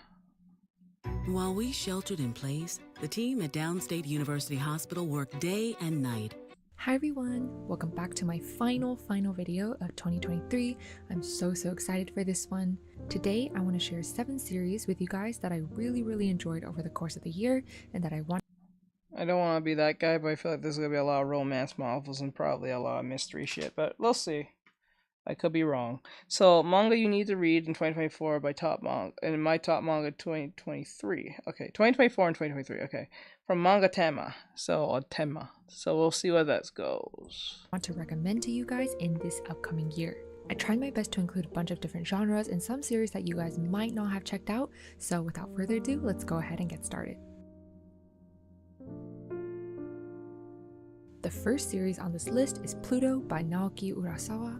This is a classic series that I really should have checked out earlier. But earlier this year, the Pluto anime was released and oh my goodness, it was so good. I actually went into it completely blind and was met with a very interesting world of humans and very intelligent robots that coexist. In this world, it was starting to get harder to distinguish between these really intelligent robots and humans. And so that's what made me want to check out this manga. We have our main character, Gehishto. Sorry guys, I really butchered that name, but he's one of the most intelligent robots on Earth and he works as a detective for Europol. He's confronted with this growing case of robots that have been getting murdered recently, and he ends up finding out throughout the series that this case runs a lot deeper than everyone initially thinks. This series is a wonderful and actually pretty deep discussion on the themes of artificial intelligence, war, and hatred. So guys, if a robot gains the ability to feel emotions just like humans, does that make them still any less than humans? And how far does hatred really run? So this series asks questions like that and a bunch of other ones, and yeah, it just got me thinking a bunch. And of course guys, it's Naoki Urasawa, the master storyteller and artist, so in my opinion, this series is definitely one to check out. This next series is of a very different genre. So far, I was right so far. Both mystery and romance so far. But I gotta be fair. Condition called Love, or Hananoi-kun to Koi no Yamai. It's a shoujo if you couldn't tell by the cover, but this series is just so cute. I picked this up earlier this year. Actually, if you guys watched my animeart shopping video, yeah, that's where I picked it up, and I've been reading it at cafes and parks, so I honestly just have really good memories associated with this series. And although this is a shoujo, it starts off a bit unconventionally. We have our male lead, Hananoi-kun, who has a lot of love to give, and his love language is definitely acts of service, from what I can tell. Oh, and he's actually the one who confesses to our girl, Hotaru-chan, who doesn't really understand love, and she really questions if she's able to ever love somebody. So she decides to take this leap of faith and try dating him, and it's just a wonderful development arc of her learning how to think of somebody else and how she realizes that making them happy actually makes her happy too, and all of that cute mushy stuff. The art is just so adorable, and there were so many moments in this series where I really had to take a break because it was just too cute. So shoujo fans, definitely give this one a read. Hi everyone! Speaking of my favorites in 2023, recently I've been playing this really pretty mobile dress-up game and social simulation game called Life Makeover, and I really wanted to share it with you guys. And huge thank you to Life Makeover for sponsoring this video. No. Series on this list is The Apothecary Diaries or Kusuriya no Hitorikoto, and this one is such a refreshing one. This series is the perfect balance of comedy, mystery, relaxing, yet also very intriguing, and obviously with some very charming characters and art. And this series originated from a light novel. We have our main character Mao Mao, who grew up with her apothecary father, but one day she gets kidnapped and brought to the imperial court as a maid, where she learns of the crazy hierarchy and politics that basically rule the court and all of the relationships within it. So she kind of decides she wants to stay low-key and not stand out so she could have a peaceful life as she could, but since she is very knowledgeable about herbs and medicine growing up under her father, she finds herself involved in a lot of mysterious cases, such as where concubines are getting poisoned, babies are dying, and a lot of other intriguing situations. So you never really know where the next chapter or episode is going to take you. It's been really fun both reading and watching this series so far because it's airing right now. I highly recommend this series for everyone regardless of what genres you normally enjoy. It's just really cute. Next up, we have Dungeon Meshi, or Delicious in Dungeon. I'm actually filming this in store, guys, because I couldn't find volume 1 to buy, so I might save collecting this one physically for the future, but I still really Not gonna lie, this one's the most decent one out of all of them. wanted to recommend this to you guys because I personally really love cooking and baking series. There's something about them that's just so cozy and fun to read. So the premise of the story is that a powerful magician has sunk the Golden Kingdom, and so the king of the Golden Kingdom offers They great already made rewards an to anime. anybody who's Yeah, able to the anime on Netflix is pretty good. It's fun. and defeat this magician. So our main character is really up for the challenge, and he ends up meeting a lot of different characters who join him on his adventure. And one of them actually decides he wants to try cooking a monster, and from that moment they unlock the world of monster cuisine. The characters are so wonderful, and I absolutely love their dynamic and their interactions together. And of course, this series' world building is literally a masterpiece. There's great lore in this fantasy world, and of course the food depicted on here is mouth-watering, even though they're really made of monsters. This series is just the incredible balance of comedy, fantasy, food, and a lot more, so I just highly recommend checking this out. Our next series, Kori no Joheki, is a cute rom-com series. The art is really simple, but really refreshing and charming. I believe this started out as an online series before getting published physically, but the story is about our high school protagonist who gives off ice-cold queen vibes. Everyone in the school is just kind of scared of her, except her childhood best friend who's really super popular at school, but she secretly has the personality and strength of a gorilla when they're alone. The main character has had a really hard time with friends and has always put up a— Did it really just kick me out of YouTube? What's with the Asians whenever they're trying to make fun of a woman or they make a woman something more masculine, they always use a gorilla. I noticed that. They used that in Fire Force. They used that in what other show? Some other show I can't think of right now, but like they use gorillas a lot. Wall as a way to deal with the endless teasing that she dealt with in middle school. So in the series, she deals with her trauma and opening up to people, and she slowly starts to encounter characters who she finds easier to let in. This entire series revolves around 4 main characters and how their lives all end up entangling with one another. The series is funny, romantic, just really charming, and overall a really great school slice of life. I actually just hauled this series in my last video, but I'm already so deep into the series, I've read so much of it, and I really can't wait to see what happens next. Our next series, Yofukashi no Da, or Call of the Night, is such an interesting take on a vampire story. I also hauled this one recently, but this series is a mix of romance, comedy, and vampire activity. My Our main eyes so character, far. Cole, used to be a popular star student at school, but he really was never content with his life, so he started to skip school, and because of that, he became unable to sleep at night. Wandering the streets one night, he bumps into this vampire girl, Nazuna-chan, who tries to help him figure out his sleeplessness. And also, she finds out that his blood tastes delicious. Trevor So Grant. they talk a bit further They and made an discover anime further for that this she's too, a vampire, and that's when he decides he wants to I become didn't really a hear vampire anyone too. talk about but this. he can only become a vampire if he falls in love with Nazuna-chan, and she then sucks his blood. That So sounds here, their dumb. bloody and romantic story begins. This is such a novel idea in my eyes, or it's just been a really long time since I've read a vampire series, and it's just pretty cute. Both characters are quite bold in their vampire-esque activities, and there are some mature themes, but no mature art, so read at your own discretion. But yeah, both characters Trevor are quite Grant. shy actually when it comes to It's romance, actually so pretty it just good. makes for a really cute and Raiga bashful Samurai. story.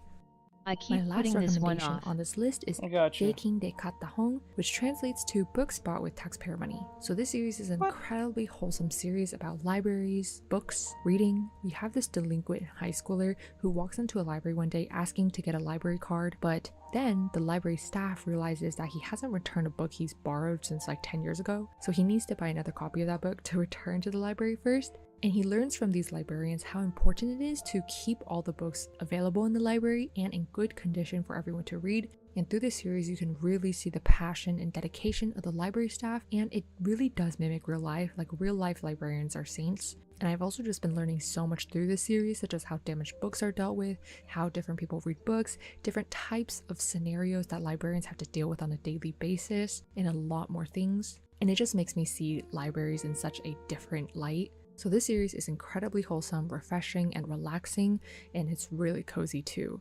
And I think it just does a great job in being both entertaining and educational in how libraries and books work in general. Are you and fucking the art is serious? just so cute too, of course. So I definitely think this one is worth checking out.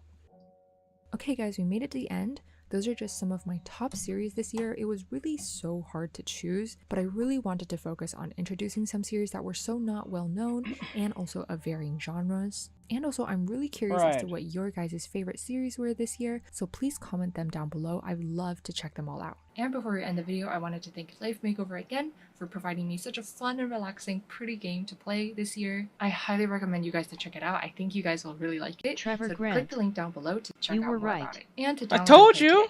today. Majority of them was either romance or mystery. That's I know the I'm not saying I know females, but I know the female demographic, what they're gonna most likely read. I'm not saying not all won't read a shonen or something much or a horror or something, but the likelihood, no. Like if I presented this shit to my girlfriend, she'll take like 3 of them. Maybe not the library one. I know that for a fact, but Jesus Christ, that sounds boring. And happy holidays, guys. Hope you guys have a wonderful holiday season. Thank you guys for such a wonderful year of 2023, and I'll see you guys in the new year for my next video. Bye. And just to be clear, this was not an attack on her. She did her job. She did her job. She knows her target audience. I was just unfortunate to predict what I was going to find based on how she was talking, the whole aesthetic. There was no way in hell this woman was going to talk about insane gore shit the way she's talking. And this aesthetic she's trying to pull off. There was no way. Raiga Samurai. Pretty spot on teach. Oh. Alright, well, you know what? Should I do another one? I'll do another one, because that's not... I don't feel like we got anything out of that, honestly. Not attack on Tema, I think that's Tema's, that's not her fault. That's not her fault. Grant. So Berserk is just a wonderful... Imagine she said that. I was like, why? Like, it would be just so off-putting. Okay, let me see. How long is this one? 40 minutes? No. Sure. Something more. Okay. They ruined it. They ruined My Hero Academia scene so badly the anime didn't want to credit. Okay, no, don't care about that. How long is this? 20 minutes? No. Something in the more 10 minute range. 23 minutes. 24. Read. I think this is a female as well. Or a very feminine dude. I can't tell. We'll see. Trevor Grant. My hero isn't bad. The Phantom and the people surrounding it. Which came first. I just terrible. No, nothing's wrong with My Hero. The last couple of seasons are actually heat. No, nothing's wrong with My Hero. It's just I don't want to be told the spoiling and all that stuff. Hello, welcome to this. Yep, knew it was gonna be female.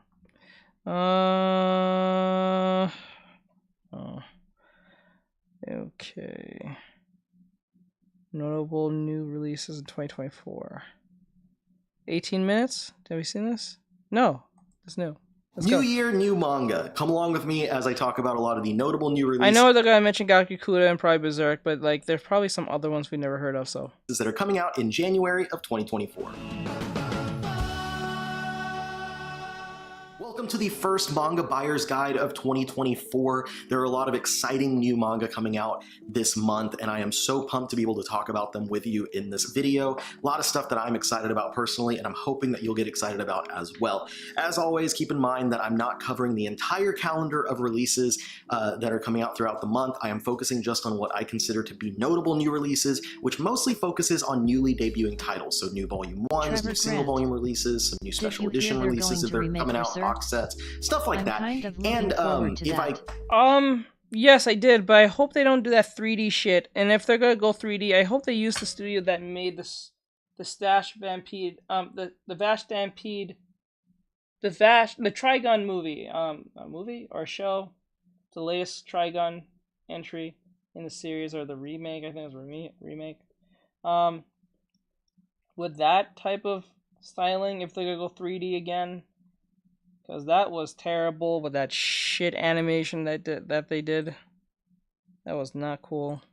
I do talk about some final volumes, though I do miss a lot of those sometimes. And if there's a final volume of a series that's coming out in this month that I miss, feel free to mention it in the comments down below. But I just want to cover that, so if you're watching the video and you're like, gee, why didn't he mention volume 6 of that popular shonen manga that everyone is reading right now? I didn't forget to mention it. I left it out by design because that's not what this is focusing on. The purpose of these videos is to make sure that you as a manga reader and as a manga collector are aware of all the new releases that are coming out, because there are so many new titles coming every week that it's very easy to let something just go right past you that could possibly be your next favorite thing. And it is my goal to help you to find your possible next favorite manga series.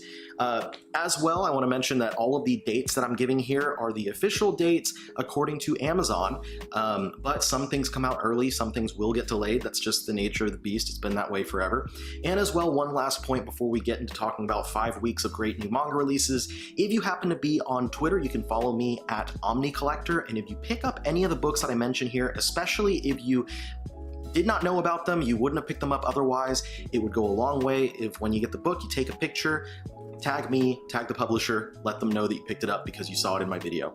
Now let's get into it. We got 5 weeks of new manga, and here's some stuff that came out this week on the 2nd. We're starting off from One Piece books with Hinamatsuri volume 19. This is the final volume of that series. One of, if not the absolute longest running title that One Piece books has. I know it's one of their most popular releases, so big deal to see them wrapping that series up. Next up, we have from Seven Seas, a cat from our world. Imagine how many people type in One Piece and think they're... God. And the Forgotten Witch. Now, this one has a setup that sounds kind of similar to Frieren, in which we follow someone who's defeated an evil demon king decades ago. Oda something. I forgot his last name. But she's a human witch who's aged into an old woman who lives alone in a secluded forest, and she accidentally summons a giant cat from an Earth city, so from our world, to her home. But this cat, which was a normal street cat here on Earth, is now a giant cat in this series. And then we have Marriage Talk. There's not, well, I'll be sad, but you know, there's nothing you can do. I was sad when Akira Toriyama died, but there was nothing you can do. The man's already dead. It sucks. And if he died, I will have to do another artwork in honor of him, because as much as Akira Toriyama is Trevor like Grant. I hope not. The backbone of most of us. Says, okay, I have a psychology question for you. Sure, what more? Oh yeah, do they know my package is here or no? Because if they don't, I can finally go get that without pissing the boss off. Trevor Grant. The world with Shake. If he were to die, we'll have to do another. Says yeah. It's at the front door. I told you this earlier, but I think he was doing something else. No, I was on mute, but like the thing is, like they do know?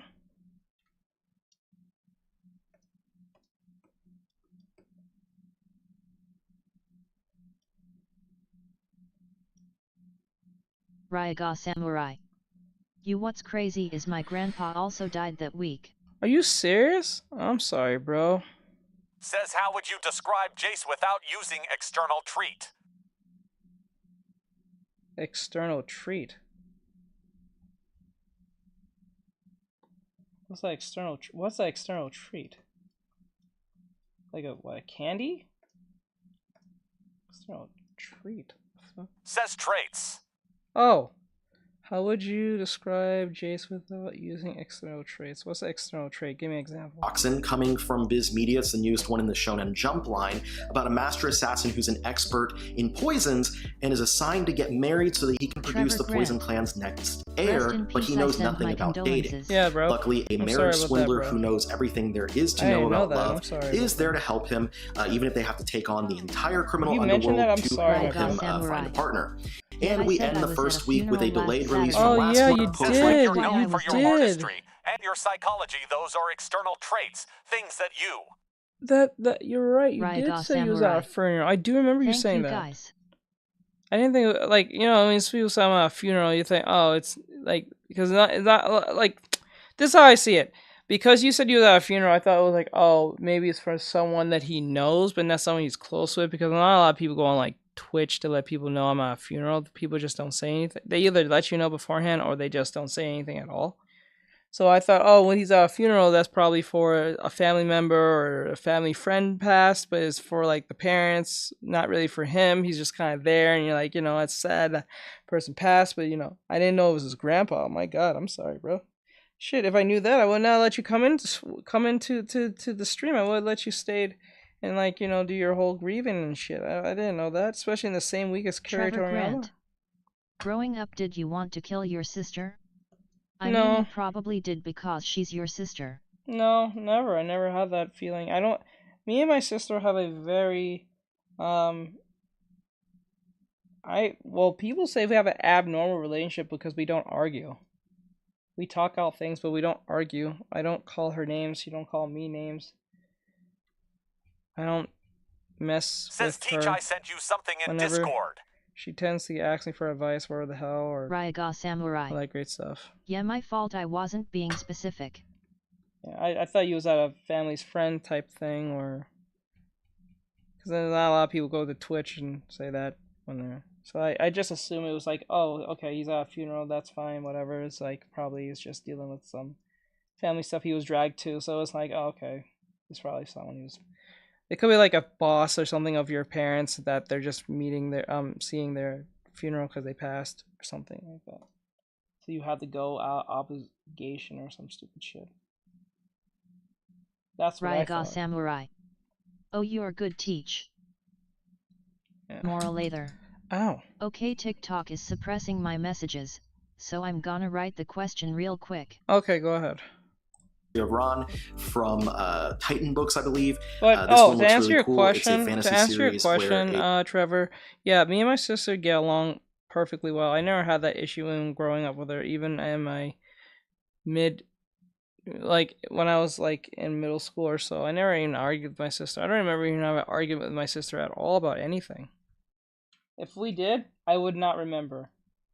And if we did, if we would argue, probably I sent you one. something over Discord. It's a practice sketch. I'm trying to see how the outfit would fit. One or twice in 1 year or so, maybe. I don't know. I don't remember ever arguing with her about anything. If she had a discussion, she would just tell me, and I'm like, oh, okay, X, Y, and Z. I don't have that type of relationship with my sister how you see on TV where both siblings hate each other and they just want to kill each other all day and say the most hurtful, evil things Trevor Grant. If you had the chance to restart your life with all of the knowledge you have now with your whole entire family and all that, just restart from the beginning, would you do it? Hell yes. Moral either. I would do it in a heartbeat. How would you describe Jace yourself without any use of external traits that you accumulated? And by accumulated traits, I mean like your art or your psychology work, things like that, or your occupation. Ryaga Samurai. We bumped heads a lot when we were younger, but we cool now. Cool. How would you describe Jace without external traits that accumulated and by... Okay, I'll answer this question after this video because I don't want this to be too long for the YouTube video. A bard is writing poems about Ron, this hero, or no, Ron is the bard the hero is fighting monsters and Ron is writing poetry and stuff as a bard about the exploits of the hero. Now this book, I don't know what the official release date is because it's not on Amazon and it is also not on Crunchyroll.com, but from Starfruit Books, we have Panorama of Hell. They did send me a copy of this one. I don't know if it's an early copy or not, but it looks like... Yeah, it's after this we're gonna play Genshin, but I'll answer that after the stream is over. After this, what the whoa, what is he Paranormal Hell? Okay.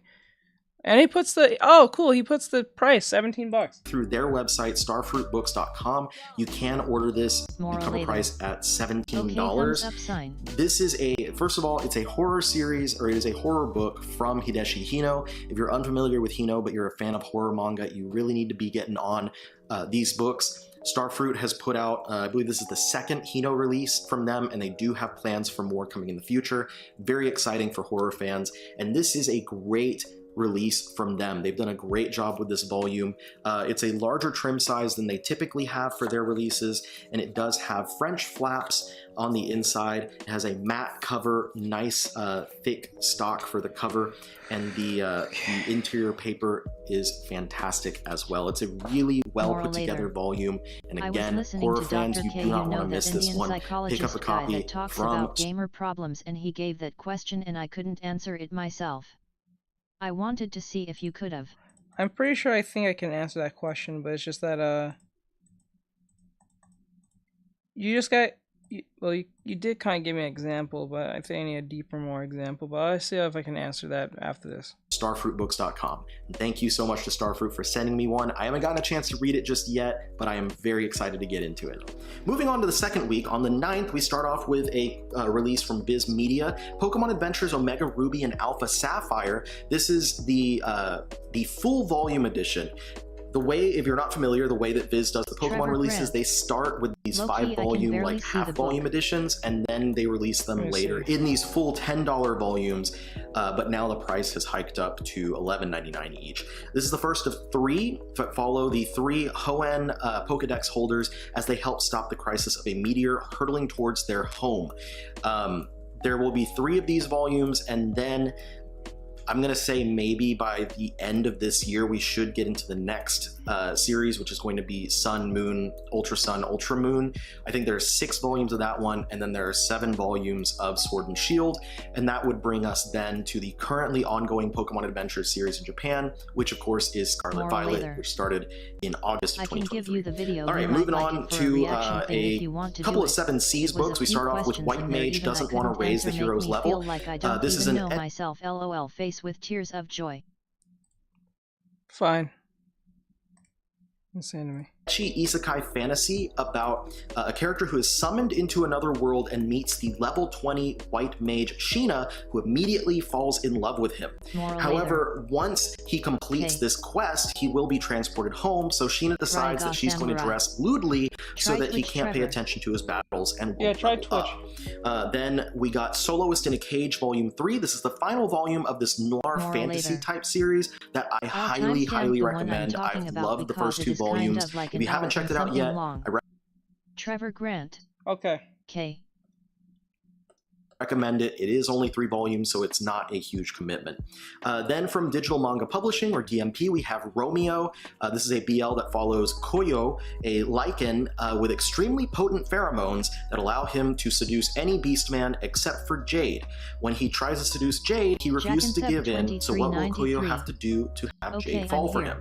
And then we end the second week with another BL from Sublime, Daisy Jealousy. This is a single volume BL about a video game designer who meets a rival who is better than him in almost every way, and then a romance buds between them. If you ever tried asking questions to ChatGPT for research, Moving on to the 16th, this is the middle week of the month. We start off with a really exciting one, something that's one of my most anticipated this month, Tokyo These Days from Taiyo Matsumoto. If you know me, you know the channel, you know that I love Taiyo Matsumoto and all of his works, and we have a new one coming from him this month. This follows Kazuo Shiozawa, who's just quit his job as a manga editor after 30 years, but he's drawn back into the world of manga due to a creator he used to edit for who refuses to work with anyone else. The series ended in Japan last summer with a total of 3 volumes, so I don't know what the release schedule is going to be on this one in English, but I would suspect that we might see the last volume by the end of the year. And they've been giving a lot of focus to Taiyo Matsumoto, so we do have more of his stuff, such as the reprint of Go-Go Monster coming out later this year, and I would expect that we get more Matsumoto announcements as we go forward. Also from Viz's signature line comes Steeled Celestial Shadows. This one follows a down-and-out samurai in the 19th century who's under a curse that distorts any metal that gets near him. It's said that a samurai's spirit rests in his sword, but with his curse, Konosuke can't even pick one up, so he decides to end it all. However, a mysterious and beautiful woman saves his life and soul, beginning Konosuke's journey into a magic world. This one sounds great. The artwork looks fantastic. I'm very excited to get into it. And I've got a big one that's wrapping up from the Viz signature line this month. Golden Kamuy Volume 31. If you know me, you know that this is one of my favorite series. I love Golden Kamuy so much, and we're finally getting the last volume, Volume 31. This series has absolutely everything in it: action, comedy. It's a gourmet series with a lot of like food-related stuff. It's got adventure. It's got drama. It's got violence. Anything you could want in a manga, Golden Kamuy has it. Just be aware of the fact that it is very mature, and it does have a lot of mature situations in it. Sometimes situations played off for comedic sake, but I love Golden Kamuy, and if you haven't gotten into it yet, final volume's coming out this month, and it is the perfect time to jump in. Then we've got a new omnibus from Kodansha, King in Limbo Omnibus Volume 1. This is the first of 3 omnibus editions collecting this story that takes place 8 years after a sickness known as the sleep took the lives of millions. A procedure that involves diving into patients' memories ended the pandemic, but the sickness has read out the link. returned, and now Petty Officer Adam Garfield must forego retirement to coax back the mysterious man known by codename King, who helped to cure the sleep the first time around. Then also coming from Kodansha is Gachiakuda. This is one I know a lot of people are looking forward to. It comes from a former assistant of Atsushi Okubo, the creator of Soul Eater and Fire Force. This story takes place in a floating town where the rich cast their trash off the sides into an abyss. We follow Rudo, who lives in the slums of this town and is wrongfully convicted of murder, leading to him being exiled from the floating town into the abyss, where humans cast off waste that has bred into vicious... Samurai. Let's go. Yeah, let's go. I don't post on Pinterest. I have never have. Monsters. Oh wait, no, that's a lie. I have done postings for companies at the time way in 2017, but I stopped doing that because that died off. In order to attempt to get vengeance on those who cast him off, Rudo must master a new power and join a group called the Cleaners, who battle the monsters. That one sounds fantastic. I can't wait to read it. I know a lot of people are very excited about that one. It's probably one of the biggest releases of this month. Another one from Kodansha is Shaman King Flowers Volume 6. This is the final volume of this sequel series to the original Shaman King that follows Yo and Anna's son, Hana Asakura. If you're a fan of Shaman King, this feels just like going back to the classic series. It's a lot of fun, and an anime adaptation is coming out pretty soon. At 6 volumes, it's pretty short, so fans of the series, jump on in, grab that one. It's a perfect time to get it, with it wrapping up this month. Then from 7 Seas, we've got a single volume BL called Love a Kitten and a Salty Dog, about a veterinarian who works near the entertainment district who falls for a college student who brings in a kitten he finds on the streets. Then from Tokyo Pop, we've got an 18+ BL called Never Let Go, about a rich kid kicked out of his elite school and transferred to a mixed-gender high school where everyone but the student council president is quick to befriend him. I wonder what, is going to happen between him and the student council president, And one more 18+ BL coming from Tokyo Pop, Send Them a Farewell Gift for the Lost Time. This is another single volume about a character who walks away from his 4-year relationship with his partner, but every time they run into one another, they wind up sleeping with each other before going right back into fighting.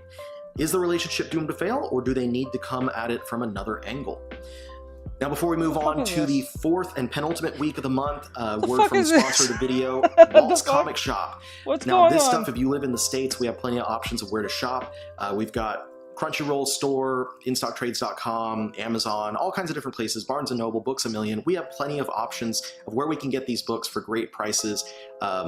But if you're outside of the States, it's not always as easy to find great retailers to buy your stuff from. And if you're in the EU, Walt's Comic Shop is a fantastic place for you to buy your manga releases from. Walt's Comic Shop has a wide selection of not just manga releases, but also Western comic releases from publishers like Marvel, DC, Image Comics, etc. So if you'd like to try out some stuff like Spider-Man or Batman, you can go ahead and get that from Walt's Comic Shop as well. They have fantastic service, great ratings online, and great... You hate them with all your being. By the end of the night, you're sleeping with them. You hate yourself. Shipping that you can count on their, you getting those books from them in great condition. So check out Walt's Comic Shop at waltscomicshop.com, or you can go into their brick and mortar store located in Berlin, Germany. And if you use the code The Omnibus Collector at checkout, you'll get free shipping on your first order of €40 or more being shipped within the EU. Now, moving on to the 23rd, the penultimate week of this month, we start off with a new one from Tokyo Pop, Captain Laserhawk, a Blood Dragon remix, Crushing Love. This is a prequel to the Netflix animated series that came out a few months ago, featuring alter egos of various Ubisoft characters. I know Rayman's in there. I haven't watched it myself, but I do know that Rayman's in there. Bro, you gave me hope. What the fuck is happening? What is happening? I swear to God. Before leaving the oppressive Eden Mega Corporation to join a band of rebel outcasts, Dolph Laserhawk uses VR tech to relive his memories of his love affair with criminal mastermind Alex Taylor. Moving forth, we get from 7 Seas, My Boss is a Giant. He manages my every need with enormous skill, the complete collection. What the fuck is this? What is happening? Jack and Thep 2393. Quick question: 1. People cheat after you break up with them. Do they end up having a relationship with the person that they cheated on you with? Ryaga Samurai. Yes and no. You buy soft? Yes and... I'll answer that at the end of this video. We only got, what, 5 minutes left. I'll answer all these questions. 1 is the traits thing. 2, it's that relationship. And 3, I'll answer Ari. This is an all-in-one spicy workplace rom-com about Natsumi and her boss Samejima, who confesses his feelings for her. She's overwhelmed seeing the vulnerable side of this giant of a man, but is excited to see more of it. So if you are into spicy rom-coms, this is going to be one for you to pick up. All 300 plus pages in one place. Also from 7 Seas, we've got modern dungeon capture starting with broken skills. 4 years ago, dungeons suddenly appeared all over the world, sparking conflict for the resources within. My God. A salaryman named Mizuki arrives at his new workplace to discover it's been transformed into one of these dungeons. He enters the dungeon to rescue anyone who may be stuck inside, realizing it's a dungeon straight out of a video game. Mizuki finds a fairy in the dungeon and, using his new mysterious skill book, saves her from being eaten by goblins. He then sets out along with the fairy to clear out all of these modern dungeons. This is based on a light novel, by the way. And then we get Higurashi When They Cry Meguri. The next few are going to be from Yen Press, by the way. This is a new Higurashi series which takes Rika and Satoko to St. Lucia Academy. Rika begins to fall in with a group of refined young ladies, making Satoko feel isolated. The gap between the two friends continues to widen, leading Satoko to desperately do the unthinkable. Oh shit. Says, do you draw with your shoulder? Yes, you have to draw with your shoulder. If you draw with your wrist, you'll fuck up your wrist, and then you also... The guy that your girl cheating on you with, she doesn't even like. Just imagine that. I could never. There's a psychological reason why that happens. I'll explain why. This will be 4 volumes in total. Side note, I'm not really familiar enough with the Higurashi franchise, but I know that there are 3 pre-Higurashi Go single-volume arcs that have never been released in English. Oh God, please don't bring Currently up Destroyed, fingers. Healing Heart, and Daytime Breakdown. And I'm just putting that out there to say, if anyone knows why those 3... I'll answer that question in like 5, 6, 7, 8. In 3 minutes, I'm doing a video real quick, and I'll answer that question. What do you mean with your shoulder? I think that's your name. Have not been released in English, let me know. Because like I said, I'm not super familiar with the franchise enough. I've read a little bit, but I'm not familiar enough to know why those haven't been released in English. Anyway, moving on, the next one from Yen Press is Witch Life in a... Oh snap, let's go! Says, all right, appreciate. Most of my heart is sketched. Let's go with the raid, hey guys! This one follows 2 C-rank witches, Madge and Lilia. Let's go! That's so awesome! Thank you guys, thank you. Yo ho ho ho. Yo ho ho. Twitches _ hands 69. Oh, Ho ho ho ho. we're right now we're just about to finish up Raiga this video, samurai. so we're gonna Let's go. let's see. Who scrape by doing bottom of the barrel jobs so that they can afford their 99 square foot apartment and cabbage for dinner, but they are getting serious about wanting to improve their lives so they can afford a pet, grimoires, and meat. Then we've got Bride of the Barrier Master.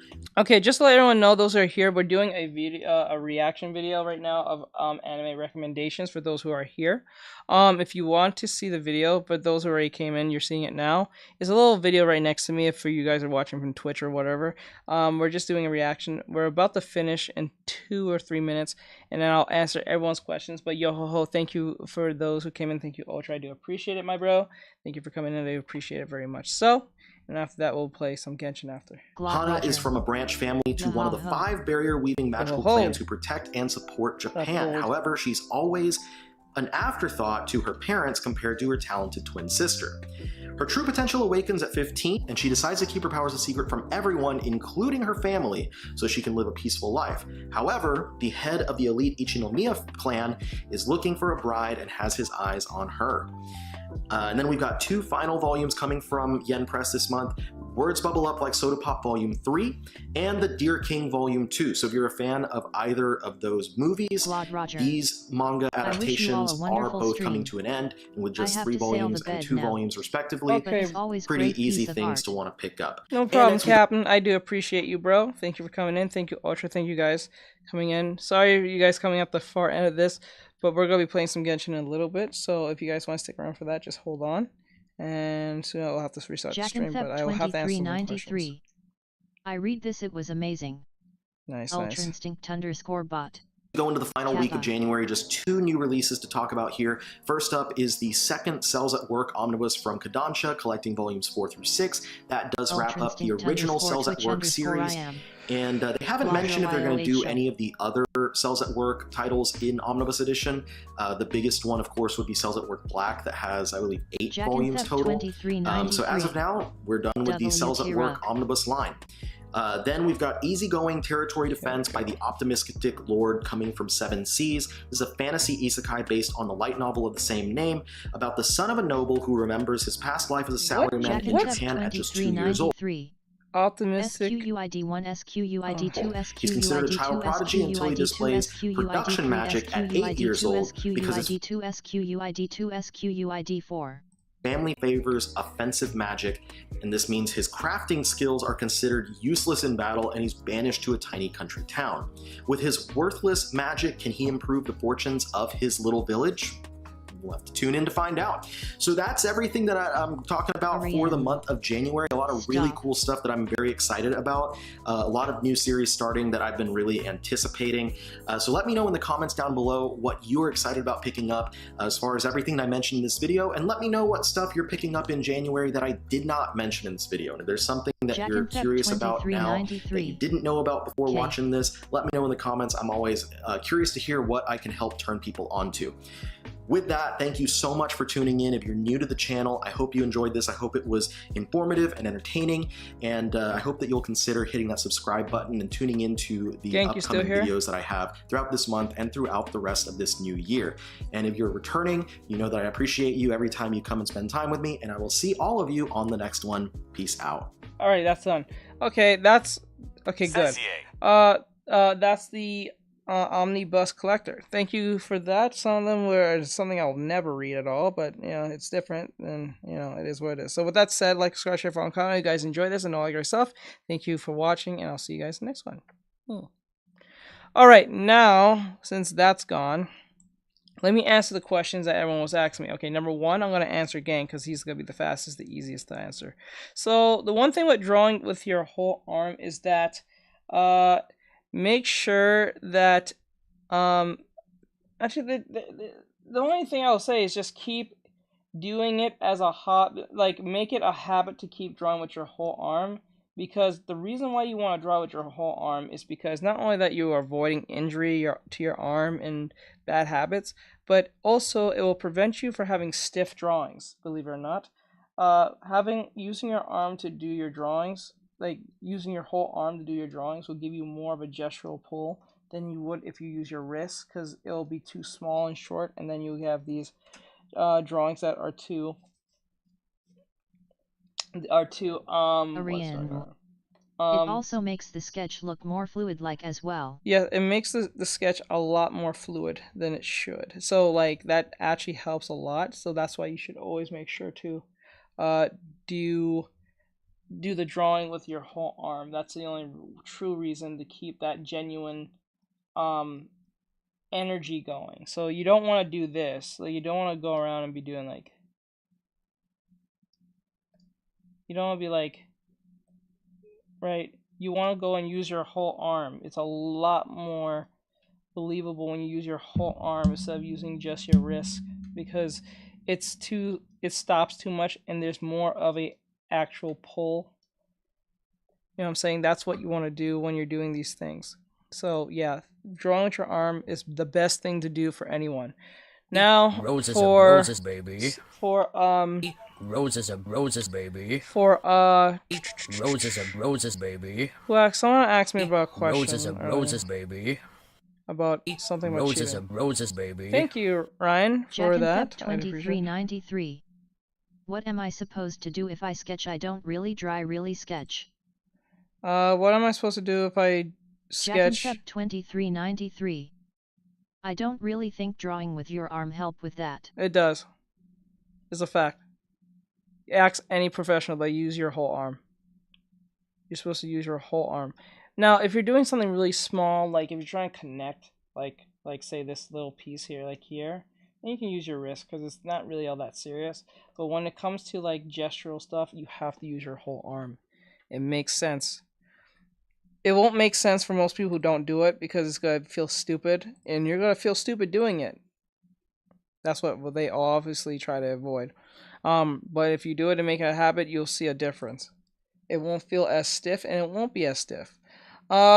Teach, would it be possible? Jack and Thep 2393. I remember the day I came across this channel. What am I supposed to do if 2393. If I sketch? I don't really dry. Really what? Rewrite that. Teach, would it be possible how to is that answer your question, Gank?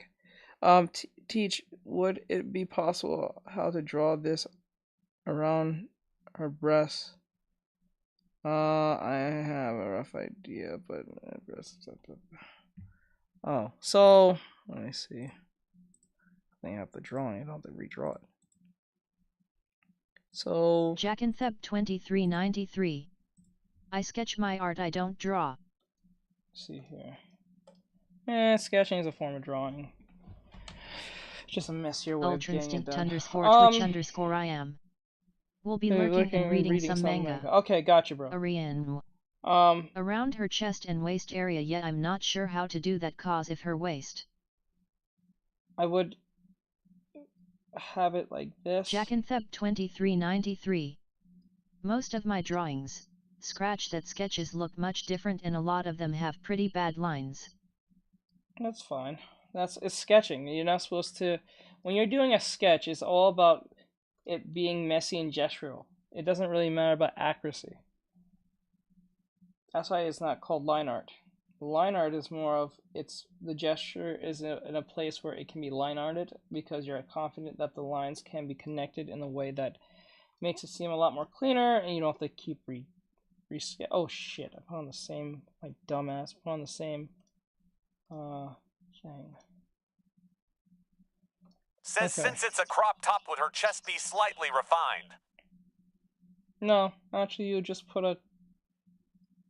some lines here and then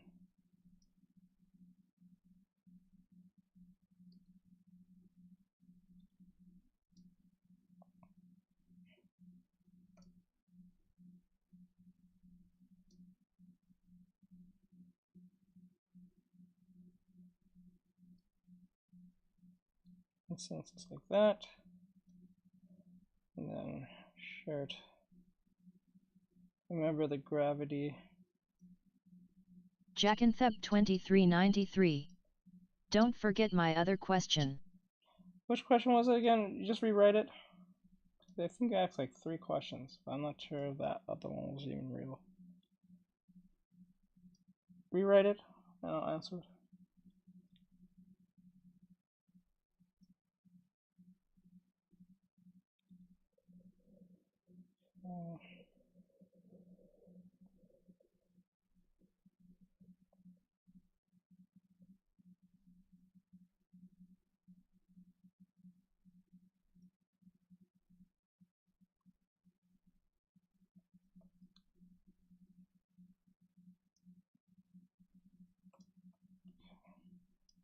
Ariane. What about that little divot in her neck that connects the fist?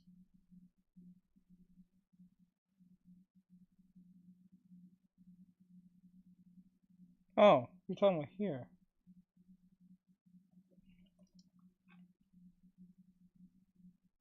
Well, depending on what it looks like. Jackinthep 2393. Once people cheat after you break up with them, do they end up having a relationship with the person they cheated on you with? Yes, but they don't usually last together because it's more like they don't really tend to last together because once they know, and this is the funniest thing about when people cheat. Yet I wasn't sure how to connect that exactly cause of the way her neck is positioned. Let me see, let me see the arm.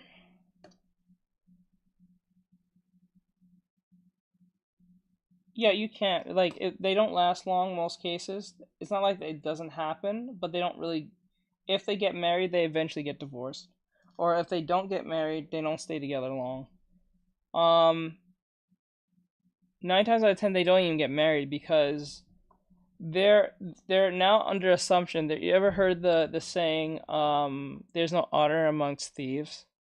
So what's happening is that even though they may have, whether the party knew or, well, if the person knew that they're cheating with their significant other on you with someone else, if that person knows alongside your significant other, then they're not gonna last long. If they did not know, then they may not know and they may get married and stuff till they realize, and that's gonna make the marriage even more worse if they get married. Because now that they know their partner was a cheater towards someone and was cheating on them with someone else without realizing Would I put a couple of wrinkles near the arm that is hidden behind the leg that's kicked up since her shirt is kind of moving? Yes, because there is a form of tension that's happening here. Like the reason why is because it's like if I know you're a cheater, you're a person who betrays people, or you double cross people.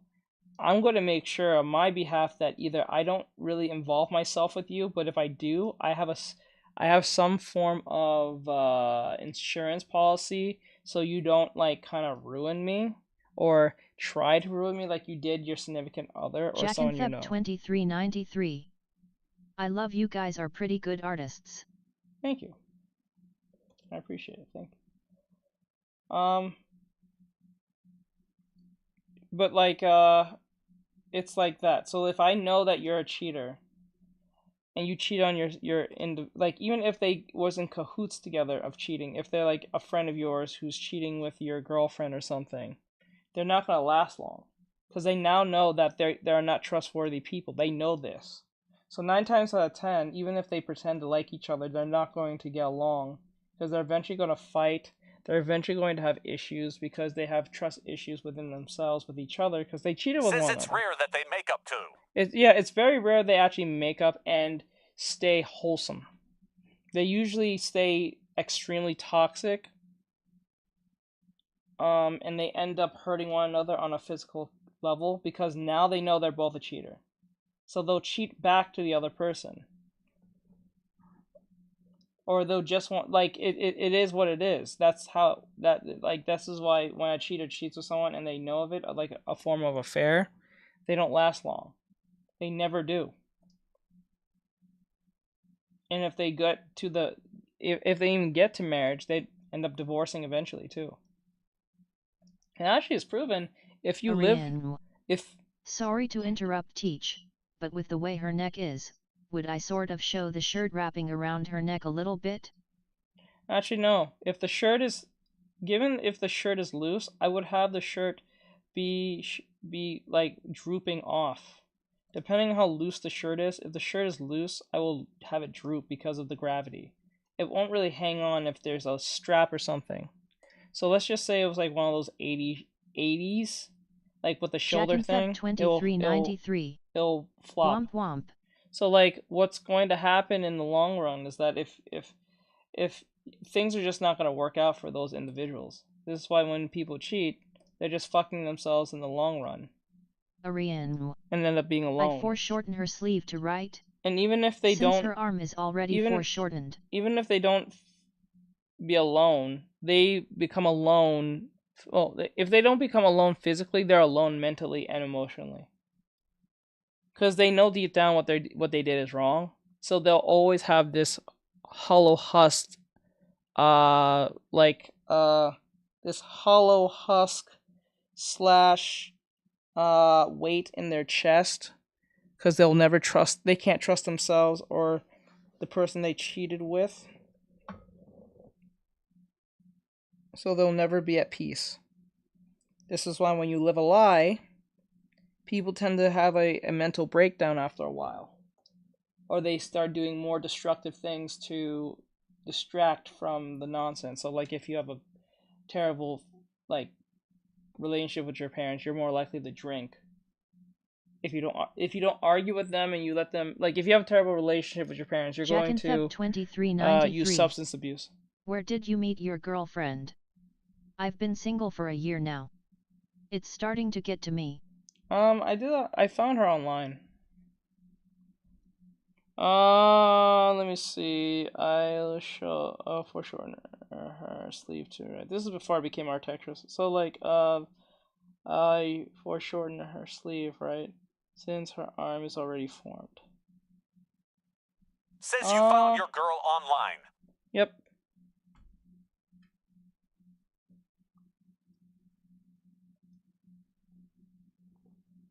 Is that really that shocking? It's pretty a common thing for most people now. Pretty normal now. Compared to like, I don't know, 2010.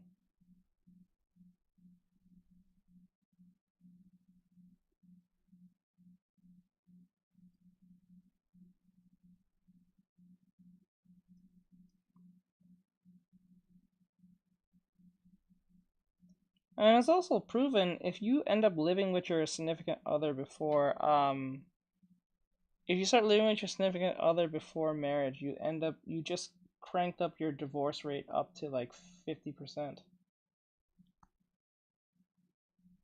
Which is very odd to hear for most people.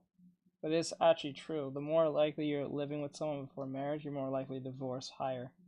So I'm not saying you won't divorce. It's just that you just upped your ante of divorcing. Ariane.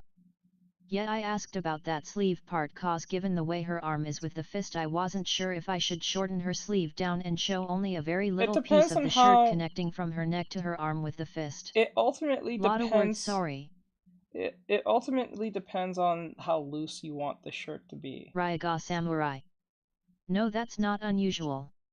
People date online nowadays. Yeah. And they do like long distance and all that shit, so. Which I wouldn't recommend long distance, to be honest. It's just too much work. Ariane. I was going to draw it like the way it was on the reference. You can. So like if you want to do that, you can just leave that alone and not make it like, you can just have it. You can have this, it's going to wrap around. So like you don't have to, if you're going to have it like you have in the reference, it's going to look like this.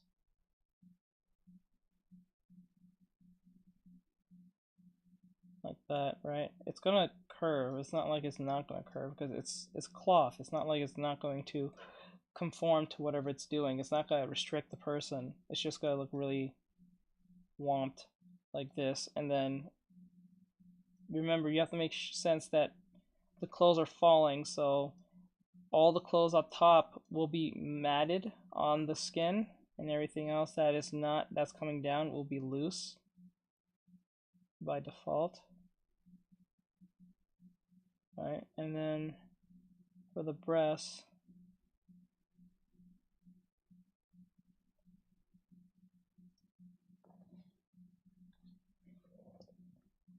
Says, did you say the clothes were falling? Good to know, I couldn't tell. Yes, because the outfit is loose. It's a crop top. It's going to be more open. Actually, given how short it is, depending on how short it is. Every time you draw, I get the strong urge to draw with you, but in the back of my mind, I know my drawing isn't gonna come anywhere close to how good yours is. Well, that's why you should draw with me then. That's even more reason to draw, because if it gets you to want to draw, it will inform you to want to improve. See, the point is not to be perfect on the first try, especially if you've drawn in a while. The point is to feel the motivation to do it because it makes you happy to do it. It has to make you happy first. Comparing it to me, to what I would do every day, compared to you who just probably does it once in every blue moon, it's not the same. This is why when Ari asked me the question, I know you wasn't around at this time, but when Ari asked me the question... Draw with teach, he won't bite. I won't bite. Trust me. See, the thing is, Is it possible to also ask you to show how to draw the wrinkles on her sleeves as well? Yes, I'll do that. I get confused with tension wrinkles. Okay. Jack 2393. I do it about like 3 times a week. That's even more reason. So like good. Like if you do it 3 times a week, that's better than not doing it at all. So like I rather. This is what I tell students all the time. I know people's lives are busy. Stream elements. Thank you for following IRINA444 Hey, Irina. NNA. Smiley I've face. been running into a lot of girls with the name Irina. I don't know why. I'm not saying that you're a girl. I don't know if you identify as, but I'm saying like I've been running ever since I started Artextric. I've been running into girls with the name Irina. Don't know why. So is this a sign? So yeah. So like the point is that Says I was going to draw a sweater, but decided that would be a bit tricky. I think the sweater will be much easier because all you have to do is just you just have to keep the gravity in place. Ganjal. WEL, you know me from before teach TwitchCon hype. Yeah. Ryaga Samurai. Weird coincidence. It's like well, you know me too. Like it's like destroy the angel. Well, you know me from before teach. Did you change your name? He's a destroy angel. I think I remember you, but like if I change your name, did you change your name again? Some people keep changing the name and doing that. Says all I know. Am trying to get out of my comfort zone for better challenge. That's good. That's not bad. But like this is why when Ari asked me the question, if I were to compare her skills, I'm comparing her skills to the other students. So she said, rated from a scale of 1 to 10, and I gave her a 5. And Soul, who is another student who's not here with us today, he usually is in the stream once in a while. Jack when and he can. Feb 2393. I put him at a 6.5. My turtle Rex is so cute, but sometimes I wonder if he's dumb. But I put him at 6.5 over Ari, and she was upset. But I explained to her why, because I'm comparing based on skill level, understanding, and fundamentals. With Soul, he has more fundamental understanding than Ari, but he's been there longer than she has, so he has more experience on how I teach him compared to she, or so. And as I explained it to her at first, she was feeling kind of like attacked, but I did give her understanding. To go back to basics. It's all about going back to basics. He does it all the time. So whenever he, like what Ari does is the same thing what he does. He's just been doing it longer than she, so that's why he has more Says I just came back. What's going on? I'm just doing a quick lesson. But and then they asked me if I were to compare my skills, what am I from a scale of 1 to 10? And I said out of 3. Or I think 4 or 3. I think it was a 3 or 4. I think it was 3. And it was like, wait, what? How does that make any sense? And I'm like, remember, I'm not comparing myself to my students. I'm comparing myself to my other peers who draws as well as I do in my skill level. So I'm not comparing myself to my students. The reason why they're my students is because they're either lacking something I can teach them for them to get to where I'm at, or higher.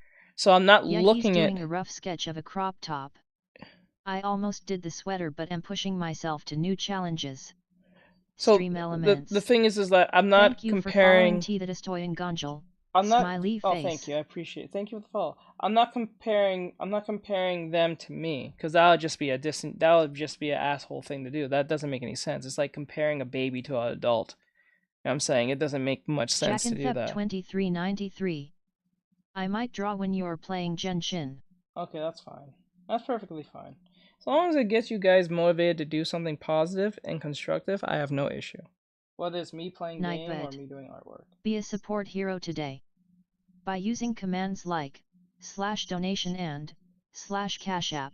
So that's why in most cases I would I teach the way I do, because I have to look at it as, who am I talking to, what is your drawing skills, where you at, where you want to be, what do you want to do, and what is your goal.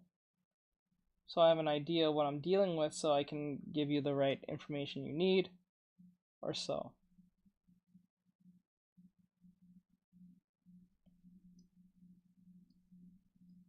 Ariane. Sorry, I didn't mean to get defensive. No, a lot it's of fine. people compare me to them and say they're better, so I'm sensitive. It's a little scary. Teach understands No, emotions so well. It's normal, because as humans we're very narcissistic. It is what it is. I'm a narcissist. I'm an ego narcissist. I'm a narcissist at a certain extent. I think we all are in some small, either a big way or a small way. I know I'm in a medium-sized way, but like, that's why we don't like hearing, like, the girl who's overweight doesn't want to hear she's overweight. The dude who's short doesn't want to hear that he's short. The dude who's says at my age I shouldn't be a crybaby. You know what I'm saying? So it makes total sense on why you're responding. It was kind of expected. I was kind of surprised that you didn't. 2393. I would try with you now, but you're almost done. Yeah. Yeah, I'm almost done, but More, are you still here? I don't think she's here. I'll probably answer her question next time when she's there. I don't think she's in here. Great stuff. So like, this is what I would always do. I was kind of surprised that you didn't get upset. I was kind of expecting for you to get upset. I didn't expect you, but I didn't think you was going to respond the way you did, but it was also expected at the same time, because when I said it, I didn't think it was an issue till after the fact. Usually people respond almost instantly. I usually get an instant response with, this is why I have you guys pay instead of you guys telling me for free, because this is exactly why I have you actually. Should I draw the crop top the same width as her waist, or more to the size of her chest? Jackconcept 2393. I don't think so. It's truly up to you. I don't really think so, because I don't think it's important. I rather my content be my face than me showing my face. I have no real problem showing my face, and people seen my face before from the reflection sometimes on my stream, but like, that's just very few people. But the point is that says I asked that cause her crop top is kind of small. Oh, are we still on the crop top? I thought we were doing the sweater. Oh, never mind. But no, I don't think I'll do one till I get to a certain amount of followers and learn what happened and make sure I don't fall in the same pitfalls. Starlight Luna. Hello. Your face cute, not gonna lie. As what do you call it? What's his name? Dream. Says what program we're using. Clips through your paint. The real Mario. Hello. Thank you. Says how long you've been drawing for. I've been drawing since I was 6. Says him doing the crop top. Sorry about the confusion, Teach. Jackconcept 2393. Dream. I've been drawing since I was 6, but I didn't take it seriously till I was 23, 24. I'm 29 now. Raiga Samurai. Hi Starlight Luna. It was not my intention to be an artist like that. I wanted to work on games, and I'm still working on my, like, I was been really thinking about going back to school. Says I only use Autodesk for my science degree. I would like to go back to school, either for psychology again or for my Starlight Luna. I've seen your face once when you had some problems with streaming. You remember that? I think so. Well, you know, but I remember it's like Oh fuck, I'm having a blank. Says is this a character you using? Oh no, this is a lesson for a student. So they had a issue with a drawing here. So like this was their drawing, and they wanted me to explain to them how they get this drawing to look correct. Have you ever considered drawing anime characters for games that they put on like the App Store like anime games? I have, but I have to work on my portfolio, and that's one of my reasons why I Says think... I never can get that pose right. Jackinthep 2393. Actually, yeah, I'm working on my... Because I'm working to be a character designer as a side thing. I want to work on games, but like... I would rather work for indie titles instead for a AAA. I want to see how that goes. So they wanted me to show them how to draw this. So I did do that by giving them, because they Says how circled it it. take for you to get good at drawing from shoulder. It depends on the individual. Says I have. That I pose struggle on wasn't the too tough posses. until Teach explained the bow and arrow method. So like here, you have to have the understanding of not perspective, but gestural movement and the 8 fundamentals. But right now, just gestural movement is what it's needed for this to work, and then the kinetic energy from the gesture that is needed in itself. Fluidity. Yeah, the fluidity within the gestural movement. Now, Says he'll post mine so you see what I mean. actually, no, I do that for students because a lot of people do this. They come to me and say, can I show you my work? And then they'll ask me for their criticism. And then when I give it to them, they get angry. Depending on my criticism and what they should work on. This is why I make them students, because if they're paying, they can't say I'm bullshitting them.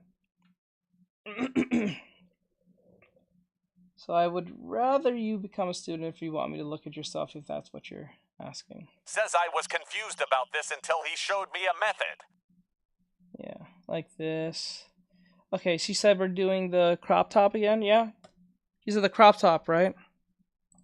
Says how do you become a student? You just become a TikTok subscriber. It's $2.99 a month. Says I yes. teach anything from how to draw, anatomy, and color theory, perspective, and all that stuff. Okay, like that. Ari's one of my students. I have about the subscribers that are here. Those are my 9 students that I teach that are paying this month.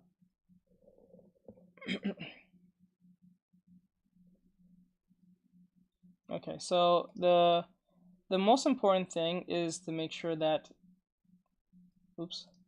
that the crop top is being seen. And the one thing that can happen is that if the crop top is like here, because remember, the crop top is a one whole, it's just literally a cloth on top of the breast. Like I said before, it was mainly around her neck area that confused me a bit. Oh, so like... Jackinthep 2393. There's not much... I'm ready to draw. Alright. There's not much to really worry about too much, because given that it's up to the shoulder like this, and this is, I'm drawing it exactly how it's... Make it a little bit more. Like that. And then we put another one like this. Because remember, we have to make sense of the gravity. And because the arm, the tension is coming in here and here. Because there's the compression of like, it's the compression of like this sleeve onto this shirt. Right? So the compression will have some wrinkles here. Like this. Says, does that mean I draw tension lines near her shoulder? 2393. Yes. I had my sketchbook for about 3 years. It's somewhere in my house. It has 0 papers left for me to draw on notebook paper. It is. Well, you'll benefit more if you do it traditionally, so that's good. You don't have to use digitally to follow what I teach. So that's good. There we go. yet. Okay. And then we need to make bumps here. The bumps are going to be right here to solidify the breasts. We don't Stream want it to be elements. too slick. Thank you too for slow. following Denny Shrish. Says with the rest of Smiley her crop Thank you. top be loose around her back. No, actually, it won't be loose. It will be flattened Jack and because Theft remember. Says really, girl, I've been trying so My hard digital to master tablet this is right pose. next to me. Because I can use it if I need to. Because since she's falling down, everything on top is falling down. So, like, let's just say there was a leaf falling like 1, 2, 3, and a leaf fell on her head. The leaf will be like this, right? Right on top of her head. Let's say another leaf fell on her fist. Right about here. Jack and Theb 2393. Right? So think of it like I have UG or I think I mean urge. And then like let's say another leaf fell, but it fell on the side of the leg like this, but on an ankle. It'll be like that, right? Says I gotcha. That was hard to spot cause her leg was thrown up. So like Jack and Theb because of that tilt. No.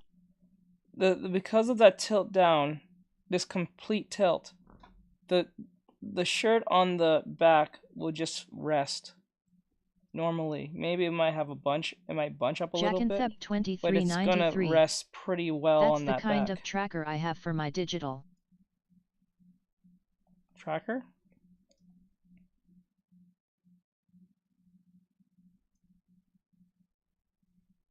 Right, and then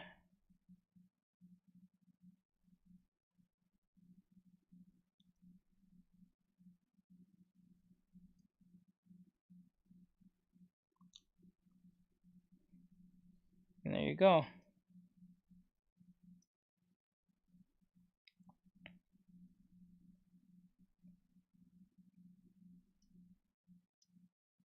And there, here. Ariane. Would I add a couple of tension lines near the breast as well? Jack and Theb 2393. More of he pipe was quiet folds. for a second there. God mode 779. I was quiet for Hello. You put more like pipe folds if you pipe lines if you like okay, so like pipe folds are like pipes. Ariane. Pipe folds. So God pipe mode folds 779. are basically folds Are you that looks tired? like.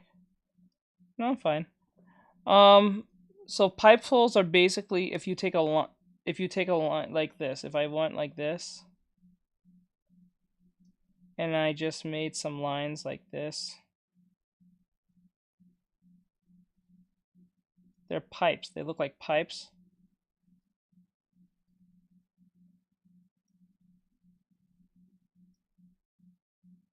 It's like what you put on a skirt. So like if a skirt was going like this. Jack and Theb 2393. Yes, I am.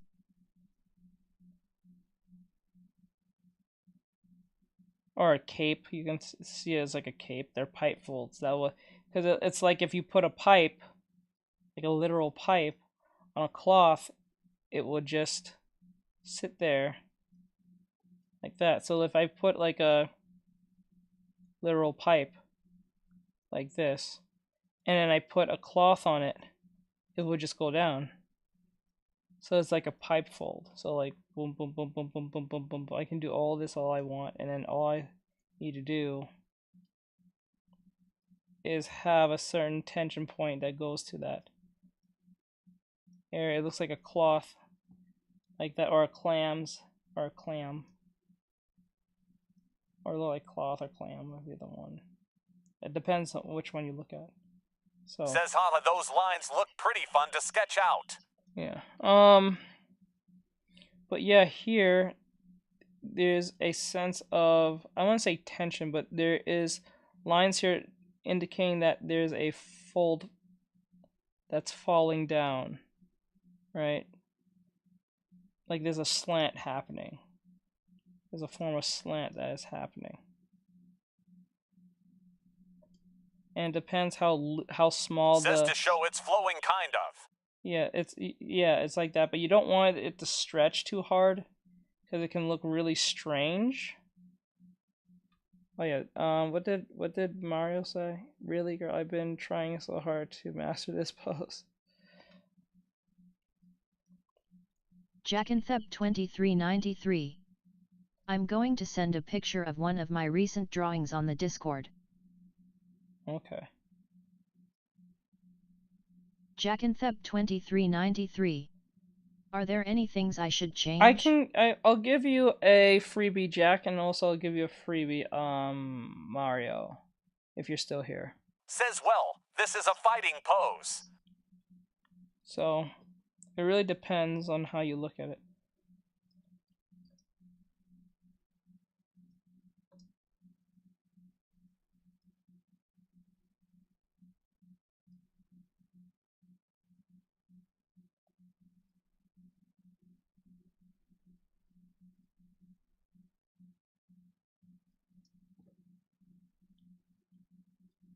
Okay.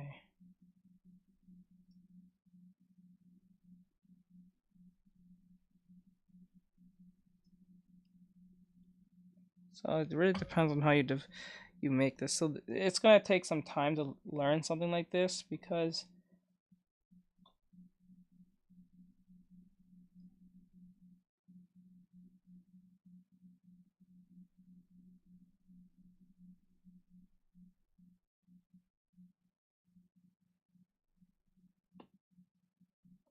Says, no worries, that's why I am practicing.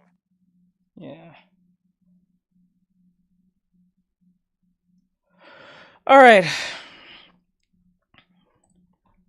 Let's see here.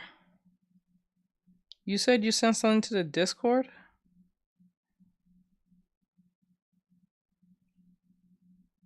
Unless you can message me the drawing itself on the Discord, Jack. You know where you put it?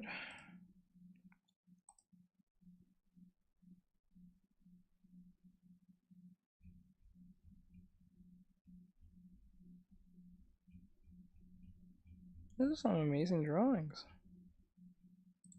Jackanthep2393. I just sent it to Art. Okay, let me see. Social media art.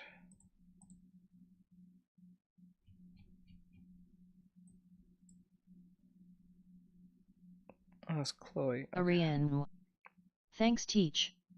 That's something I've dabbled with a little practice, so I'm retouching my weak spots. Yeah, just keep doing what you're doing. You'll eventually get where you need to be. You see, you put in art.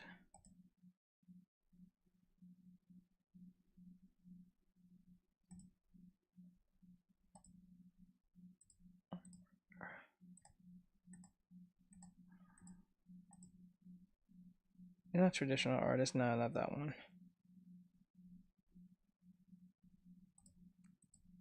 Ariane. Yeah, he said he put it in art. Is it an artwork? Cause I'm in the Jackanthep2393. I'm in the Discord. I'm looking. I can't. SWMG. I don't see anything in the other rooms. Jackanthep2393. Abbreviations for my name. You can just send me the picture on Discord. No worries. That's why I'm practicing. Okay. I think I answered everyone's questions so far. I'm gonna answer Jack's question, but did I answer anyone else's questions?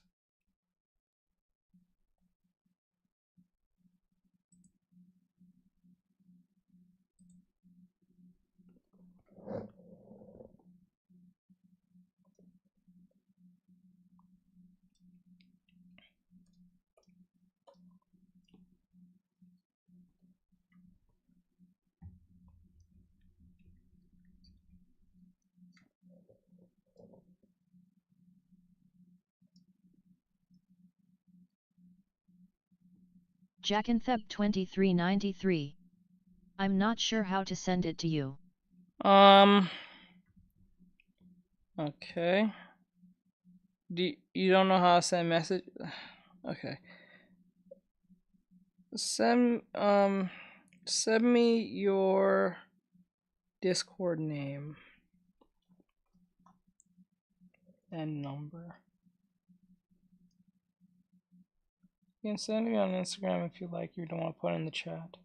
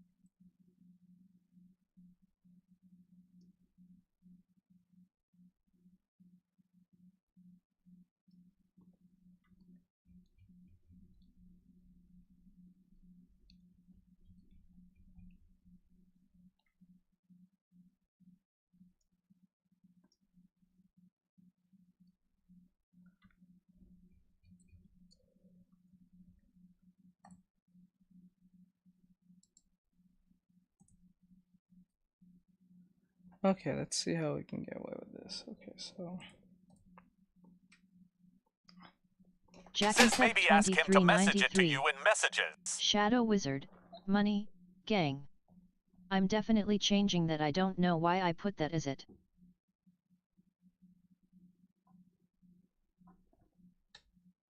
I think I didn't press any buttons. That was important. Okay. Shadow Wizard. Definitely changing that. I don't know why I put thing. Wait, which name? What? Wait, which one is it? Is it Shadow? Is it the whole thing? Like, I'm not really sure.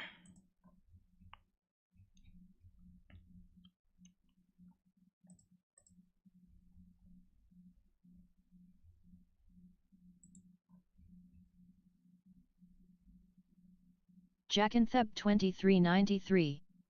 Where are the period is the first one.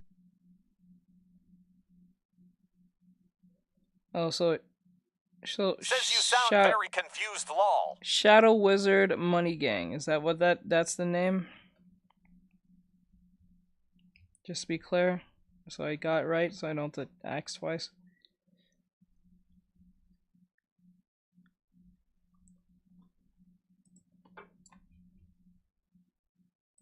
Jackantheb 2393.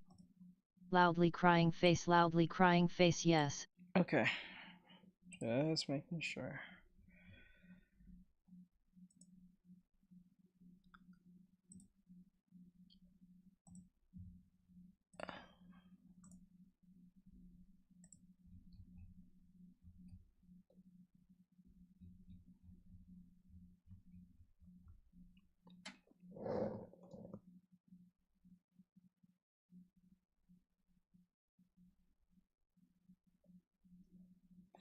All right.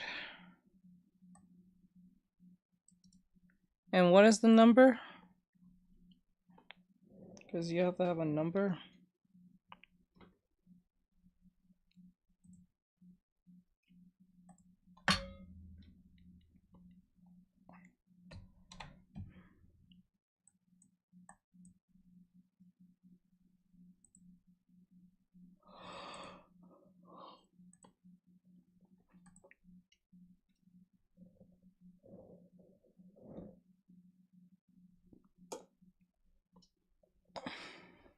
Okay, here.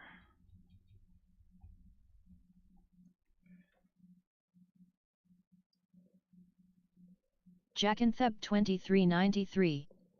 561 480 0860. I'm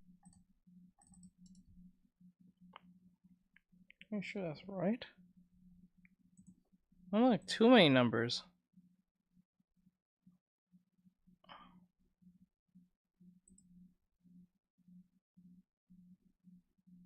Says Teach, would it be possible to show that sketch real quick? I didn't get a pic of her arm. Hold on. Hold on.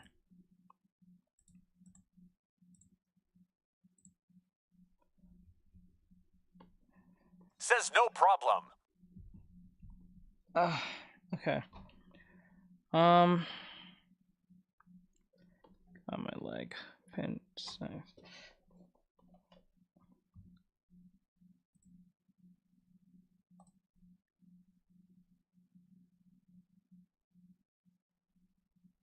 Who the fuck? Okay. Jackanthep 2393. What do you mean by number? Okay. You said you're using Discord, correct?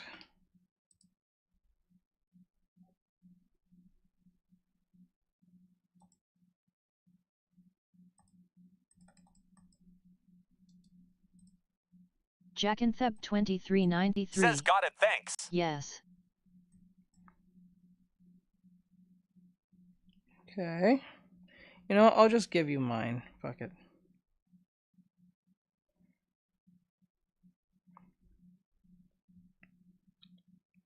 Just give you mine.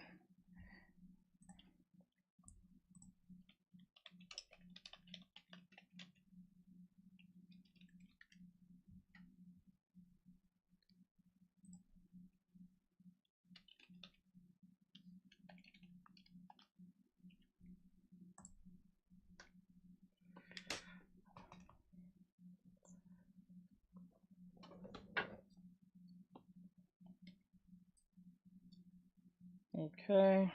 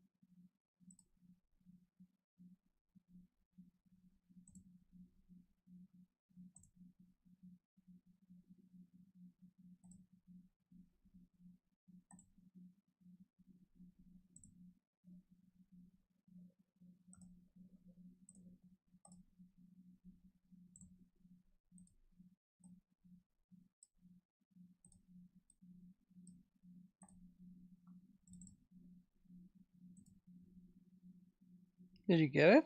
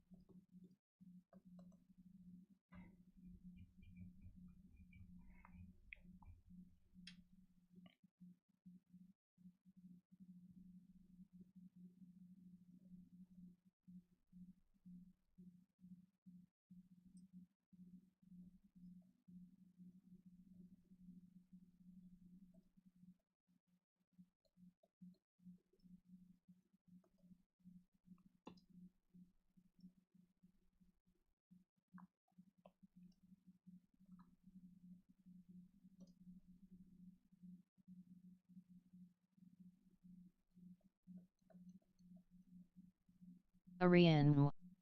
This sounds confusing. I guess he's not there. Okay, so let's get this party started. So I guess we're pretty much done for today. At this point.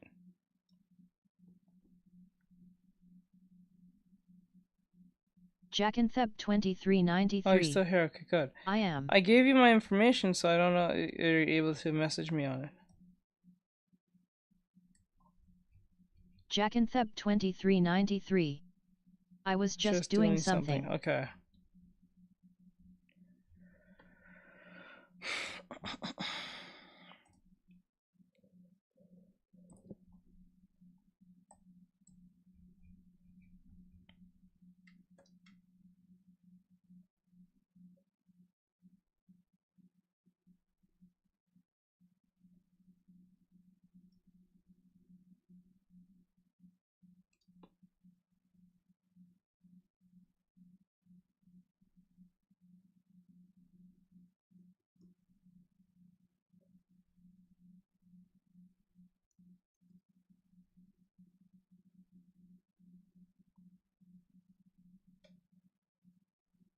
Jackanthep2393. So I sent you a message through Discord. Jackanthep2393. I swear I'm stupid.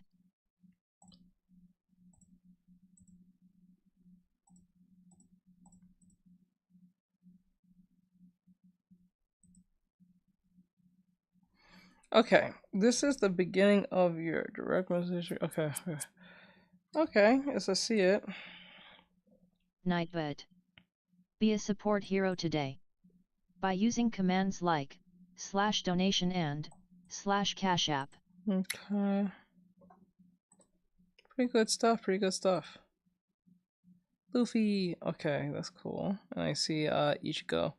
Hollow Ichigo and the dude Phil, I think his name from Phil or Bob or some shit from Gravity of Falls. So awesome. So it looks like you're doing a pretty good job. You're starting with the skeleton. That's actually quite impressive. Jackanthep2393. Bill. Bill Cipher. Bill. That's his name. Billy. Bill. Billy.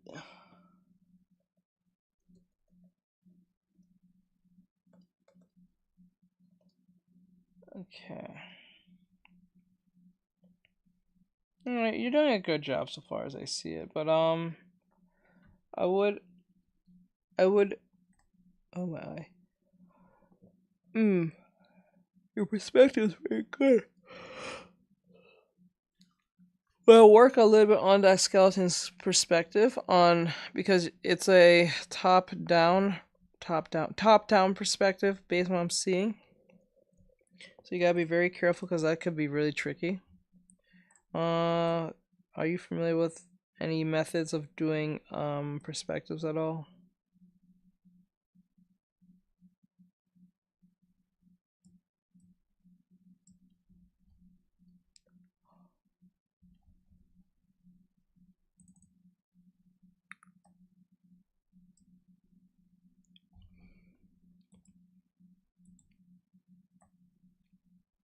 Jackanthep2393. Somewhat, and you can tell I messed up so bad on the ribs. The ribs have some issues, but you construct it well enough to know what we're looking at, so that's a good thing. You did do some good layering. What you need to do is make sure that perspective is intact. So, since this is a top-down perspective, let's just say this is the horizon line. If we're looking down on the individual, that means we're going top. Or, no, I said it wrong. If we're looking...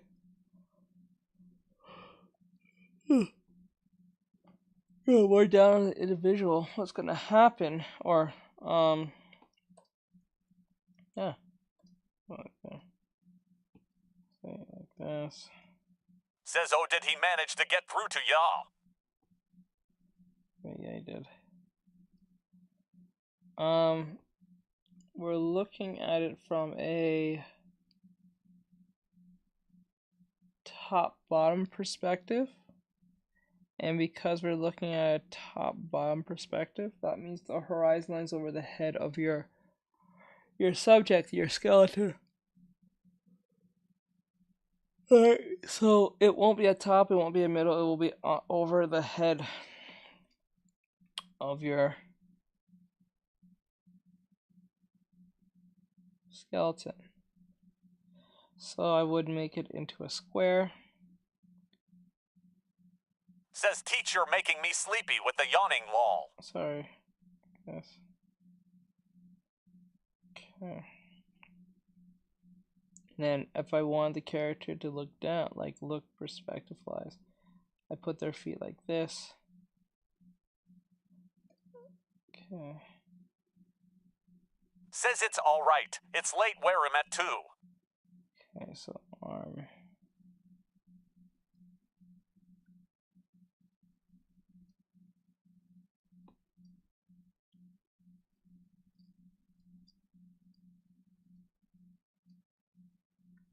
Now we're looking down on our subject. Now, what went wrong? Well, this is a more extreme look of that subject, but what we can do.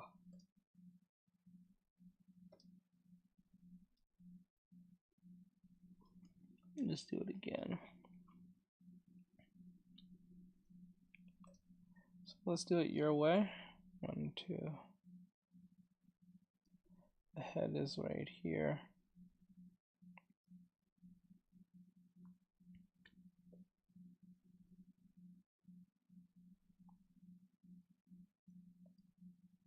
And feet about here.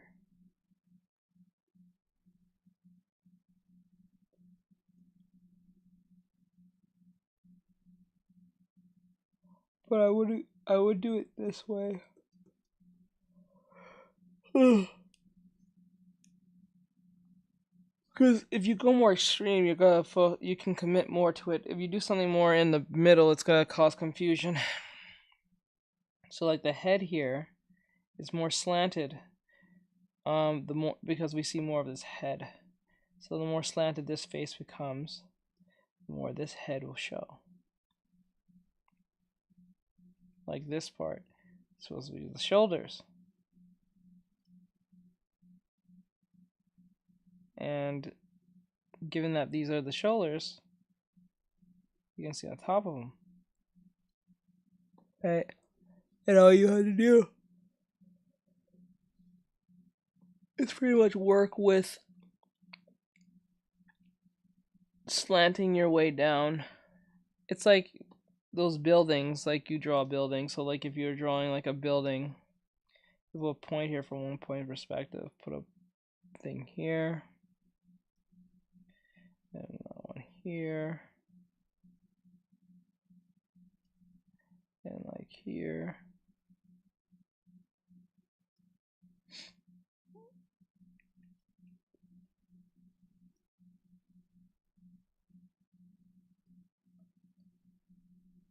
And they're all coming from one spot.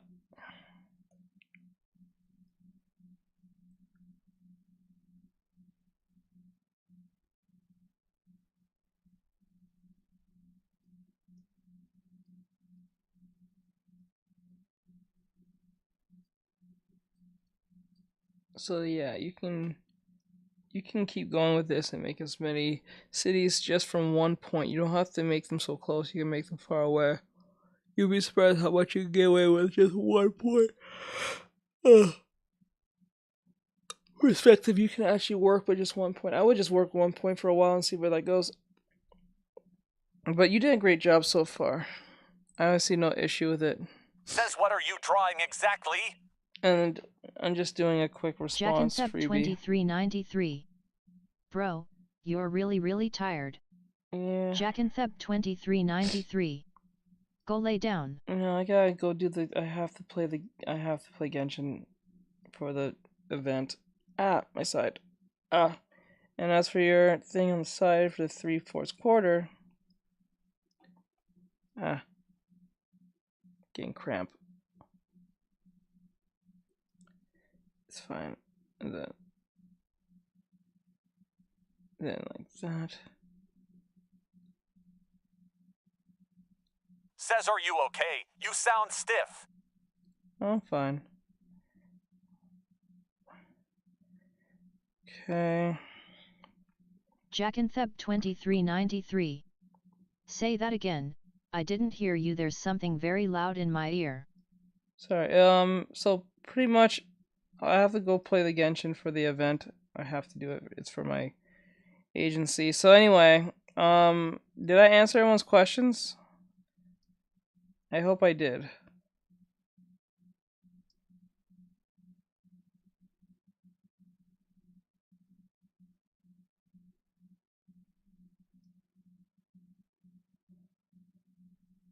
Says I think so. Okay.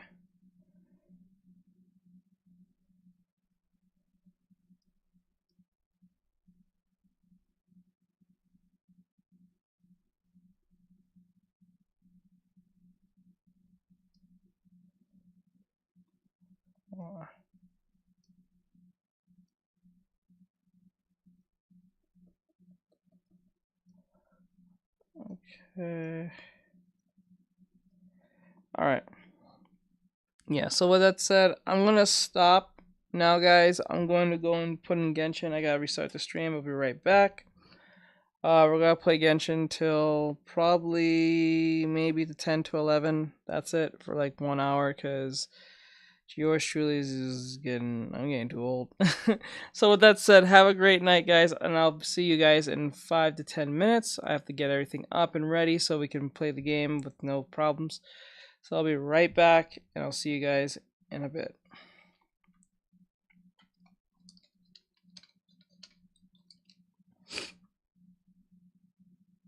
Says later.